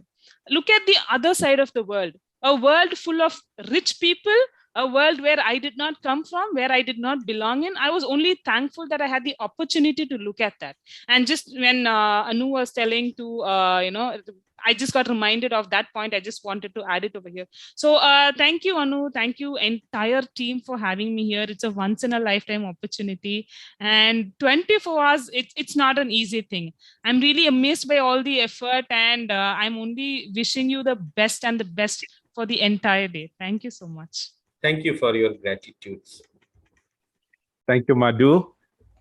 Thank you for taking this time to share your story and to keep reminding us that, this gratitude, just as with all kinds of attitude for humanity, we may not necessarily be born with it, but it can definitely be cultivated. We can always do that one small thing, and then slowly it grows to become an attitude for us. So thank you so much for spending this time with us and sharing this wonderful journey, this wonderful story that has happened for you. Thank you. Thank you. Thank you. When next time you come to Chennai, we'll definitely meet. Definitely. Thank you. Definitely. Thank you so much. And for all those people who are listening to us, you find that you have missed some stories, you are wondering what happened in the first 4 hours of the day, join us. Go to triberipples.com. You can see that it's already there by the picture. Join us there. You can catch up with all the recordings that has happened so far, and you can find all the contact for the various speakers and connect with us directly, so that we can help you answer your questions. You can help enrich our journey itself too. So it's a two-way journey. So join us at www.triberipples.com. Yeah. Now this next thing is something very close to my heart. Gratitude is, as Madhu was sharing, is one of the practice that I do in my meditation. But this next thing fuels my body so that I can practice the meditation that grows the gratitude. And they say that the journey to a person's heart is through their stomach. So this next person is so personal to me because I am what you would call a lover of food. Yeah, and with us next is Chef Rishi Tawa. Chef Rishi, welcome. Right. So before to all the beautiful souls out there. Thank you. Let me just quickly read out what is written about Chef, and I tell you, I'm reading this out with a lot of control, because it's not just about reading it, it's about controlling my stomach, my saliva, and my imagination, which is going all over the place right now. Yeah. So Chef Rishi Tawa has been a chef for 25 years, and his experience in this 25 years allows him to understand the importance of traditional recipes and classical techniques. Already, I can't talk because there's too much saliva all coming out. At the same time, he has kept himself up to date with modern trends, new ideas, and technologies in Indian, Western, and Pan-Asian cuisines. I need to move to India for 6 months just to learn from you. He's also excellent in vegan cuisine, homemade cheeses, sous vide cooking methods, handmade pasta, and molecular gastronomy techniques. I tell you, I need to extend the 6 months to a full year. He's been featured as a culinary guest in books of great legendary chef Dennis Adrian Scott. Chef Rishi has been a corporate chef and a culinary director with Talisman Hospitality, CDMS, GT Hotels, and Brasica Hospitality. Did I get all those correct, Chef? Right. Right. And what he's going to do in 30 minutes, I wish it can be 30 hours. He's going to talk about food, emotion, and wellness. So I'm going to sit back. I'm going to put on my tissue paper. So now I leave it to you. Bring us through this amazing journey. Okay. Well, I'm here to talk about food, the emotional connect, and the wellness aspect. I won't be touching much on the culinary things. Food imparts each individual in many aspects as we make our food choices for many reasons. And there is a strong emotional and social connect to the food choices that we make. Many individuals have a decent knowledge of what food they should have to support their health, or at least a good understanding. However, the nutritional choices don't always reflect that knowledge. Food is not only understanding about what we as individuals should eat, but appreciating the connection between the nutrition, our thoughts, and the emotions. Emotions are an extremely strong trigger about food choices, whether we are sad, happy, in a celebratory mood, angry.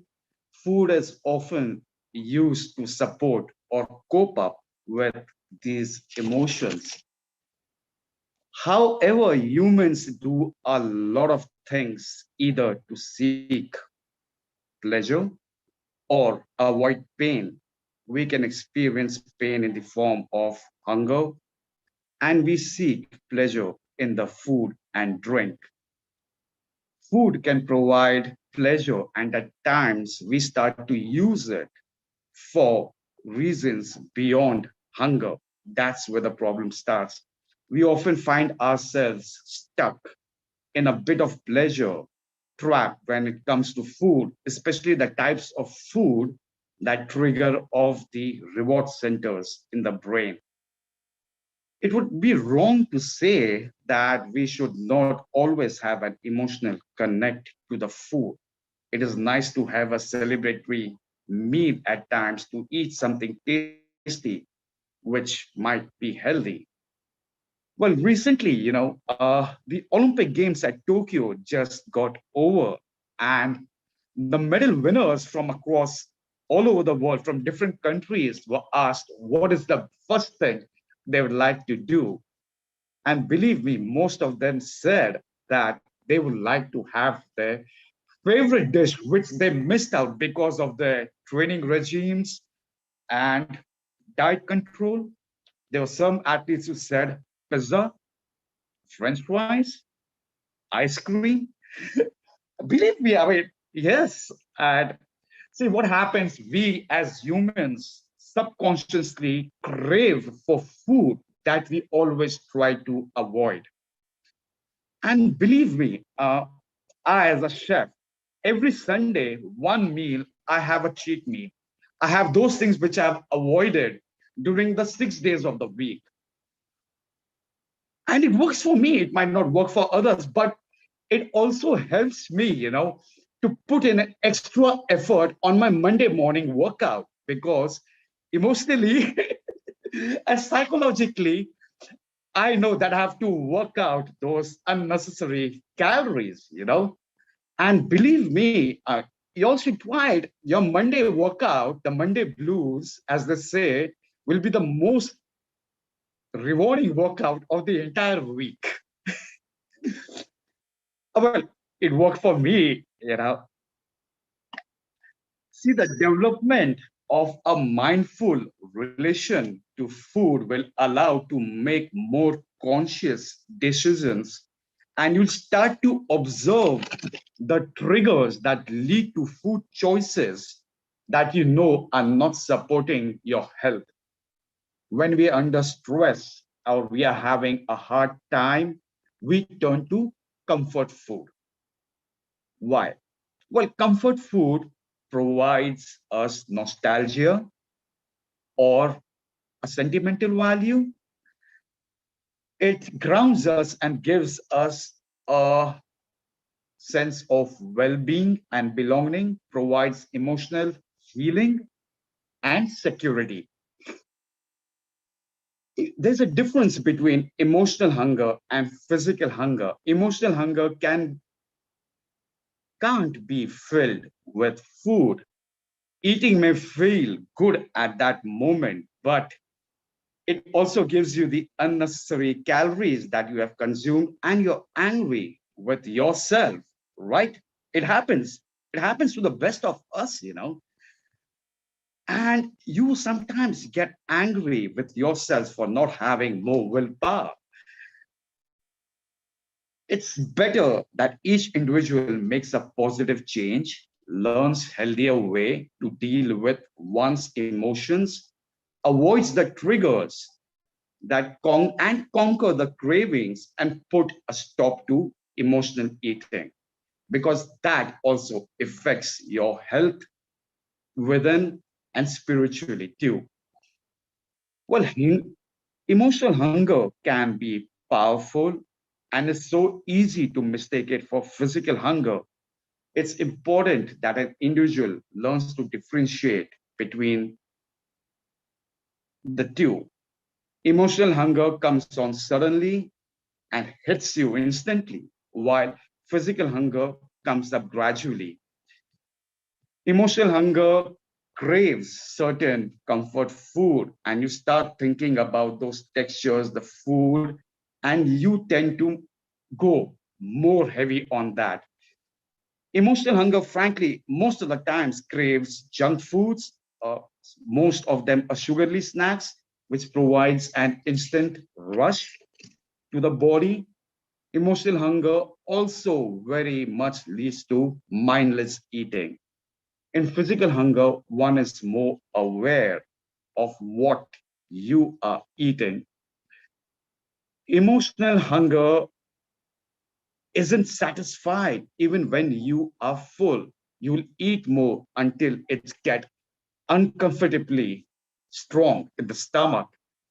Physical hunger, on the other hand, you will feel satisfied when you're full. Emotional hunger is not located in the stomach, it's in the mind. It's the hunger as a craving you cannot get out of your head, and you are focused on that. Emotional hunger leads to regret, guilt. On the other hand, if you try to eat physically, you are giving your body what it needs. See, I, as a chef, I always advise indulge without overeating by savoring your food. Well, I repeat again, it's indulge without overeating by savoring your food. When you eat to feel your feelings, you tend to do so very quickly, consuming food, I would say, almost as on an autopilot mode, and you miss out on the textures, the colors, the tastes of each and every bite that you take. And most importantly, you miss out on the signals that your body sends to the mind that you are full. So it's always to eat slowly, savoring each and every bite. Enjoy your food more, and you will not overeat, and you will be emotionally satisfied too. It's always important, I say, to put your cutleries down in between bites by savoring a dish or your meal, because you always focus on and will pay more attention to the textures, the colors, the taste, and the smell of the dish. Because I, as a chef, always believe that a guest first eats with his eyes, then his nose, and then we physically eat. Anu, you wanted to say something? You put your hand up. Okay. You will appreciate, frankly speaking, each and every bite more. Well, it takes time for the body fullness to reach the mind. It's important to consider how you feel about each and every bite of the food that you take. Also, good sleep is also important, because once you don't get good sleep, your body will crave for more sugary food. And it's a proven thing, because you require an energy boost, and getting a good sleep will help your appetite control and reduce the food cravings. Food, health, and wellness depends on the food choices that we make as individuals. which significantly influences our health throughout our life. Food, health, and wellness are interrelated, believe me, with each other. Health and wellness depends on the food we eat, and most importantly, where it comes from. Wellness comes from balanced diet and what we consume in our day-to-day lives.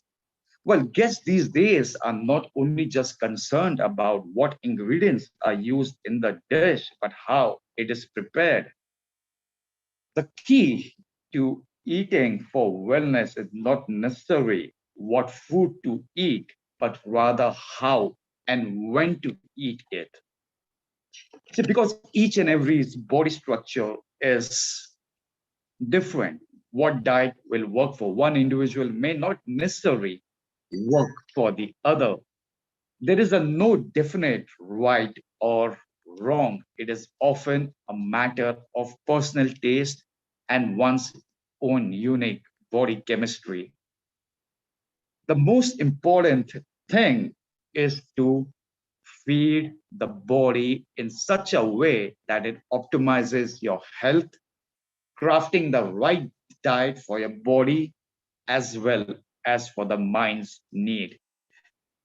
For wellness, always try to eat seasonal, very important, and local to optimize freshness. I've been speaking to chefs all over the world since the last 1 year due to the pandemic.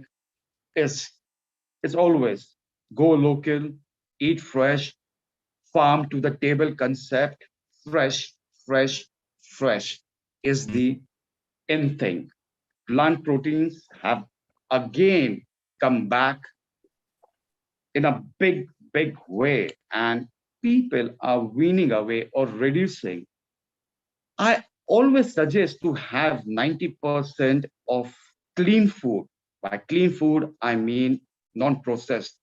You can add 5 to 10% of processed food, and it would be great to eventually make it 100%. Well, as I always said, once in a way, a cheat meal is always allowed, but your overall wellness will always come from clean food, which will nourish both your mind as well as your body. See, developing and maintaining a healthy relationship, food is a lifelong pursuit and not a sprint to the end. We have to make it as a daily habit and stick to it. That's the most important thing. Wellness is a new way of looking at health. It is a state of positive health in an individual. Food plays an important role by focusing on the nutrition, which not only impacts the physical well being, but also has a positive impact on the mental and spiritual well being to maximize the quality of life, because that's what we are looking for. It is more about of the balance, nutrients, dense foods, a focus on the goodness of ingredients, which have the right mix of satisfaction, health, and indulgence. Frankly, food has been used as a medicine as long as humans have existed. I think I've put it right. I mean, you go to history, you go through different cultures. I mean, food always played a great part of nourishing your body and all the other aspects. Eat well, eat smart, eat good, eat healthy, and eat as how much your body requires and work it out. That's the most important thing. Enjoy আমার একটা each and session চলছে every পরে phone করে ingredient. তোমাকে অনলাইনে আছি online Sorry, DC, your mic is on. Okay. So sorry about that, Chef. No. It's fine. I think I've almost finished. Uh, Anything, because I was here to speak about wellness, the emotional eating, how food affects one's emotion, the negative Mm. aspects of emotional eating, the positive aspects, how we can go to it. That's the most important thing. And Yes, yes. go fresh, go fresh, go fresh. Clean Thank food. you. Thank you for all these good reminders. And I must say that I'm very, very guilty of some of the things that you were highlighting in your presentation. We all are, but a Mm. conscious effort is always required, and daily reminder to do it. Yes. That's what. And one of the things that is actually very interesting right now is because of what's happening. A lot of us are doing what we call home-based work. So we are working a lot at home. We're sitting down a lot. We are in front of the computer a lot. We're spending time just typing on the keyboard or doing some reports and then going on meetings again. Mm. Now, I don't want to speak for anyone. I'm just going to speak for myself. That has actually increased the number of what you call junk food, the snacks in between, just to fill that emotional hunger that is happening for me. So maybe you can share with us one or two tips on how we can, not to say stop this, but to control this emotional hunger and this little snacking in between when we are actually stationary in front of the computer and working from home. I tell you what, see, sometimes our hospitality industry is such that we work sometimes very crazy long hours, and there are times we tend to miss out food or we tend to snack. But I do healthy snacking, always almonds or celery, crunchy. That's what I do. I mean, this is what I do. I mean, it's not going for those, but I don't know. It's been almost 3 months since maybe more since I've had a pizza. Or even if I have to have a pizza, I will go in for a wheat flour mixed with Tipo 00 flour to give it a healthy aspect. There are a lot of healthy aspects. One just has to go on the net. You can Mm. add in a bit of spinach paste to the base and make it more healthy in case you want to have it. See, and most importantly, the mind is always more stronger than the body, because once you think, no, I want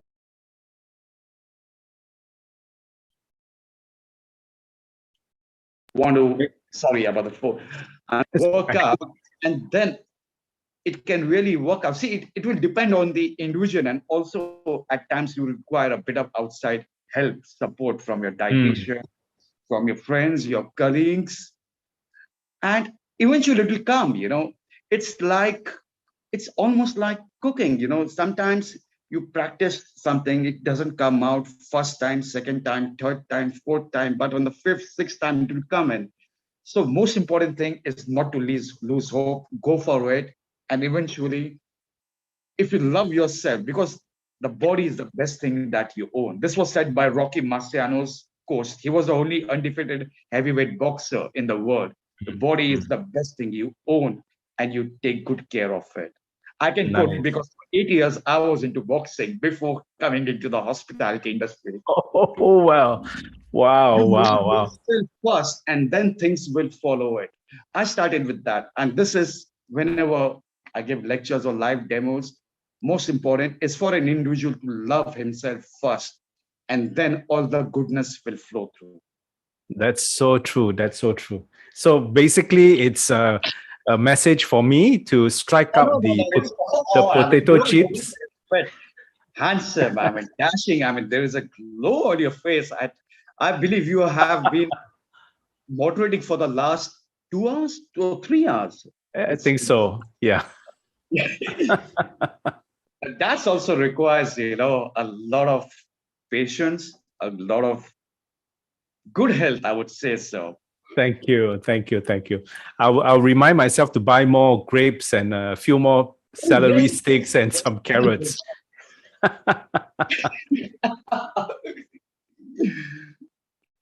Now, we still have a little bit of time. Oh So yes, I'm going to ask, I'm going to tap on your experience, your wide experience, you know, Oh. and this is for all of us who cook at home.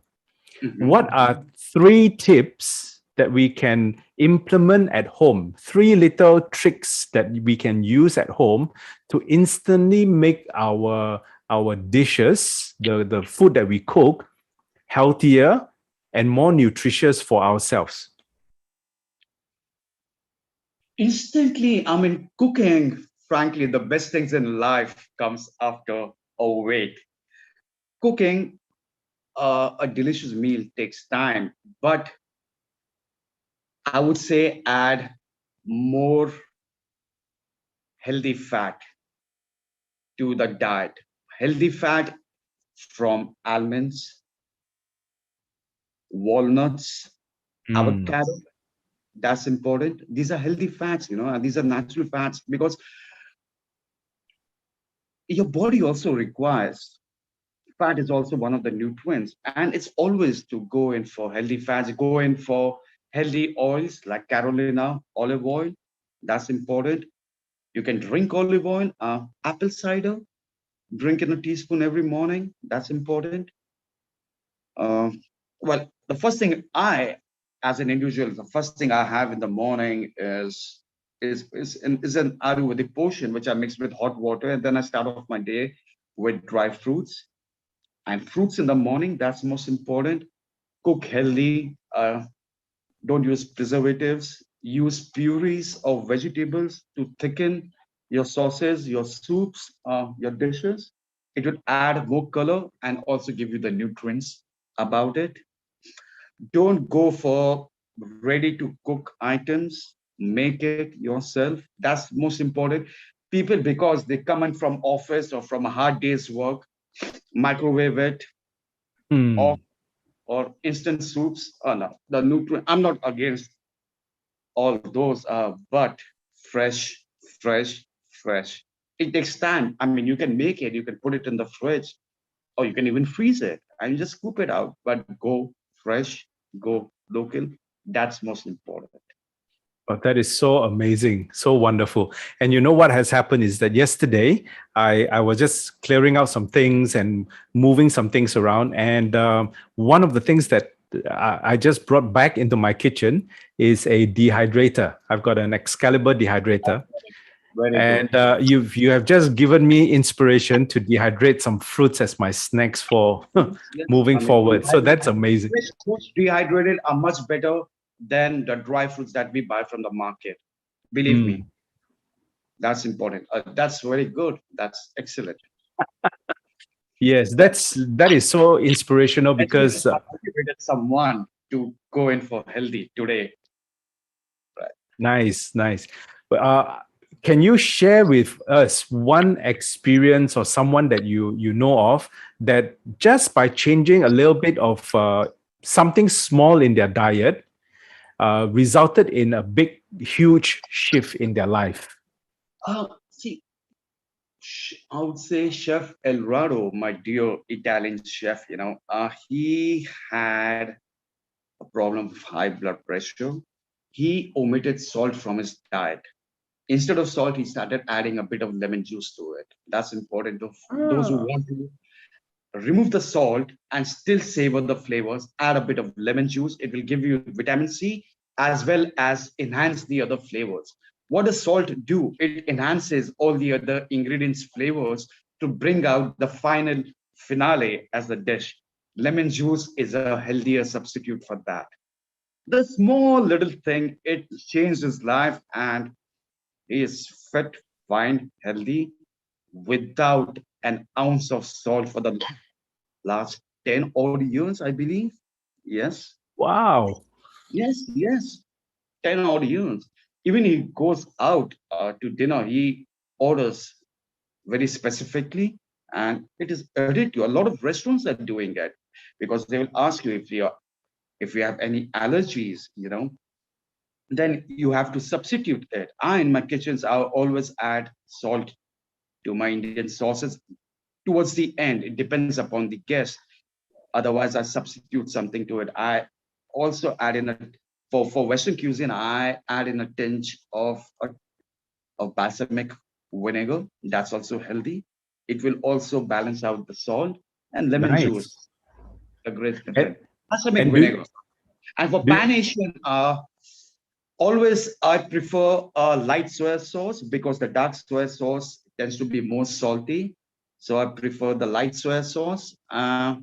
It comes out well. And just to get the color combination, I add in a bit of Madras curry powder to get it in the right consistency and a little bit of demerara sugar. So it balances out the thickness. Right, wonderful. And do you add the lemon juice during cooking, or after your cooking is kind of like just a little bit of a splash?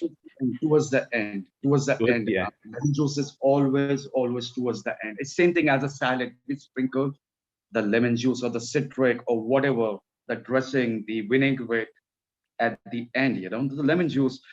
Otherwise, while boiling and while the dish is getting heated up, the benefits of the lemon juice will just evaporate in the vapor of the air. So it's always at the last minute, a quick stir out.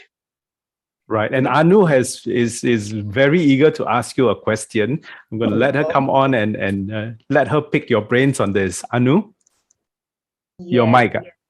Yeah. Thanks, Rishi. Thanks, Owen. I'm not a foodie per se, but yes, food is it's a very important part of our life.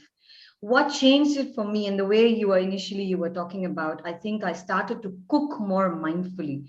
It wasn't about, holding on to my phone and then throwing things in. And, when I started to do that, okay, we're talking about wellness here. I think honestly, and I'm going to say this to you guys, I'm looking right straight at you into the camera. I started to eat less. I'm going to tell you this. So I did not, today when people actually ask me, do you jog for 40 kilometers? I say, are you mad? I'm never going to do that ever in my life. Of course, I work out for the amount that my body can, needs. But I think that subtle change of starting to eat mindfully, to start cooking mindfully, and starting to appreciate the ingredients. I mean, I know I do this, it's very funny, but I actually, when I look at those bell peppers, the green, the yellow, and, the red, and I'm like, wow, it's real appreciation for the food that's, in front of me, from where it has come from, the gratitude for that. I honestly started to eat lesser, not lesser, probably I started to eat right. Let's be honest here. Right. That, maintained my weight. It maintained, I don't know whether I have a glow like Owen. I'd love to know the secret of that, whatever that is.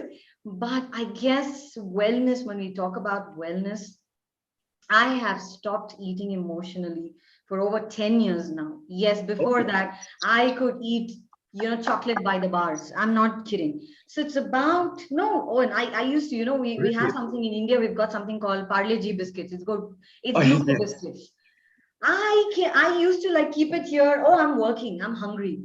Just eat. And one day I saw the wrappers lying. I said, what am I doing? What exactly am I doing? I'm feeding my emotions. I'm not feeding, myself. It's not my body. So, when we were talking about a healthy mind and a healthy body, it's also the other way. Mind and body are part of the same system. That's what we've been taught. So, Rishi, very enlightening. I'm sure one day you're going to be doing a session straight out of your kitchen where, you know what? You can just cook for us and then we can eat. And then I can go and say, you know what? I'm eating healthy. I'm not binging. I'm eating healthy here. Why not? And then Why you not? say, I said, Chef Rishi Talwar said that to me. Okay. I'm eating very healthy right now. So it was really, really good. I just want to add that piece. So thank you. It is very enlightening.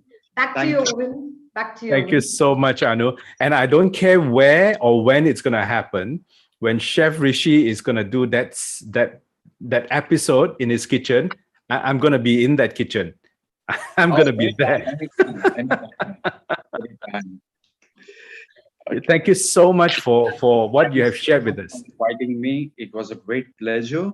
And I'm looking forward to hear what the other speakers throughout the day are going to speak. And thank you so much for organizing this wonderful platform, DC, Anu, and you, for moderating it so well. You were so professional. And I'm so happy to be associated with every one of you. Thank you, Chef. God Thank you, bless. Chef. Yes, and I can attest that it has been such a wonderful experience for me. I've been following from the very start of the session. We've already covered 10 speakers, and each one has such an amazing message to share, to bring to light, to help us all consciously rise a little bit in our own where we are standing. And the next person that is going to be taking us on into this path to help us discover more is going to be Kunle Palemo. He's going to come all the way from Namibia. That's going to be a new continent for us. So Kunle is going to help bring the next 5 speakers or so onto the stage, and he's going to do an amazing he's going to just raise the energy, trust me. So I'm going to pass the mic on to Kunle, and I'm going to come back and join and listen quietly, as well as just be in the space with everyone. Welcome, Kunle. How are you, brother? Wow, Owen, you've been doing amazingly. Thank you so much for passing the mic to me. And I humbly get the mic from you. And it's a very tall order for me because I really admire your calmness and the way you just ease in. And it's been an explosive session with the chef. I mean, as a moderator, my notepad is full already because I was writing and jotting things down. I mean, this is nothing but excellence delivered to you, to everybody who is watching right now. I am super excited because the Confluence is bringing a whole lot of turnaround to people. I'm just waking up for not too long ago, and even power outage cannot stop my shine, but don't worry, the light is going to get back in just a short while. It's been many heartbeats, one reading from the stable of Tribe Ripples, an initiative of the soulful exploration. 24 hours uninterrupted, and you've been having it served to you from wherever you are all over, cutting across 18 countries, 6 continents, and it's been learning and relearning all over that we have started, and then you still have more and more to come. Our next speaker is right here, and she's going to do justice to the topic that we have in place in the next couple of minutes, and then you're also going to learn a lot. Ladies and gentlemen, our next speaker is from Pakistan, a UN diplomat. And she is the first Pakistani female who worked on the development of the 2021 regulatory policy for maternal care in crisis, health system, education, and empowerment of women. This policy is the first of its kind and offers assistance to the governing bodies of the African Union, ECOWAS, and the United Nations in their effort of closing the gap of gender rights, equity, and parity internationally under the umbrella of Sustainable Development Goals. She is also nominated for SDG 11 Advocate of the Year 2020 by Humanitarian Award FIGHR, Humanitarian Hall of Fame Award 2021 by World Humanitarian and Support and Development Forum, World Happiness Olympiad Bronze Medal 2021, Special Award 2020 Book for Peace, Rome. And she will be talking about women, social wellness, and policies in maternal healthcare system. Ladies and gentlemen, all the way from Pakistan, let's make welcome Ambassador Ghazala Khan. Good morning. Thank you so much for such a wonderful introduction. And I will appreciate you all that for the arrangement of this wonderful event. It's around the 24 hours. I was thinking that how they are going to arrange this and how they will manage this for the 24 hours. It's amazing. It's amazing. It's lovely platform. And in this era, when we are facing the COVID and we are facing a lot of challenges, socially, mentally, and which are directly and indirectly affected us, and we don't know about that. So in this period of time, I think it must and will be very helpful for the others who are sitting at home, and there are a lot of restrictions. You cannot arrange your vacation, you cannot go on tours, you cannot uh, spend a good time in your holidays, and there is a lot of frustration from the kids, from the family, from mothers. So it's a wonderful, amazing. Thank you so much for such a great event and giving me a platform where I can speak on this important topic.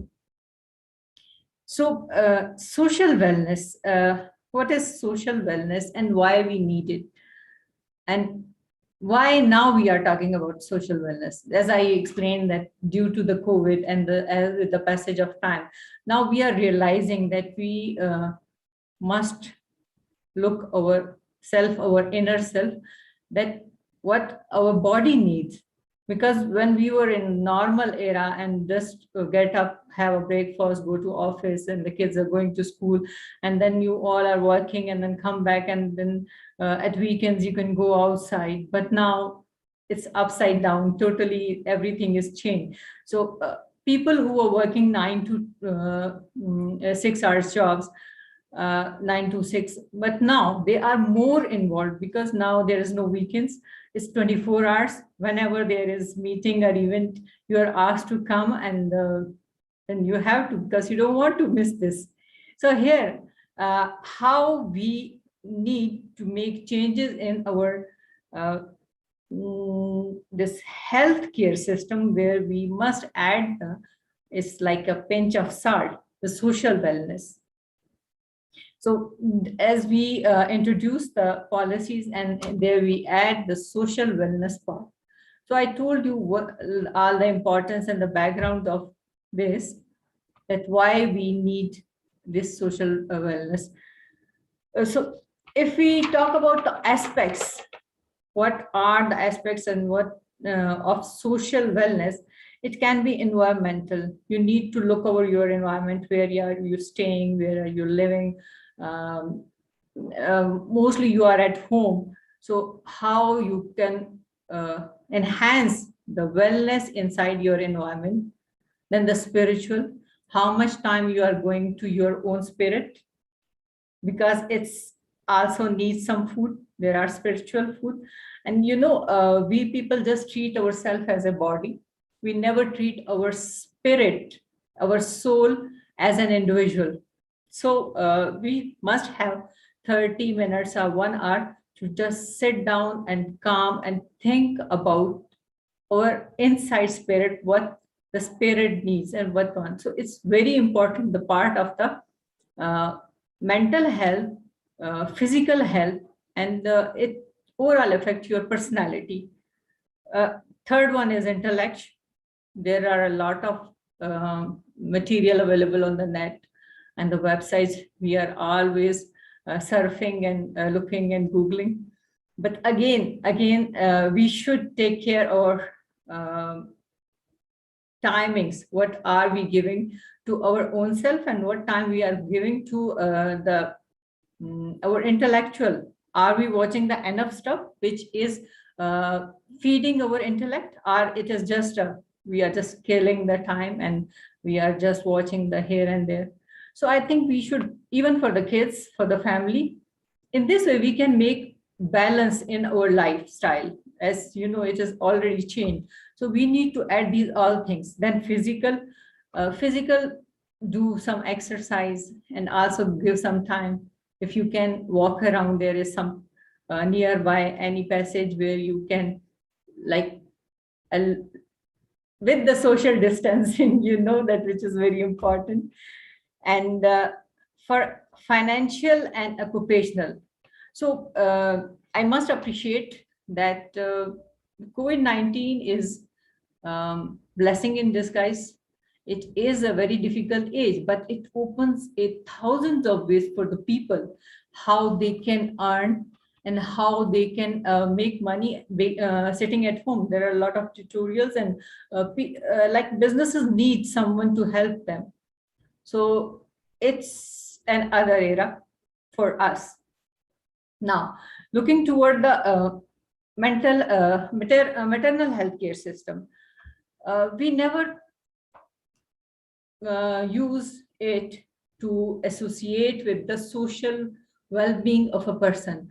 We never think that if someone is getting, you can say, the prescriptions or medications, so we need to add some social wellness in that.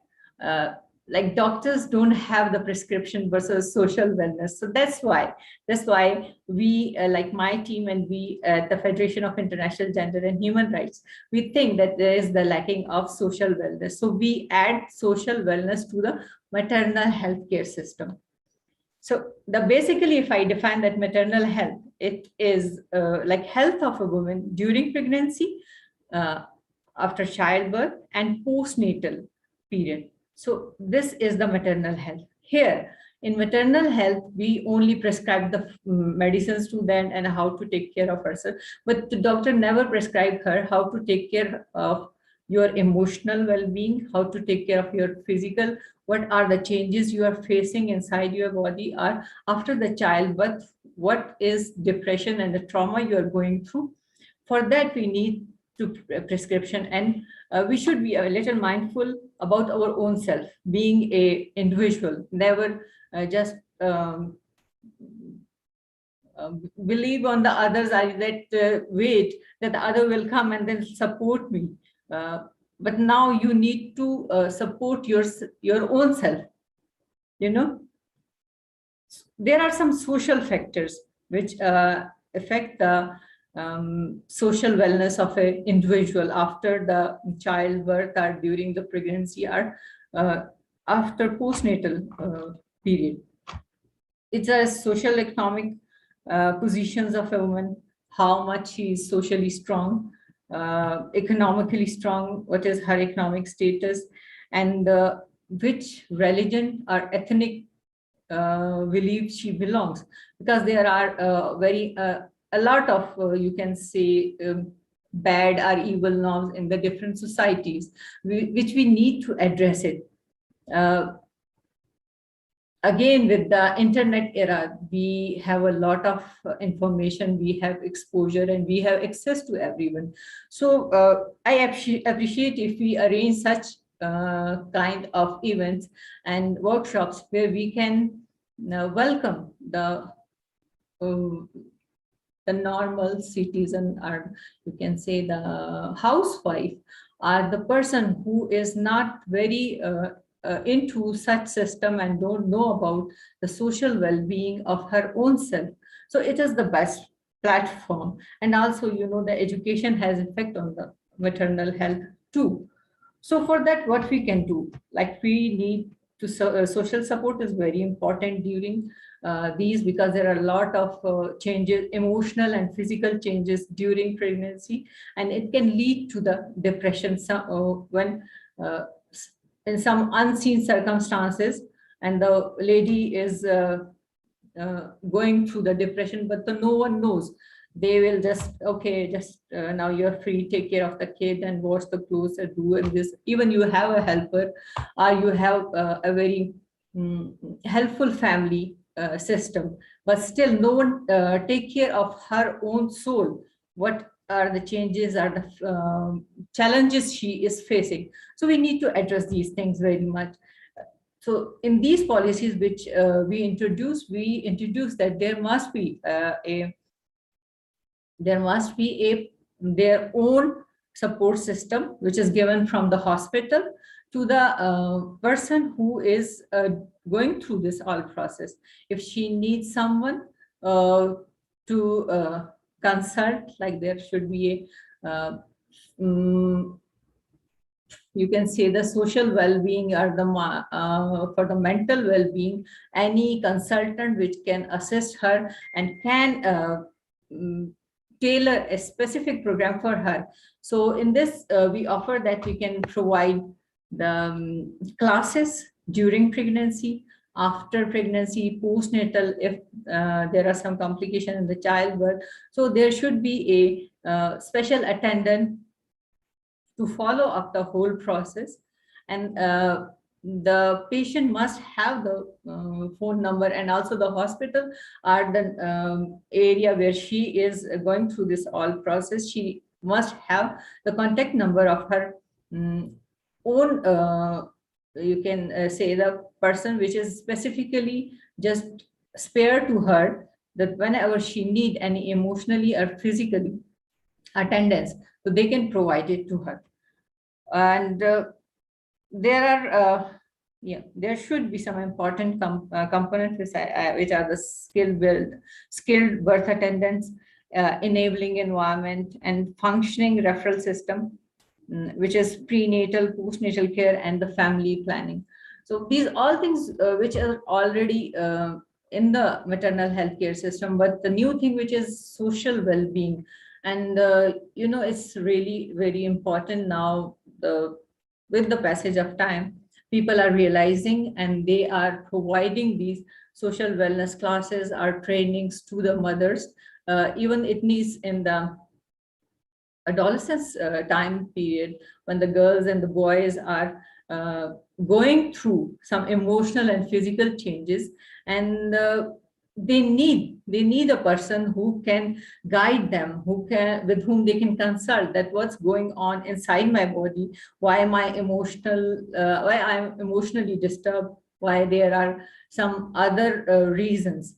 So these are the points on which I worked, and I am there to work on them, on these points, if someone needs it. And that's all from my side. If there is any question. That was so explicit. Thank you so much.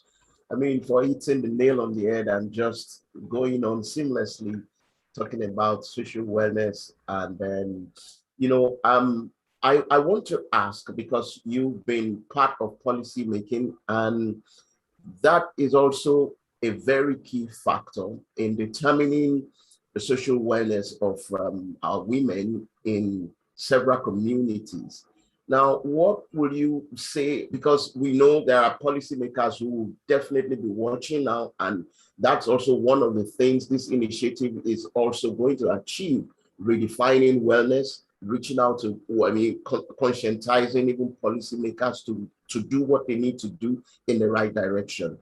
What would you consider as a major bottleneck in creating policies that would favor the social wellness of our women? Because that must also be put into consideration. And how will such bottleneck be removed? Can you repeat here, because the voice is breaking? I heard a little bit of it. And Okay. I was asking, the fact that you've been part of policy making in Pakistan, policy is very, very important, because it will definitely generate a whole lot of trend, and a whole lot of people will gravitate toward whatever existing policy. But somehow you find out that we have some places, where policies that will favor social wellness of women might be lacking. So I was asking, what might be the cause for this, and how can we solve that problem? Actually, these policies which we derived are still in the documentation, because it was presented to the UN Women, ECOWAS, and the African Union from the Federation of International Gender and Human Rights. And I am one of the participants, because they offer this fellowship for 1.5 years. It's a long journey and long process. It will take time for implementation. It is under the consideration, and they are implement it where it needs. So according to the needs, where they think that these policies need to be placed. So still, like there is time when we implement it physically, and most of the you can say the doctors are implementing it and are working it on their own.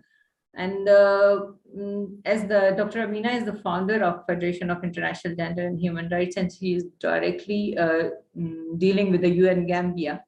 So the Nigeria is the first region, which is, you can say, a very good place to start for this, because they think that Nigeria needs such policies in very urgency, and that's why it will be the first country from where we are going to start these policies. And there are also more policies about the sexual violence and harassment. So the team which is nominated for the Nigeria are working on this and already approved by the UN and the government. So after implementation and the successful implementation of these policies there, they will introduce into the other countries. They are waiting for the government to collaborate and work with them. So it will take time, and with the passage of time, I hope so, inshallah, it will be in all over the world. Wow, that was absolutely wonderful. That was absolutely wonderful. Yeah, we still have a little time. You said something about violence against women, and I'm going to ask how, because somehow in some parts of the world is so endemic, and it's somehow in abundance. How do you think we can address this issue to reduce this or to totally eradicate it in our world today? Actually, the violence against women and the children is very highlighted. There is also violence against men, which is in the, like you can say, the less ratio, but we never think about that, because the majority is the women and the kids. Not in the one part, all over the world it's happening, and we are giving attention only to the news when we ever get these news in on the net. Or hello, can you hear me? Okay. So sexual based violence and harassments need a very tough decisions. We have to implement some you can say punishments which can discourage these things, and along with this we need to educate our boys, because whenever we educate our girls, whenever they are girls that sit proper, go there, go on time, come back on time, never always message us, where are you, what are you doing. So we should use these all tips for the boys too. I encourage this because we should train our boys and girls in the same manner. The boys should know how they should treat their sisters, how they take care of them and respect them. If they know how to take care of the lady, and they know how to respect, what is the respect for mother, for the sister, for the wife, and the female around your in your environment, in your office place. So again, we need some laws, and for the corporate sector, when you are working, it is the environment which affects you. And now the corporate sector is also jumping into it, and they are asking for the policy maker to provide them some policies which they can implement in the office. So the sexual harassments and the violence is the combination of all the physical, mental, and environmental situations which are influenced on us. During maybe during COVID, they are increased because we have a lot of frustration. We don't know how to deal these all. We are seeing the suffering of the people, and we don't know how to help their loved ones. So instead of having the sense of responsibility, we are just throwing our anger on someone else, which is in the face of, in the terms of sexual violence or harassments. And this is increasing day by day, and we need like at the higher authorities, the government and the officials, even at the local level, the people should also take care of themselves. If there is such thing that being a citizen and individual, we also have something which immediately we can react. Like there are some events. So my daughter asked that now we need a tasers. We should have some pepper sprays. And I told her that yes, we also need to have martial art trainings for the girls too and the boys. That even if there is no authority, there is no police or someone, so they can defend themselves. So these are the basic things. We need a positive and healthy change. We need a positive and healthy change in the environment. And also we need to educate the people who there is some, you can say, a problem in their mind and they don't know how to release their frustration, which come into the form of the the sexual and the harassments and these all things. So that's all from my side, which I think that it can help and improve the society. Absolutely, absolutely. You've done justice I to can the speak question. on. I can see that your wealth of experience and your passion towards what you're doing cannot be understated. You've been absolutely, absolutely explicit and in bringing what you have over the years studied and done, and you've also added to humanity right here on the Confluence. And we definitely cannot but thank you and appreciate you. And thank you once again, again and again. Thank you so much, Ambassador Ghazala Khan, for coming, for joining us. We so much value you, and we say we'll see more of you. Thank you so much. Thank you so much for such a wonderful event. I am pleased and feeling very honored that I am here with such amazing speakers all over the world. Thank you so much, and good luck for the event. Okay, good luck. Thank you. Bye. Yeah. All right. If you're wondering, we said it and we're doing it 24 hours uninterrupted. Many heartbeats, one rhythm.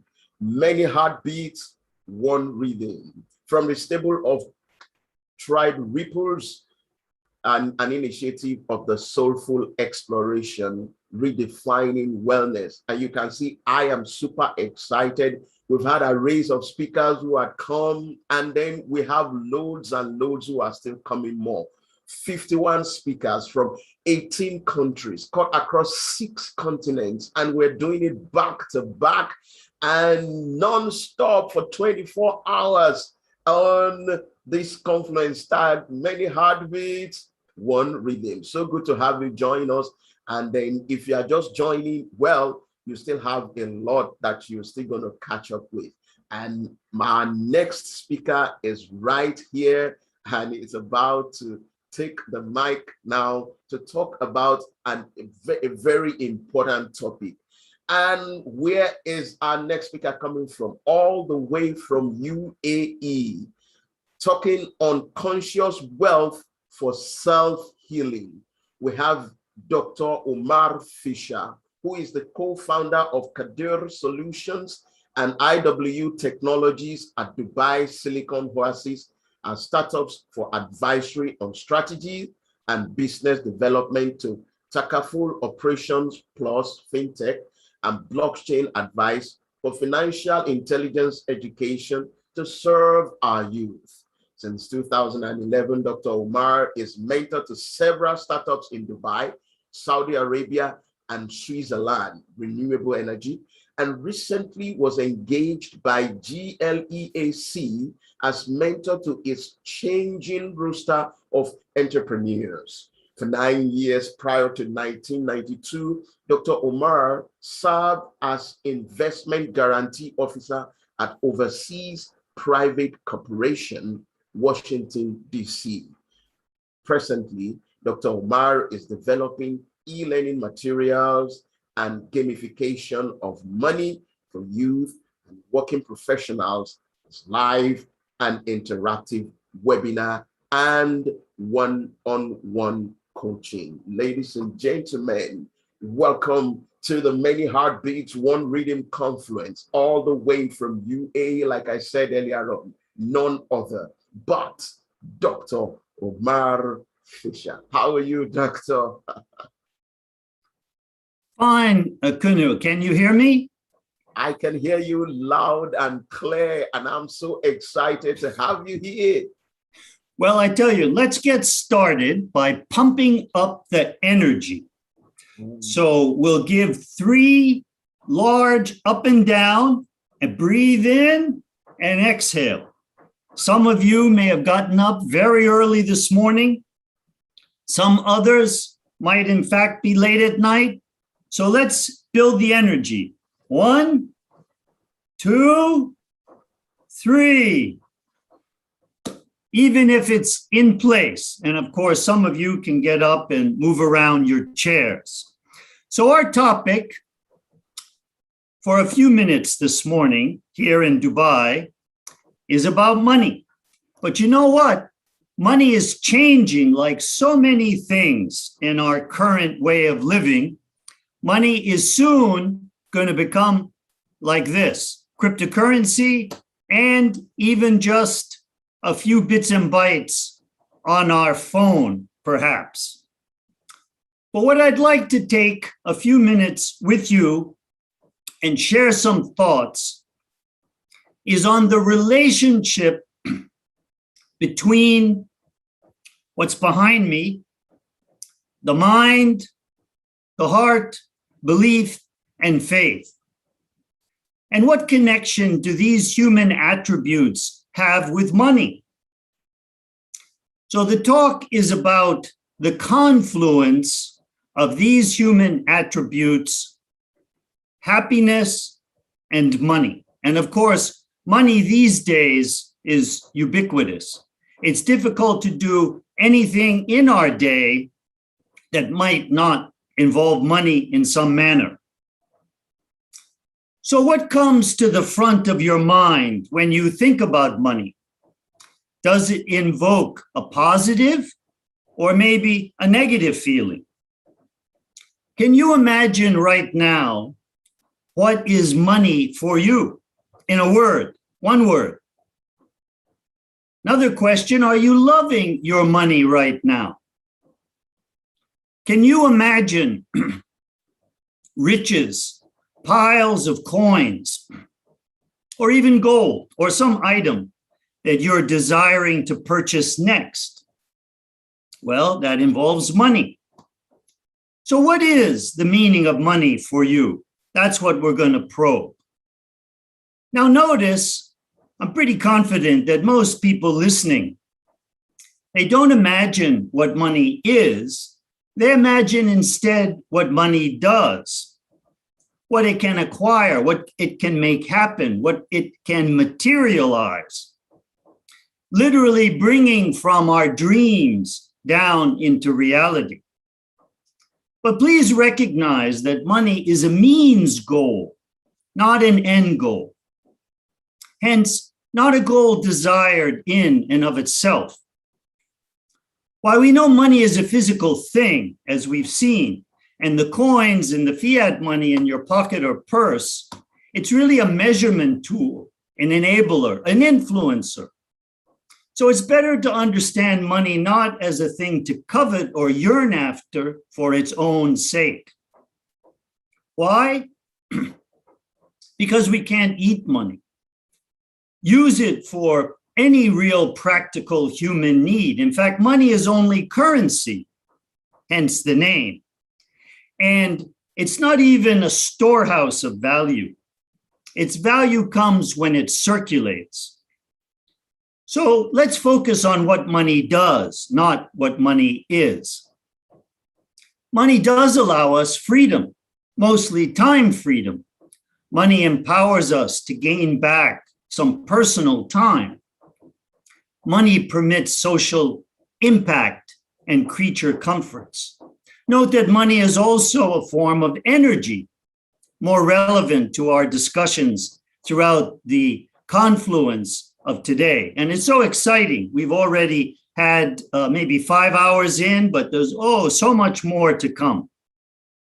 So money is a projection of your personal energies and gains value in circulation, not by hoarding it. Another question, what is your net worth? In conventional financial terms, the net worth is calculated as assets minus liabilities. And we're going to talk today about conscious wealth. Now, in the conscious wealth concepts, it brings forth an alternative, a more humane definition that revolves around your self-image, your sense of self-esteem. Here, net worth is your personal impact on your world. So there are 4 purposes to this talk. One is to activate you, the audience, in concepts of conscious wealth, a fusion of money knowledge and skills with lucid consciousness, to exchange ideas, to expand awareness, and collectively uplift the whole community regarding your money and happiness connection, and to guide perhaps on a pathway to rewire the brain toward a positive money mindset, and more about that in a minute. And lastly, inshallah, we would like to enrich your level of happiness, empowering a more sustainable, perhaps even permanent level of happiness, and how to realize and deploy abundance thinking. So there's a lot to cover in a short time. Let's get started. We begin with the what and the how of conscious wealth, which has 4 dimensions: the mind, belief, faith, and heart, as you can see in this diagram behind me. It's often said that there's a conflict, a dichotomy between the brain and the heart, but not so. In fact, in some biological ways, your heart acts as a second brain, especially when a person is guided by faith-based principles, and more on this later. Let's take each dimension one by one and reflect together how each quadrant is associated with money. Starting with the mind, now this actually encompasses the brain, meaning that the mind is larger. The brain is 1.3 kg. It occupies a space in the cranium of 15 centimeters. It comprises of 100 billion neurons, and it operates on blood, oxygen, and bionutrients. The brain has a conscious part which processes about 2 MB of data per second, whereas the second part, which is often called the subconscious, which blends out beyond the body into the mind space, it can process over 2,000 times faster per second. The mind extends outward, along with the person's aura, as an electromagnetic field, sometimes up to 3 meters beyond the body. The mind controls the physical and the spiritual movements of the person and operates as a streaming consciousness. The mind is connected to the Eversoul, which is eternal and dwells mysteriously outside of time and space. The mind may be characterized as either a fixed mindset or a growth mindset. The first one says, "Oh, I know it. It won't work," or the status quo is better than uncertainty. Whereas the growth mindset says, "Oh, I'm curious.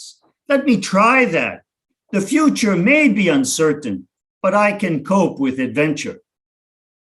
Clearly today, it appears that the fixed mindset dominates among people and nations. Everywhere we witness resistance to change, personal judgments stated as truth, and defense of the status quo. Yet earthly human progress and problem solving depend upon a growth mindset. Mindset typically revolves around an axis of either scarcity thinking or abundance thinking. Perhaps sometimes a vacillation between the 2 poles. Scarcity thinking focuses on lack and limitation, such as, oh, I don't have enough. Oh, there's never enough. Or why are the rich always getting richer and the poor getting poorer? On the other hand, abundance thinking focuses on plenty. The superabundance from nature is a good example. Notice that the earth today produces sufficient food to support more than 9 billion people. Yet 40% of the crop production is wasted before ever reaching markets, and limited storage and distribution facilities result, unfortunately, in massive spoilage.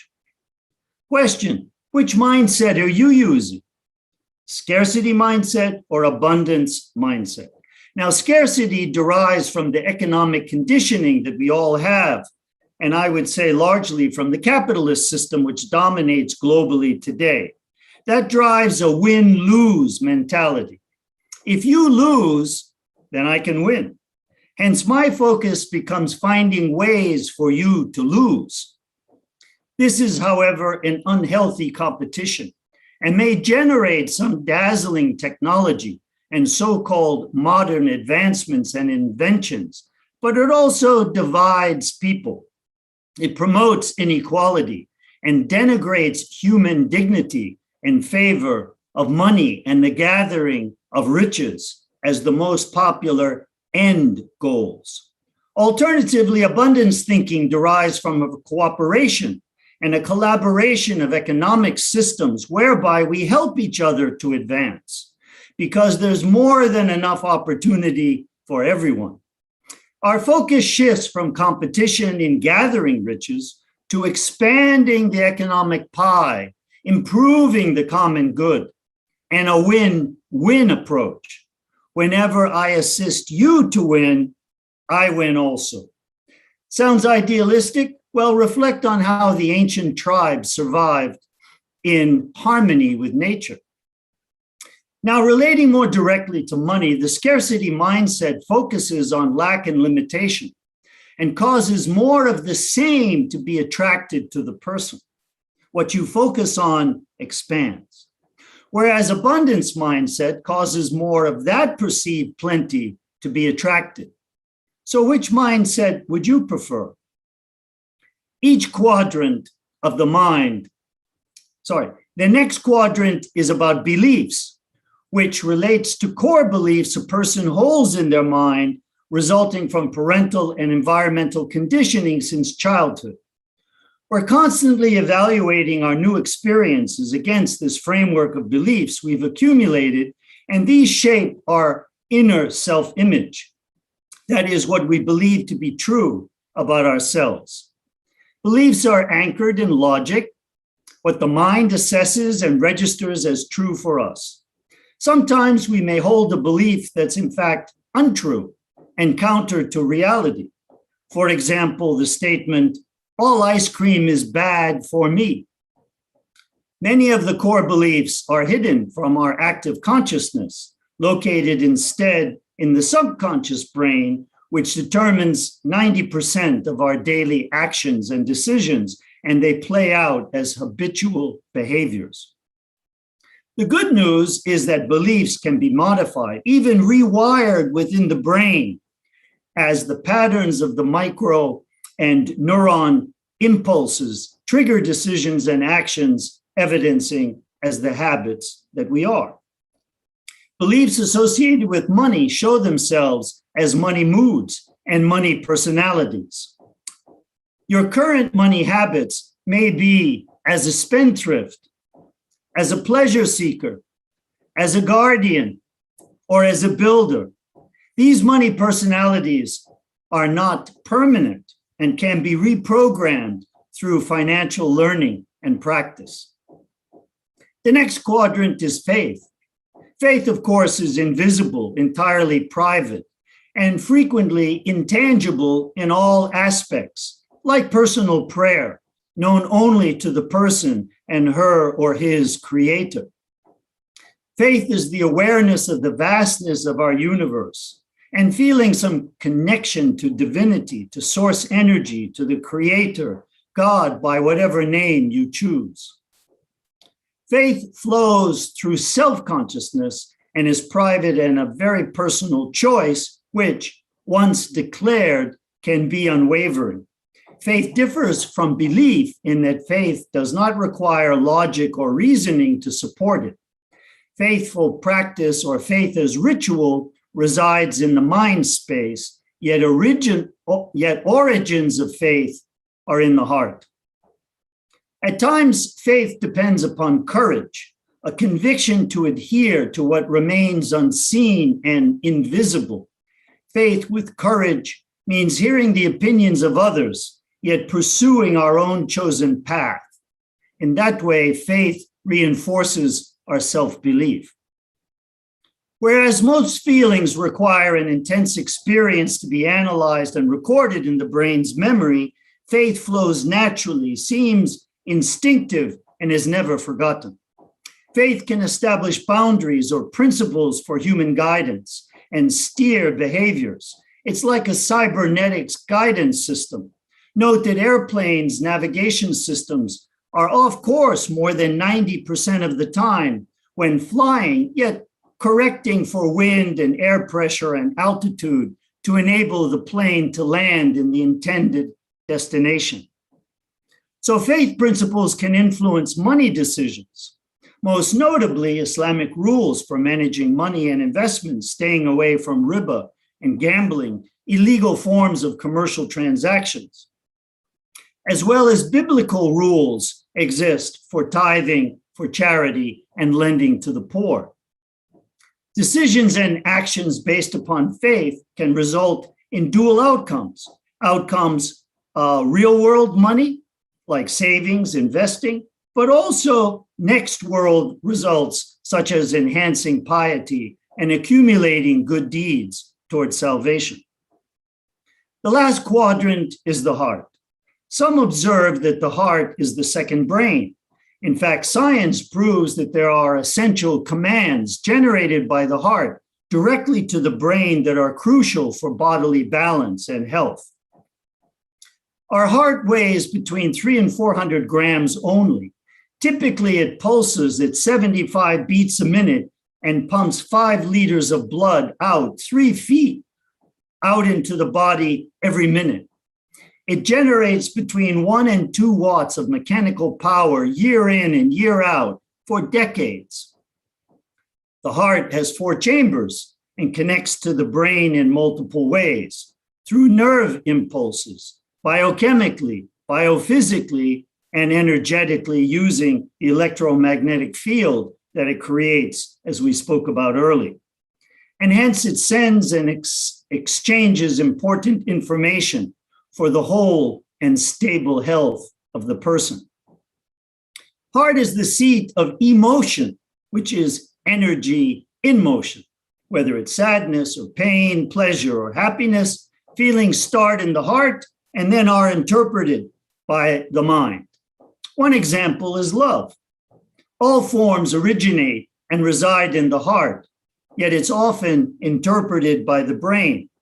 You've heard the phrase, "How much do I love thee? Let me count the ways." Heart, when associated with money, brings an emotional clarity, which is critical to being aware of one's personal relationship with money, ideally a means goal, not an end goal. So the question is, are you loving your money today? Or do you suffer maybe from negative feelings about money? Perhaps you have what could be called money wounds, childhood or adult trauma around money, investments, or finance that went sour. Perhaps you lent money to a friend that was not repaid. Your investment went bust. Your spending habits prevent any savings. Identifying these money wounds is the first step toward healing, a process outlined in the Conscious Wealth Coaching Program. And finally, heart-motivated actions like donations, services to others, these strengthen the feelings of heartfelt compassion and positivity and can be consolidated into feelings of inner congruence, bodily and mental harmony over time. So let's briefly compare conventional financial statements and conscious wealth financial statements. I'm sure you're aware that there are three main types of financial statements: income, balance sheet, cash flow. So we see that the income statement usually talks about earnings, and it's understood by conventional finance as salary, commissions, bonus, work-related earnings, which is active, investment-related earnings, which is passive, dividends from business, etc.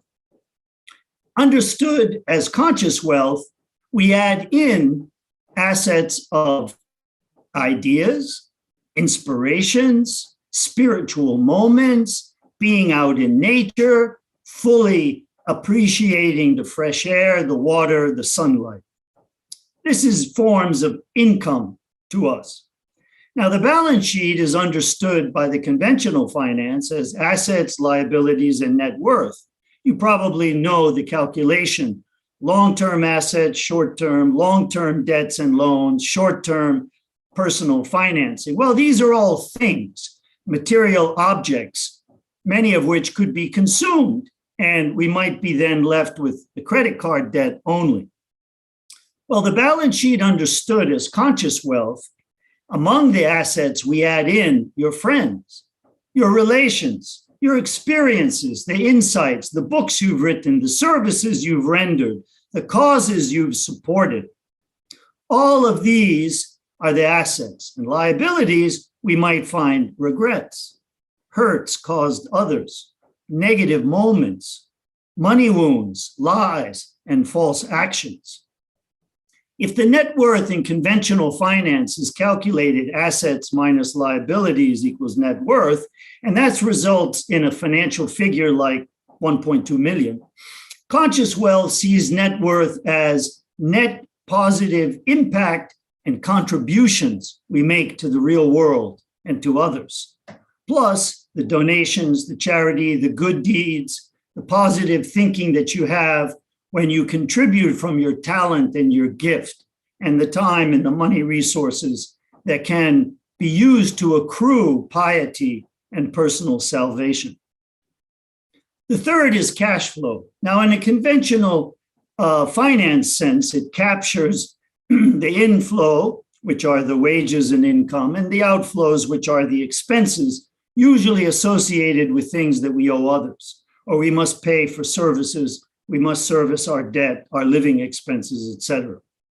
Note that the expenses can be either wants or needs, whereas wants are fully discretionary expenditures and within your control, needs are mandatory and often outside your control. The difference between the inflows and the outflows of cash is called disposable income. And that's what's available at the end of the month, let's say, for you to spend, to save, to invest, or donate. Now, cash flow is understood by conscious wealth. It involves all the same inflows and all the same outflows. However, we also look at discretionary investing rather than spending your time. How are you investing your time? And we hope, like many of you sharing today, it's about good deeds. So my summary conclusion is, together we've just explored concepts of mind, beliefs, faith, and heart with reference to money.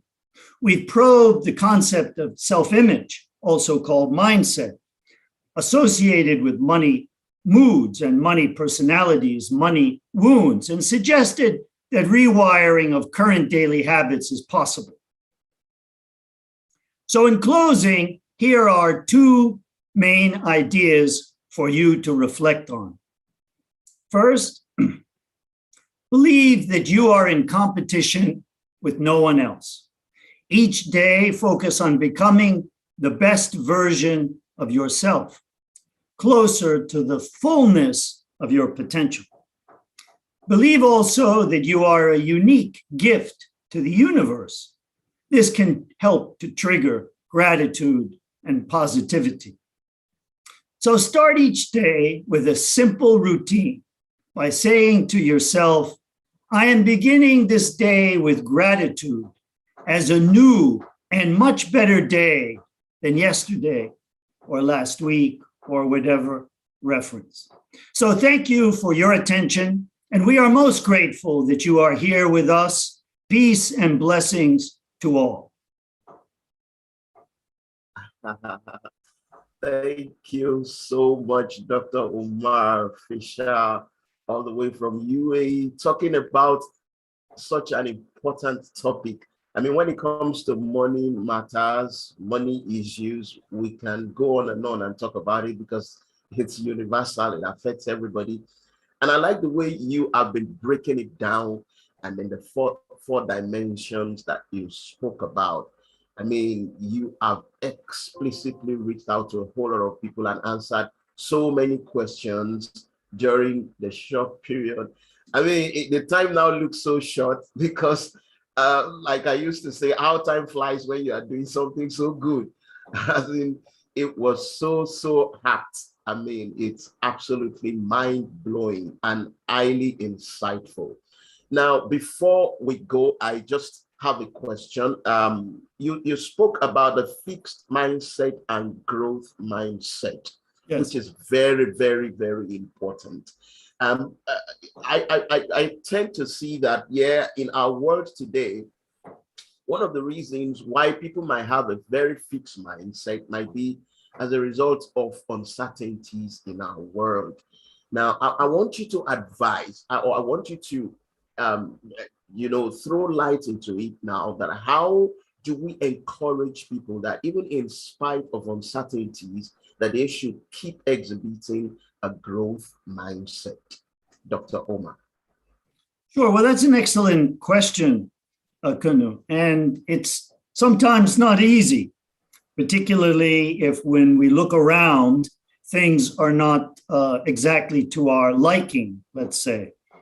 Or maybe we're being challenged in health-wise or at our job, or even working from home day in and day out. This is very tiring and maybe bringing on some frustration. What I would suggest is it's very important the first few minutes of your day. This can set the tone for the entire 24 hours ahead of you. So develop for yourself, wherever you are, in Africa, Asia, Europe, Latin America, develop for yourself when you wake up in that first 3 to 5 minutes. Don't immediately reach for your phone and start to dial in your friends and email and whatever else, or even pick up the news, because, a lot of those things, what it does is it actually restarts today from where we left off yesterday. And if that was not pleasant for some reason, guess what? Then the wheel just turns again. So borrowing something from Owen and others on this stage today that are teaching us about mindfulness and meditation, it's good to begin with a Zen approach, or stated differently, a beginner's mindset. So what do we mean by that? In this time frame, just breathe, appreciate everything that you have. Could be small, could be large. And even some people that have a lot of riches, they're too busy accumulating more to appreciate what they have. So beginning with gratitude. And I also have learned a lot from Tony Robbins and Bob Proctor and some of these other masters who help us to focus in on what we can and maybe should be more grateful for. From that place of gratitude, then it's easier to take on whatever is coming in the day. So if you're able to, depending upon your neighborhood where you live, even think about taking a walk, something that simple, which in most places is free. I don't know of any toll roads on the sidewalks. I mean, here in Dubai, there are toll roads every time I take my car. But in terms of walking, alhamdulillah, it's still free. So as you're walking, notice things for the first time. You may be passing the buildings, you may be passing a garden, an open space, but try to look at it with a fresh pair of eyes. So that combination, the first few minutes as you're awaking from bed, of course, if you've got a young infant that's crying to be fed, this might be a bit challenging, but even approach that task, let's say, with a beginner's mindset. How can I do it today better? Because as I tried to point out in my remarks, the only competition you have is with yourself and how you can get better as a human being, how you can contribute more to your own growth. Because if you're adopting a fixed mindset, Tanu, and to everyone listening, what happens? You're going, actually, you think you're in the same place, but actually you're moving backwards because everything is changing around you. So I hope that answers your question. Absolutely, absolutely. I mean, that was explicit. That was well said, Dr. Omar. We can't thank you enough for coming to the conference to share your wealth of experience. And I'm sure you've been able to compress a whole lot just within this 30 minutes, and we have learned a lot. Thank you so much. We appreciate you, and we hope to see more of you and more of your works. Thank you. I hope you don't mind that I sort of read some of it because I wanted to be precise and open up your thinking about these key topics of heart, which is center stage for all of us today, how we're basically one heart and one family. But there's also the mind and the brain, which can be kind of complicated sometimes and can interfere with the messages from the heart on occasion. And then the difference between belief and faith. Wow. Wow. So God bless, blessings to everyone, and enjoy the rest of your day. Thank you so much. You too. Enjoy the rest of your day in UAE. Greetings to everybody over there. Yes, we're still moving around the world in 24 hours. Yes, I'm sure you remember the movies around the world in 80 days, but we're doing it in 24 hours. And you know what I'm going to do next? And I urge you to just keep doing it whenever we do it. Many heartbeats, one rhythm. Many heartbeats, one rhythm. We promised, and then we keep into the promise. And here we are now reaching out to you from the stable of Tribe Ripples, an initiative of the Soulful Exploration, redefining conscious wellness. And it's the Global Confluence that cut across about 18 countries and 6 continents with 51 speakers. We've gotten a couple of speakers who had come to speak explicitly, and we still have many more to come. So you know what? You are in for a very, very lovely moment. So all you have to do is just stick around, because this is a conference that is curated for just one person, and that person is you and you and you watching us. Our next speaker is in the building already, and she's already good to go. I'm going to quickly do an introduction, and then we go ahead and launch into another wonderful session with her. Ladies and gentlemen, all the way from India, that is where our next speaker is coming from. And she's going to talk on leadership with purity. Who is she? Her name is Mrs. Aprit A. Desingh, the First Lady CEO of an Indian airline. She has doctorates in business administration with specialization in ethical business management with divinity, purity, and soul consciousness. She is presently executive director, headquarters of Air India, and as a leader of aviation industry, has broken numerous glass ceilings as the first woman pilot, the First Lady ground instructor of pilots, first DGCA approved lady, chief of flight safety. She has been emergency response director of, and conceptualized Angels of Air India, a strong humanitarian workforce to support in disaster management. Besides all the above, to help diverse people and the underprivileged, as CEO of spiritual foundation called HAPS, Pure Soul, Love, and Series for All. She's a Reiki master, a healer, an NLP practitioner, life coach, past and present regression therapist.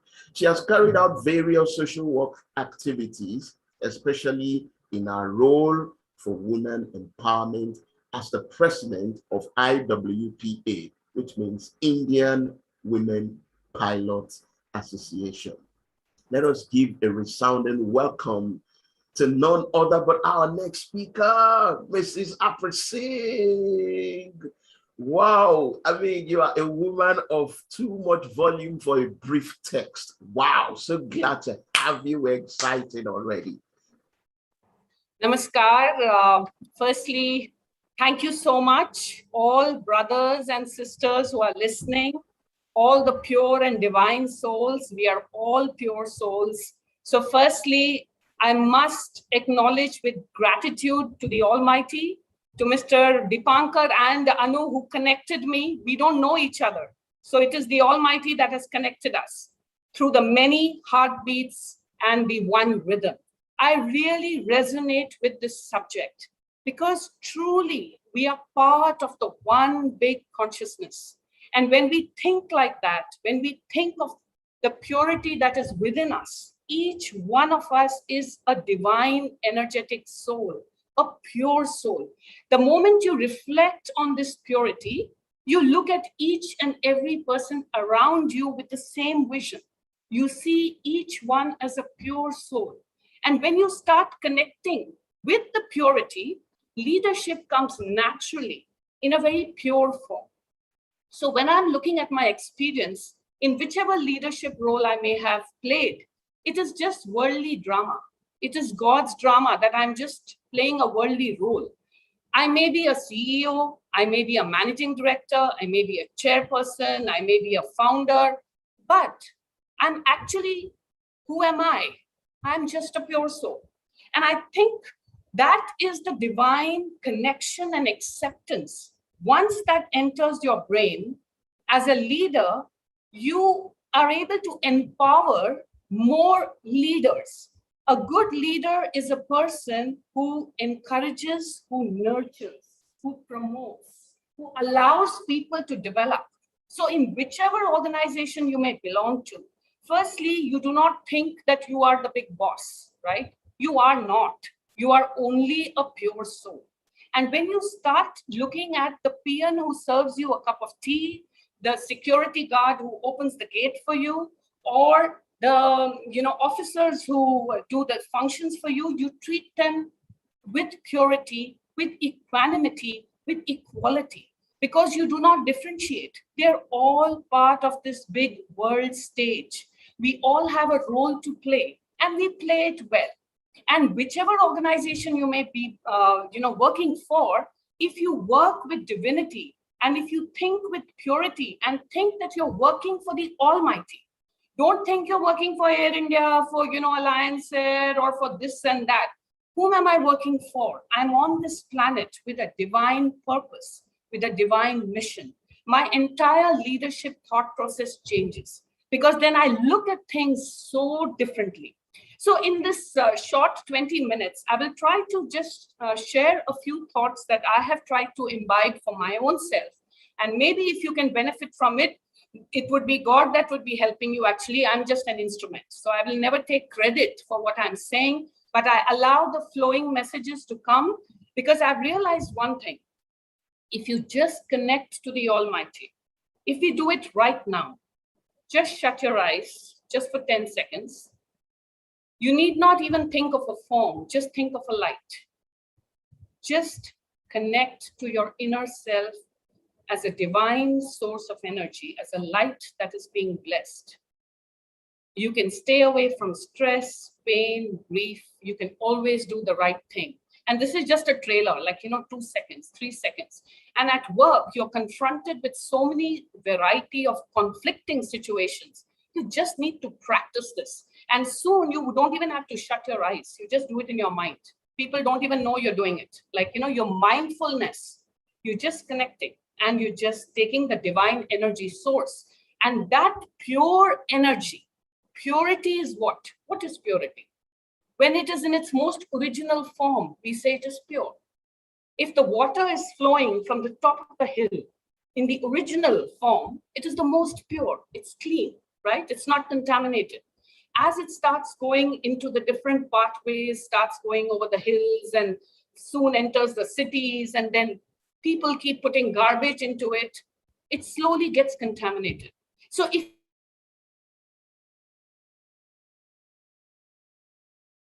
your mobile battery, you keep recharging it on a daily basis, purity becomes stronger and stronger within you. So when we talk of mind, body, soul connection, just remember the way you take a bath every day.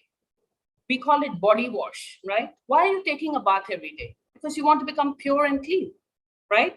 You clean your house because you want the environment to be clean, right? So similarly, your mind and your soul also needs purity, pure wash of your soul, pure wash of your mind. Negative thoughts, if they happen, you have to replace them. There are techniques for that. There are techniques to replace negative thoughts with positive thoughts, replace impurities with purities. So slowly and steadily, you become a powerful, pure soul, full of energy. A good leader has to come with that kind of energy. A leader is like the sun. The sun is always shining. The sun is always bright. A leader cannot be drawing energy from the people that report to him. He's supposed to be giving energy. He's supposed to be empowering them, right? So what is important is many times when a person becomes a leader, he thinks, well, now I'm the boss. I can demand things. I can command things. He forgets that now God has put him in a position where he can give because he's in a powerful position. He can do things for the planet. He can do things for the earth. He can do things for the society at large. That's why when we talk about corporate social responsibility, for any business, of course, you have to have some profitability to survive. And by no means I mean to say that you stop working or you stop doing what you have to do, but how you do it, with what thoughts do you do it? How do you connect to everyone to deliver? The triple bottom line concept, people, planet, and profit. Yes, you can get profit, yet you can still protect the planet. Yet you can still do good things for the people at large. So there's a social impact with the people, there is an environmental impact with the planet, and there's an economic impact for the organization that you're working, because you have to survive, right? How you do it is the intelligence that goes around it. And if you do it with purity, with integrity, with good feelings, with looking at everybody in a nice way, as true human beings who are playing a worldly drama, you will think differently. Be like the trustee of your chair. Like the chair I'm seated on is not a CEO's chair, is not a director's chair. A chair is a chair. I'm just the trustee. And I'm a trustee that has to deliver good leadership with purity. So just to make it more concise, let's say we look at this word leadership. Let's take the L, the first alphabet. L, love, lightness, and laughter. Pure love. If you do everything with pure love, feel light, make everybody feel stress-free, laugh off problems. So the love, lightness, laughter is the P.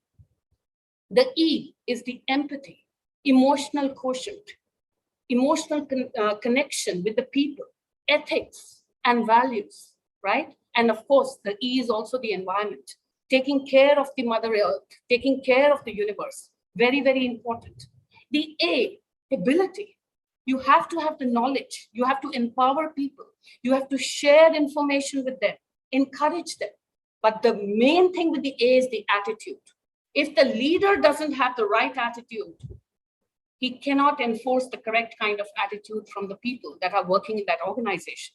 And the power to accommodate, the A is also to accommodate people along with you, to adjust, to learn the strengths and weaknesses of different people, because everybody is not the same, but they're all unique. They're all pure. They're all divine. We have to remember that, right? Then the D, determination. Very, very important. Determination, not just in the work that you deliver, determination that I will be a pure soul. I will work on myself. I must have the drive, the second D, the drive, and the power to take a good decision. Decision making, very, very crucial in any leadership function, and for your own self as well as for your company. Then comes the other E, energy. Wow. Without energy, I keep a stone, and just excuse me, I keep a stone on my table. Energy. This is like a paperweight that I use to remind myself, not only do I energize myself, I have to energize everyone around me. I have to be that source, that divine energy with God's grace that I can push and I can help and I can support. And that's what is important with the word energy. You must have enthusiasm like a little child, readiness to learn, the E, the enthusiasm, and the earnestness, the zeal to do things. Very, very important. Then comes the R, resilience. Troubles will happen, difficulties will come. How do I cope? A good leader helps his team to come out of it with purity principles of resilience. Waves will come and go, but I am the ocean. Nothing deters me. I can come back, I can fight. And with resilience is resolution and result orientation. I am going to achieve. I am going to get the result. Nothing can take me away from my basic goal, from my destination.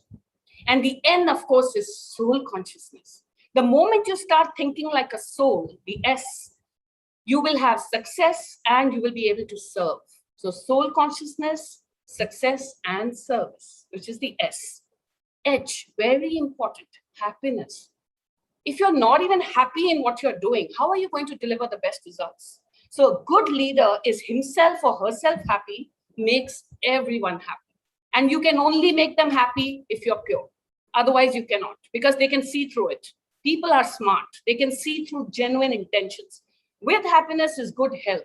Not only take care of your own health, but also of everybody else's health. And humility. Never let ego drive you. The other third H is the humility. You may be a leader, but you're only part of world's drama. Remember that. Any day it can go.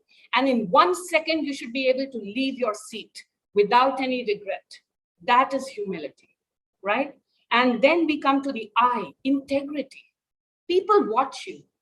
As a leader, they see what you're doing. You must have integrity. You must have intuition power. You can sense when somebody is not okay. Use that to help you. And inner voice. If you're ever stuck, connect to the divine. Inner voice will tell you this is what you should do. You should help in your decisions, not only for yourself, but for your organization. And the last of leadership is the P. Powerful, peaceful, and ensuring productivity. That means I look at my profits for my organization. I have to be financially viable, of course, but I do not forget that I have to have a situation where I lead to peace. I lead to power in the positive way. Power corrupts. So remember, don't let the ego come to your head. You are in a powerful position, but to help others. Going back to the triple CSR principles of people, planet, and profitability. This helps you with that. So leadership, I've just covered it in a simple way, but I must tell you my favorite, which in my meditation, I got it from the divine source himself. We always talk about IQ, intelligence quotient. We talk about EQ, emotional quotient. But what happens to my purity? So you must also have PSQ, purity social quotient. So if you have IQ, intelligence quotient, emotional quotient, and pure soul quotient, PSQ. If you can put these three together, you use your intelligence, use your EQ for connecting, for coordination, for cooperation, to have good teamwork, But if you also put pure soul quotient alongside, you're definitely a good leader. So for a leader, you need to really reflect on yourself. You need to every day ask yourself, what did I do today that empowered my team? What did I do today that helped the planet? What did I do today that helped the social cause? What did I do today to help the society at large? Those answers will trigger positive actions from you. And the goal is to do and to serve. The goal is to have a beautiful environment with happiness, fun, laughter, purity. Roles will change. One day you're here, one day you're there. You know, remember a game of snakes and ladders we used to play? You throw the dice, the snake brings you down, the ladder takes you up. And what did you do as a child? You just laughed. That's the way you should take life. You know, be the detached observer, enjoy life, be pure, see the diamond shining in everyone's, what we call the third eye, the soul consciousness. See the diamond. Some of them need more polishing. Encourage them, help them. That talk I can give maybe in a different platform because that's long in its own way. Today, I'm just focusing on the connection between leadership and purity. So keeping this in mind, when COVID struck and people were so fearful, although I had already a very busy day, I just followed my inner voice and the divine message. And I started a WhatsApp group called Universal Prayers. No matter which faith, which religion, which country, which city, we just have soul consciousness. We pray together. We not only heal ourselves, but we heal the entire world. And it's our daily prayers, daily meditation from 4:35 in the morning. We just do it on Zoom call. We started as a small group. Different people come and go, but I've realized that how much of energy you get. And you don't get tired the whole day, by the way. At the end of the day, a lot of my office people come and say, you've been up from 3 in the morning, and how come you're still talking, laughing? I said, energy. When you do things with purity, God himself comes and does your work. Remember what I'm saying. Whenever there is purity of thought, purity in action, purity in what you say, that means you don't say something and mean something else. Then it's better not to say it. And even in your mind, you should be thinking only pure things about anyone, about any action. You will automatically be a divine source of energy. So you will put that positive vibration around you, and you will see everyone is also, you know, in that same harmony, in the one consciousness, completely relating to you. Okay, you are a human being, you will make a mistake, but be the first to apologize. No problem. Laugh it off. Remember the game of snake and ladders. Keep blessing everyone. Remember, especially as a leader, for the leaders who are listening, you are the sun. People are looking at you.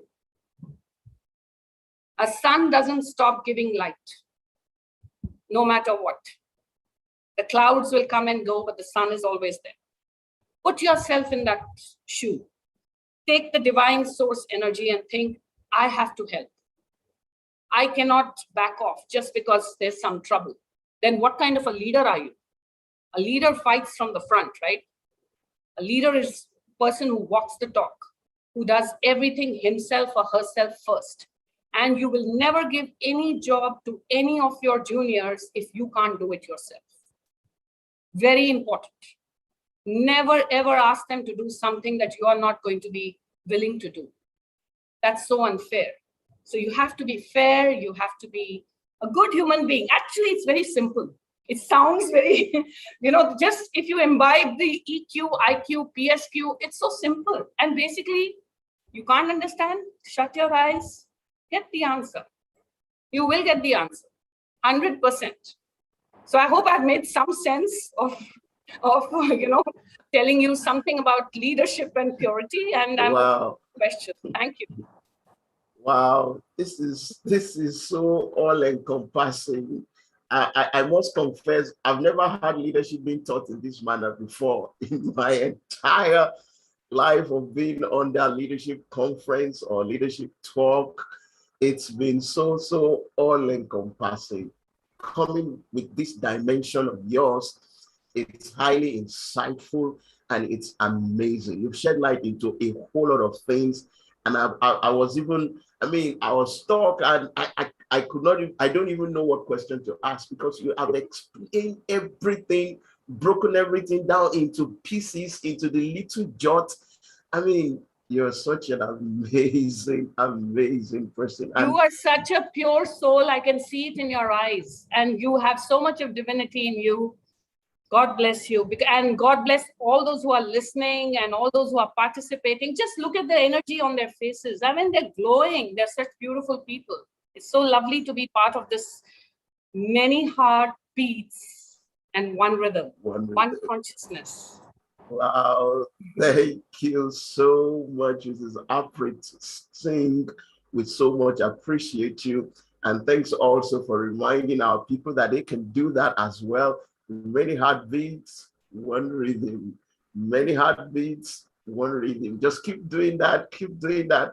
You know, that's why we are here redefining conscious wellness from the stable of tribe ripples and initiative of the soulful exploration. And you know, one of the goals we have is to reach about 1 million people by year 2025. And you can join us and grow the tribe. Go to triberipples.com. That's www.triberipples.com to register and be part of the tribe. Let's grow the tribe together.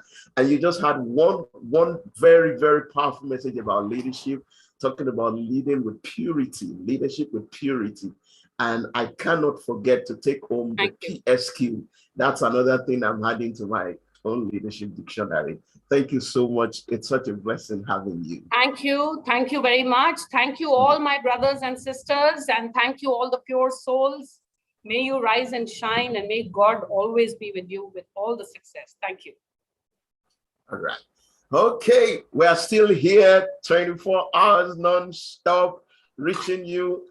That is what we have promised to do, and we're doing that already. And we're having great, great sessions back to back as it is. And I am sure you're wondering, how did they pull this through? Yes, that's what you expect when it's coming from the stable of tribes, ripples, and initiative of the soulful exploration. And ladies and gentlemen, like I said, you just go to www.triberipples.com and register. This is just the beginning. We are also having our guest, our next speaker right here already, who is going to launch us into another wonderful moment. So keep your fingers crossed because I am just about to do the introduction. And she's going to be talking about breast cancer awareness for women's wellness. This is an important topic.